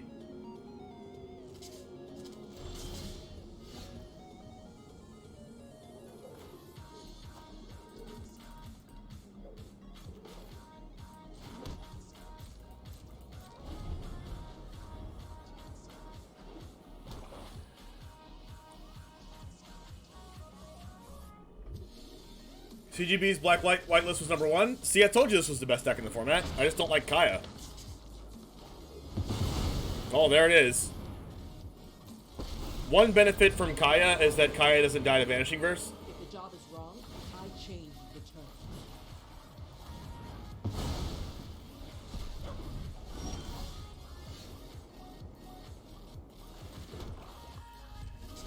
terms. If they have an answer to Ebon Death, I could be very scared.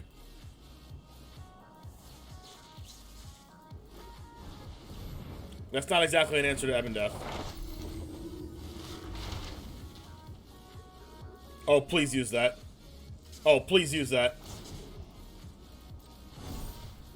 Ghosting feels weird, right? Thank you.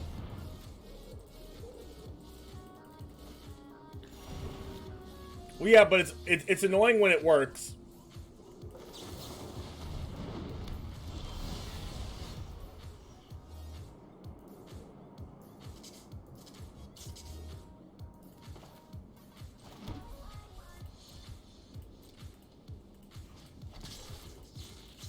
You get what you deserve.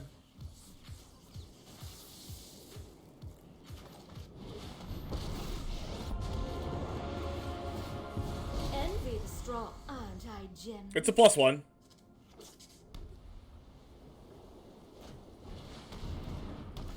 So Merchant can sacrifice the Professor. The Professor comes back, what is it, to hand or the board? Don't worry, I got you. Dies or exile, okay.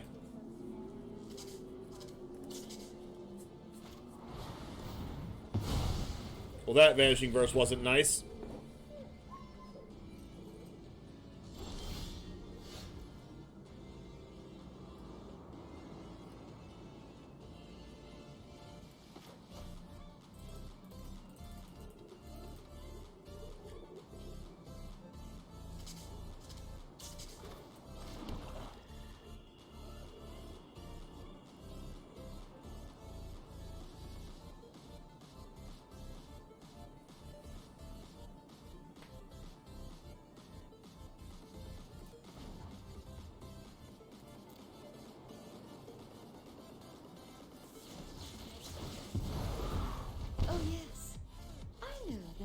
you seek.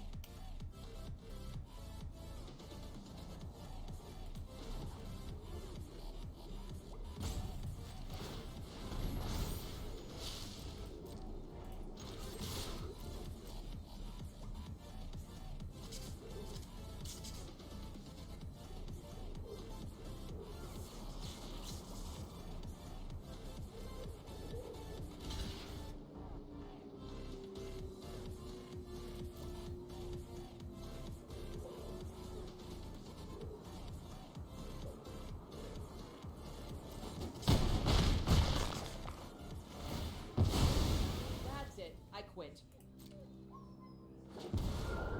I will cull the weak.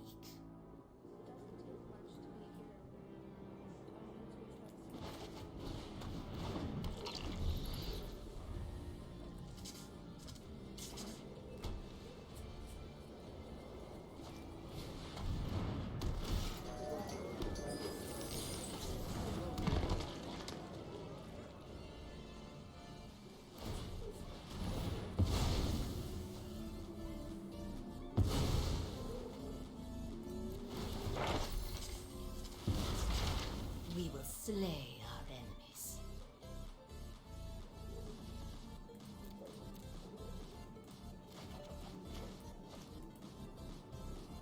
Alright, so now Kekth dies. You win this round, and I'll be waiting for you.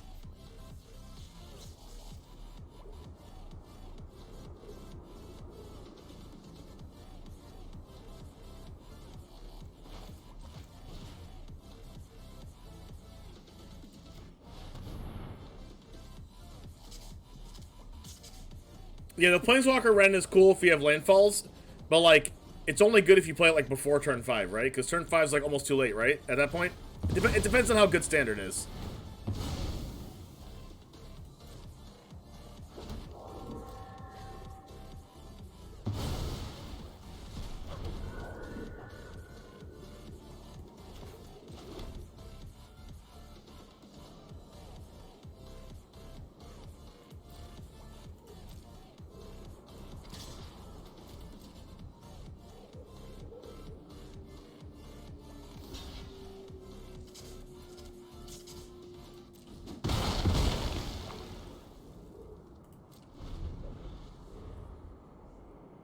Is Honest -3 just creatures? Yes, it is, Torcourse.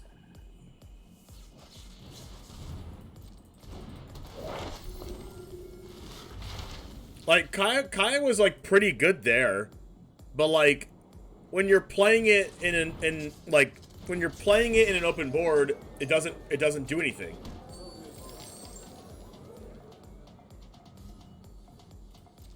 Like, you have to think about the cards that you play, not just in the best case scenario. You have to think about the cards you play in the worst case scenario as well. And the worst case scenario of Kaya is that it does absolutely nothing. The worst case scenario of Liliana is that it draws a card, which is way, way better.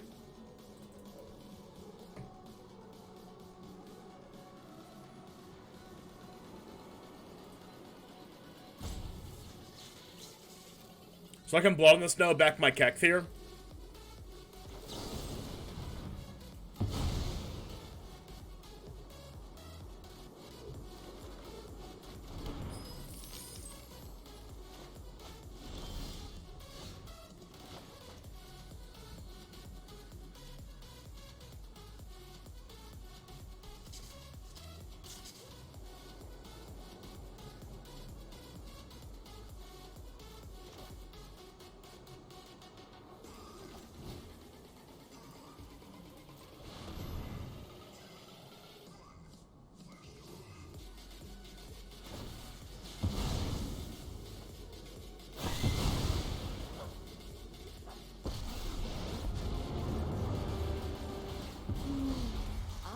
My power is for annihilation.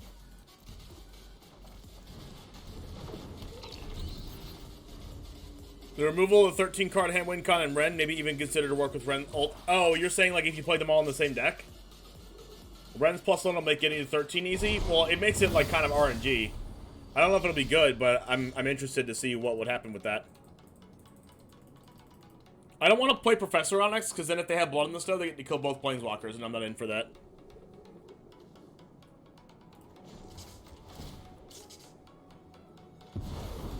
I always reward the loyal.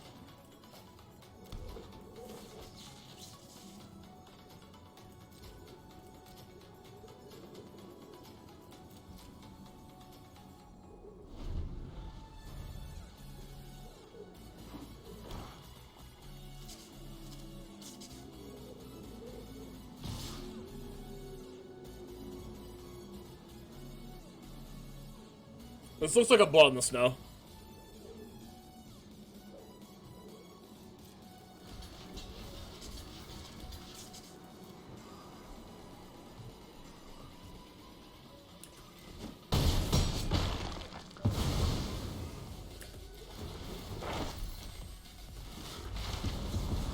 My wizard a gift in exchange for loyalty.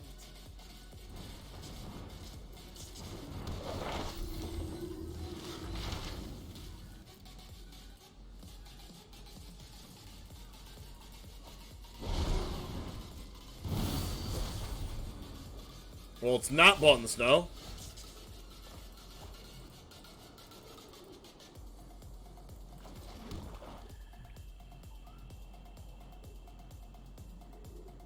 I guess it could still be.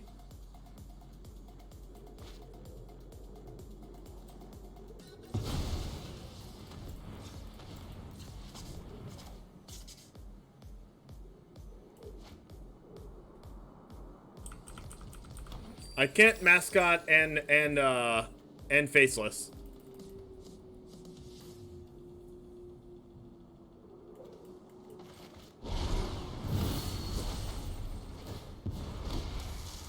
I will get what I want. But I can Vanishing Verse. Don't really think I'll be needing to Vanishing Verse a Professor of Symbology here, but...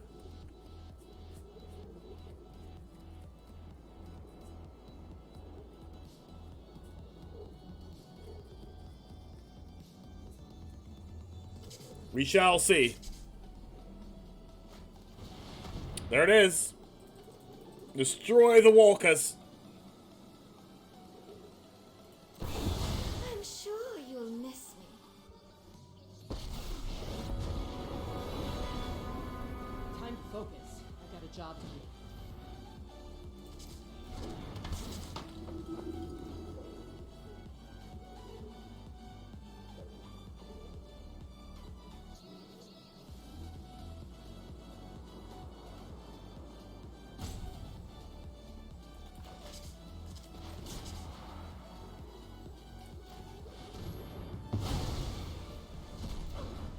Okay, so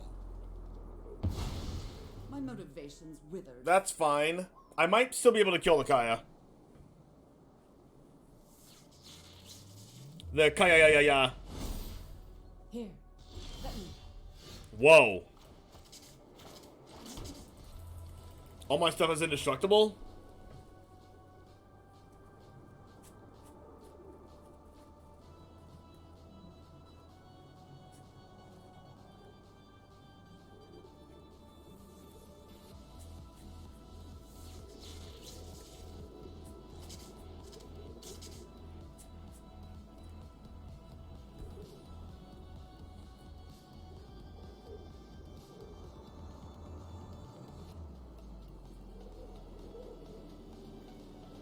I can do both, right?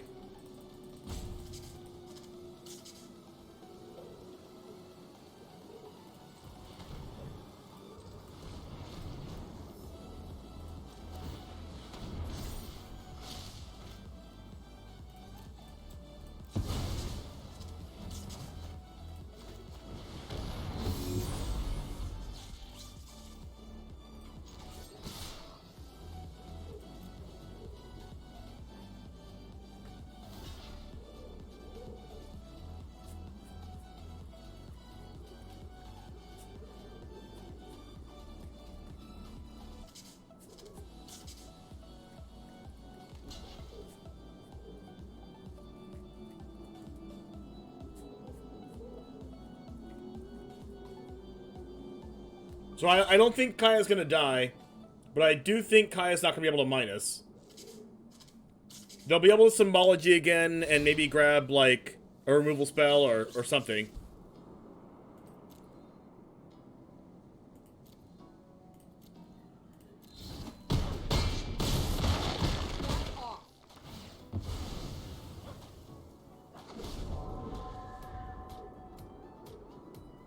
But they also can't Blood on the Snow this board either unless they just want to get rid of the 4/4s.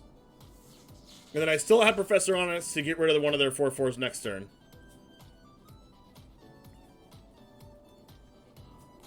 Interesting.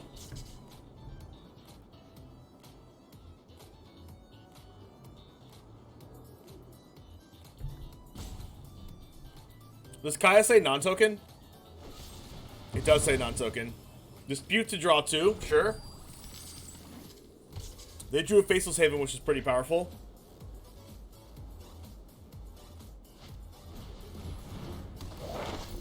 They could get... Okay, they got Necrotic Fumes. Maybe that's just for the Professor Onyx? Don't worry. I like how that you can keep playing Symbology over and over again and plusing it with Kaya. But I'm currently playing Ebon Death over playing Kaya right now. I don't know, Ebon Death has been really good.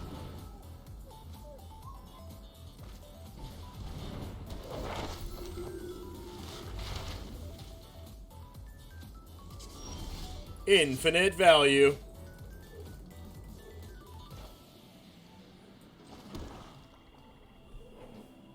Alright. So I can Onyx minus get rid of the 4/4.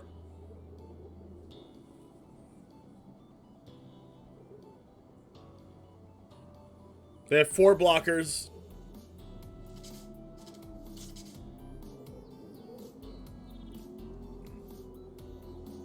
So Kaya would live at 1.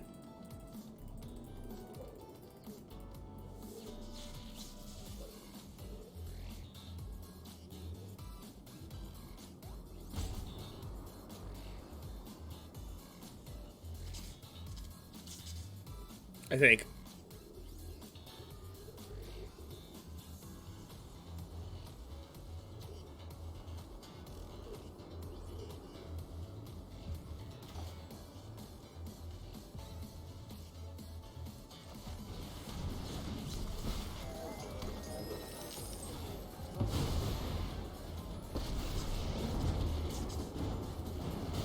If I won't be given a second chance.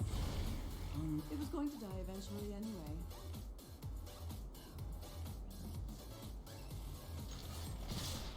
Alright, so they go block, block. Okay, so they block my 4 power flyer. They block this, they block this, they block this. It takes 2.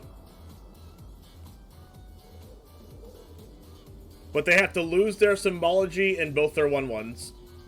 And they keep a 4/4.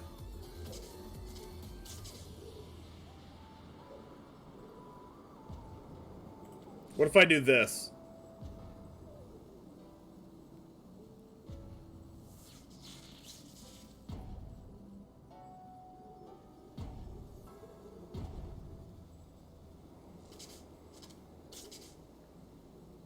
That way, 1, 2, 3, 4, 5 attackers with menace creatures.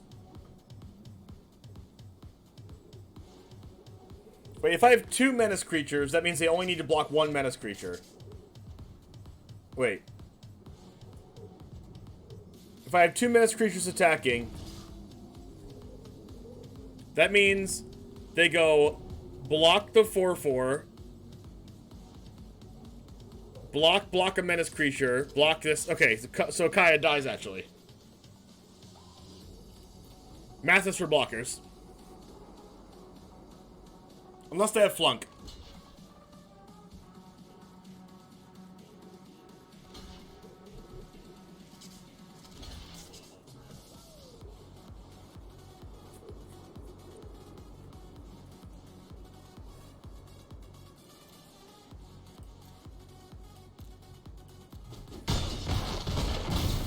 Okay, so it looks like they just took the value blocks. So if they have another Blood on the Snow, then it could be a problem. Because then if they Blood on the Snow, they have enough for Faceless Haven. So they Blood on the Snow back to Kaya, and then animate Faceless Haven, kill my Professor Onyx, and then I lose.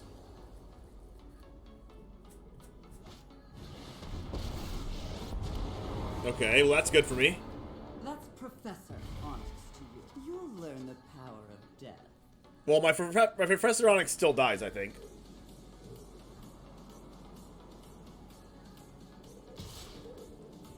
But if I block with the 4/4 here, if I block the 4/4, Onyx survives, and then they have Blood in the Snow afterwards. They can Blood in the Snow back to Kaya if this one card's Blood in the Snow. But I think I'll err on the side of just protecting my Kaya, or my Onyx.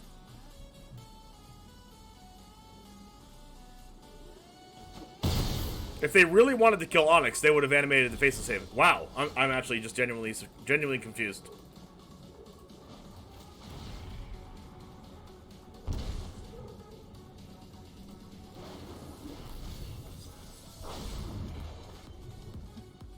Never thought I'd miss the library.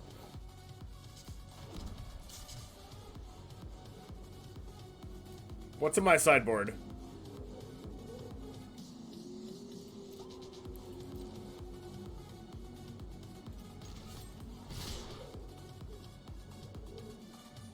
Attacking with both plays around Vanishing Verse.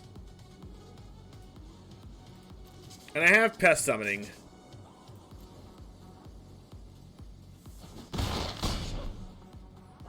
The only reason why I don't have another copy of Mascot Exhibition is because I don't want to spend a Mythic Wildcard on it. Or else I'd probably have two.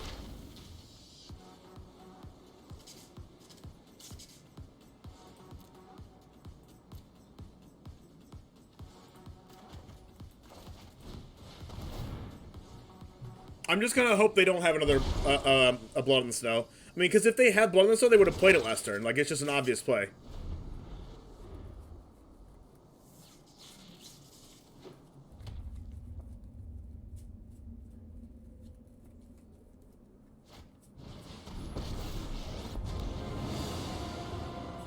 When you can walk through walls, anything looks easy. Guess you Okay. don't need my help. Sorcery spell, exile target non-land permanent.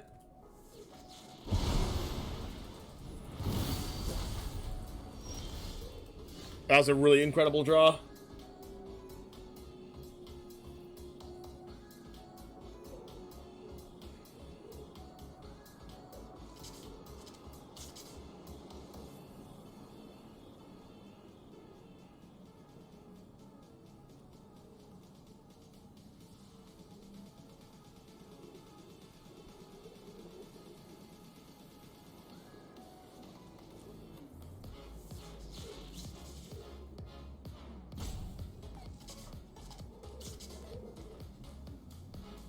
The problem with this, though, is that they kill my Professor Onyx with the Faceless Haven on the backswing.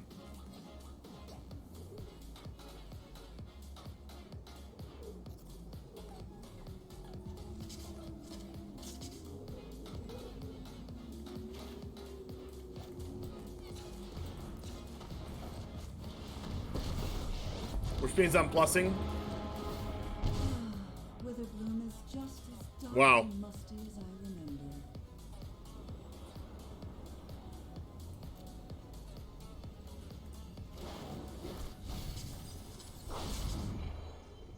Come on, there's gotta be something useful.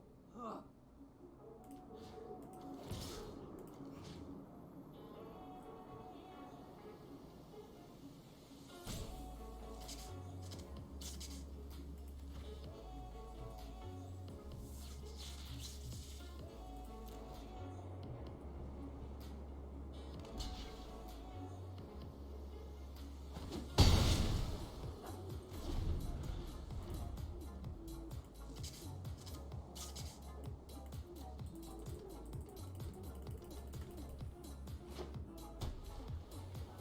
Alright, I think I'm ahead.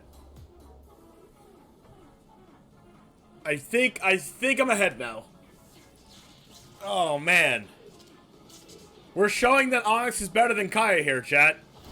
That's what we're showing. We're showing here today that we have the better Orzhov deck than our opponents do. That's hilarious. Let me.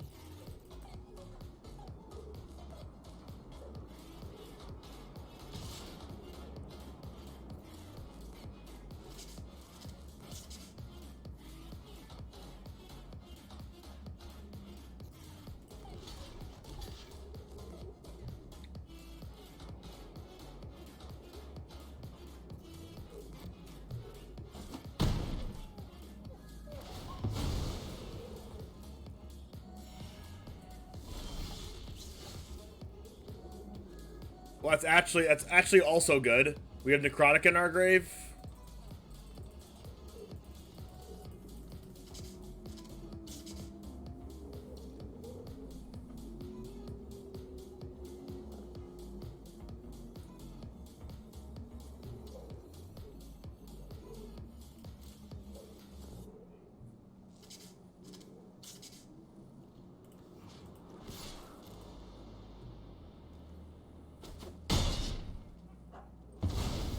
Well, this job was a bust.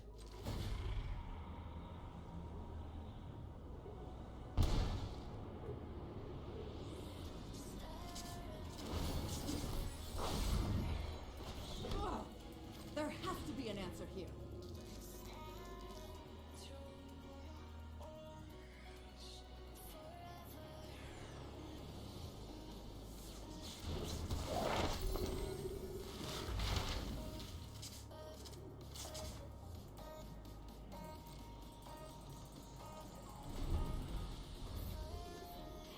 Almost end of the game? Oh yeah, I know. No, top deck, Vanishing Verse. What a top deck. My motivation's withered.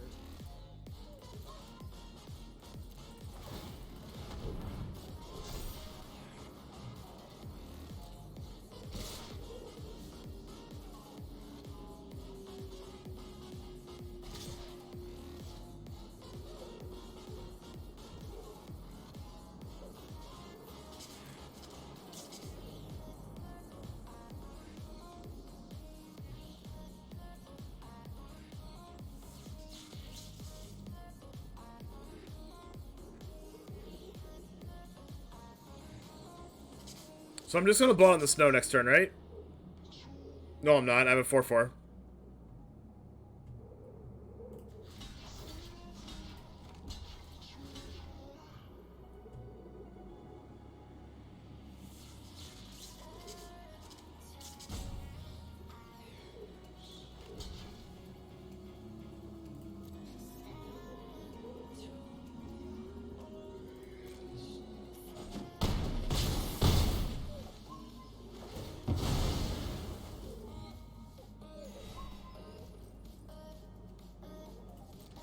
So we're just dead in 3 turns, right?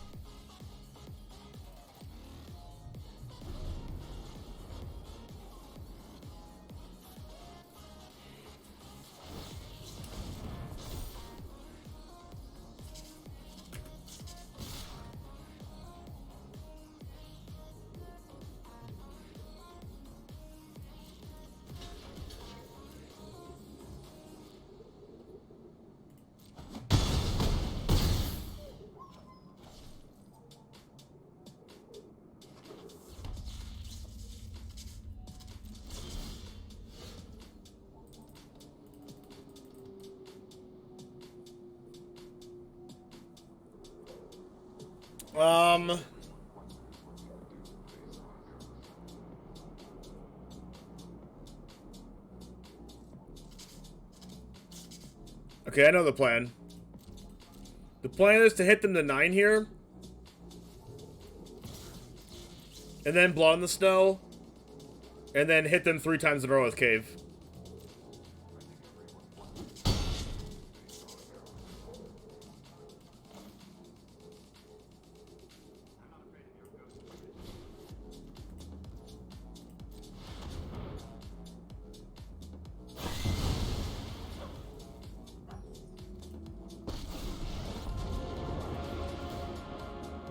children wrench their hands. My will cannot be denied. Maybe I could have attacked with Cave that turn. No, actually I think attacking with Cave that turn was wrong. Because if they have blood in the snow, if I twitch.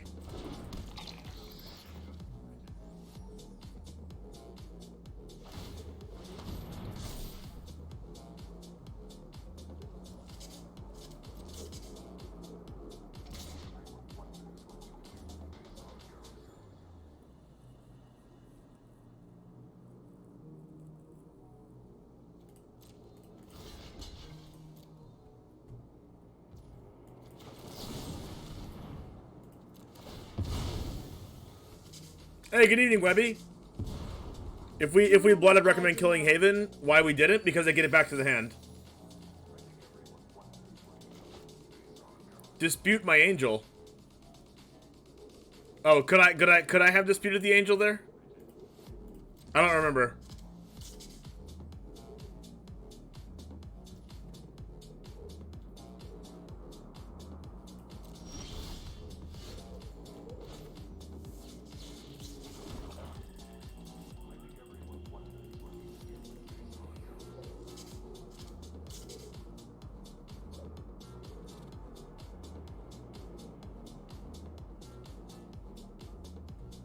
So what we can do is we can Necrotic Fumes the 2/1,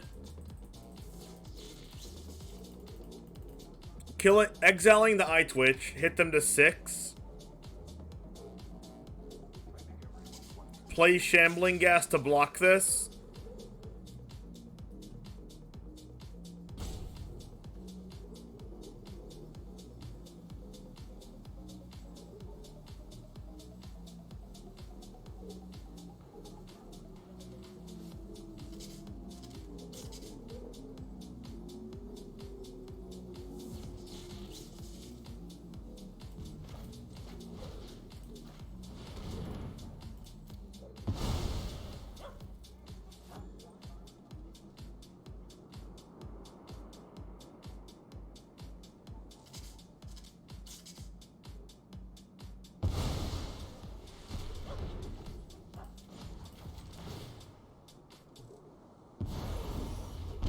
That was a great draw. Ambitious mind.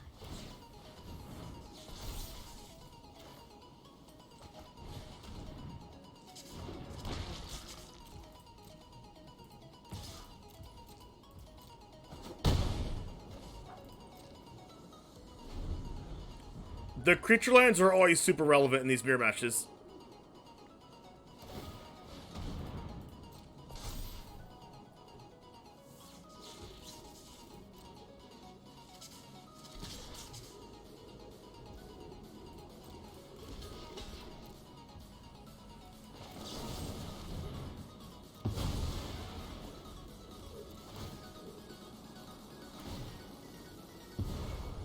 Subservience will be a reward. Oh wow, I drew a Skullport Merchant. That's insane.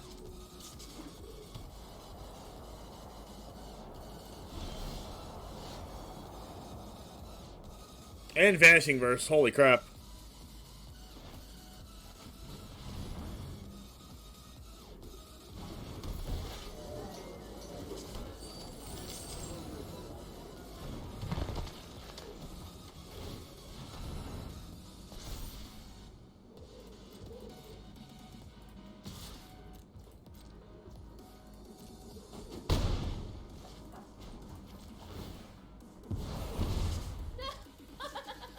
My hatred lives. All right.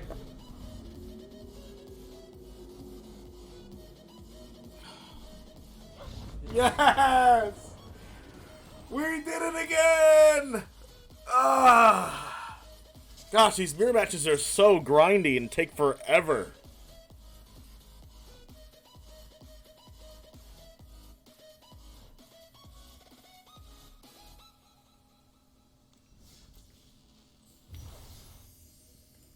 Hopefully you guys like watching it, but it might be boring on your side.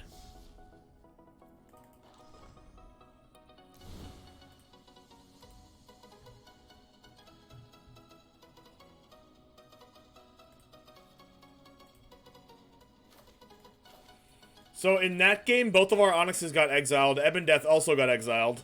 They looped Professor of Symbology with Kaya like 3 times. But at the end, in the end, Cave of the Frost Dragon got there for us. It was gonna be a 4/4 off of Amaria's Call. But we blow on the Snow to our own 4/4 away to get back our Kekth. And then we drew like Shambling Gas plus Deadly Dispute like late game. Was pretty good. We drew a Vanishing Verse and a Skullport Merchant to back us up. It was pretty good too. But like we could have used another Mascot Exhibition in that game, true. But I don't even know what I would replace. I think I would just replace one of the Environmental Sciences, but I put a second one in there because I wanted a second one. I use like both Reduced Memory and Necrotic Fumes like almost all the time. Pest Summoning I use all the time too. Introduction I use, and then Mascot Exhibition I also use. I actually really like, contrary to popular belief, I really like Introduction to Prophecy. It's just like a card that we can get that draws more cards, and there's like nothing else like it.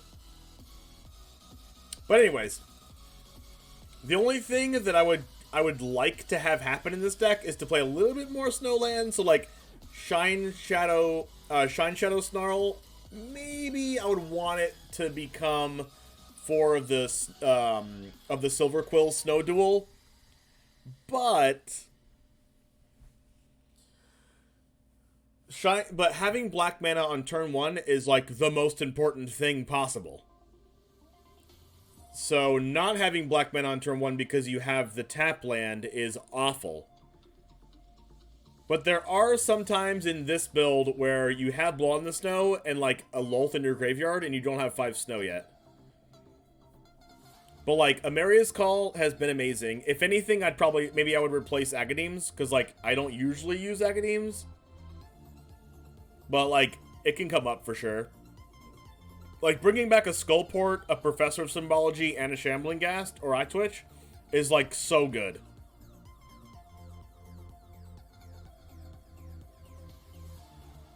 Yeah, it's a lot of calculation. It's a lot of, like, if I do this, you have this, and what's my next play going to be if you have that? Like, and, you know, if you paid attention to that match, if you were watching, like, that's basically all I was doing the entire time. Like, there's decisions that I made to not play around certain cards. Like, there was an attack that I made that lost a flunk. But I was like, well, like, I factored in them using Flunk as the last card in their hand, and there was also a time where I was like, well, if they had Blood on the Snow, then they would have used it, because why wouldn't you use it in that specific situation? So my theory was they don't have Blood on the Snow. So then I was able to do things based on that knowledge of them not having Blood on the Snow. You know, just like different things like that will help you in Magic games for sure. But anyways, I have to go to work soon. I have to eat. So I'm going to go ahead and get off of here today. But we're going to go ahead and send you over to... Where are we sending you to today?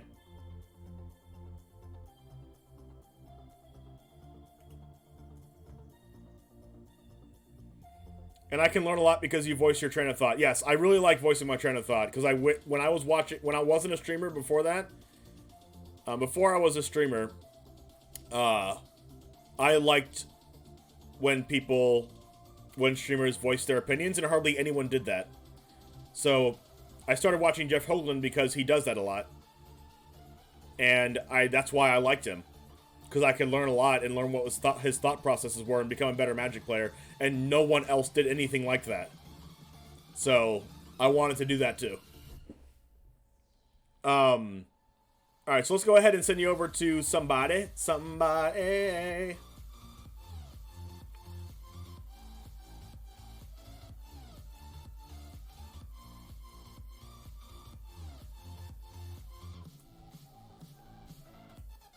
Let's go to,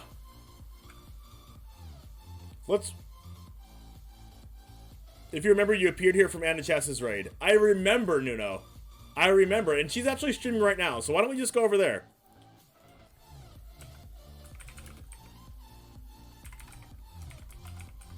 Let's actually go over there. In honor of Nuno Patel, let's go over to Anna Chess today. Alright guys, thank you everyone for hanging out today. It's been a pleasure.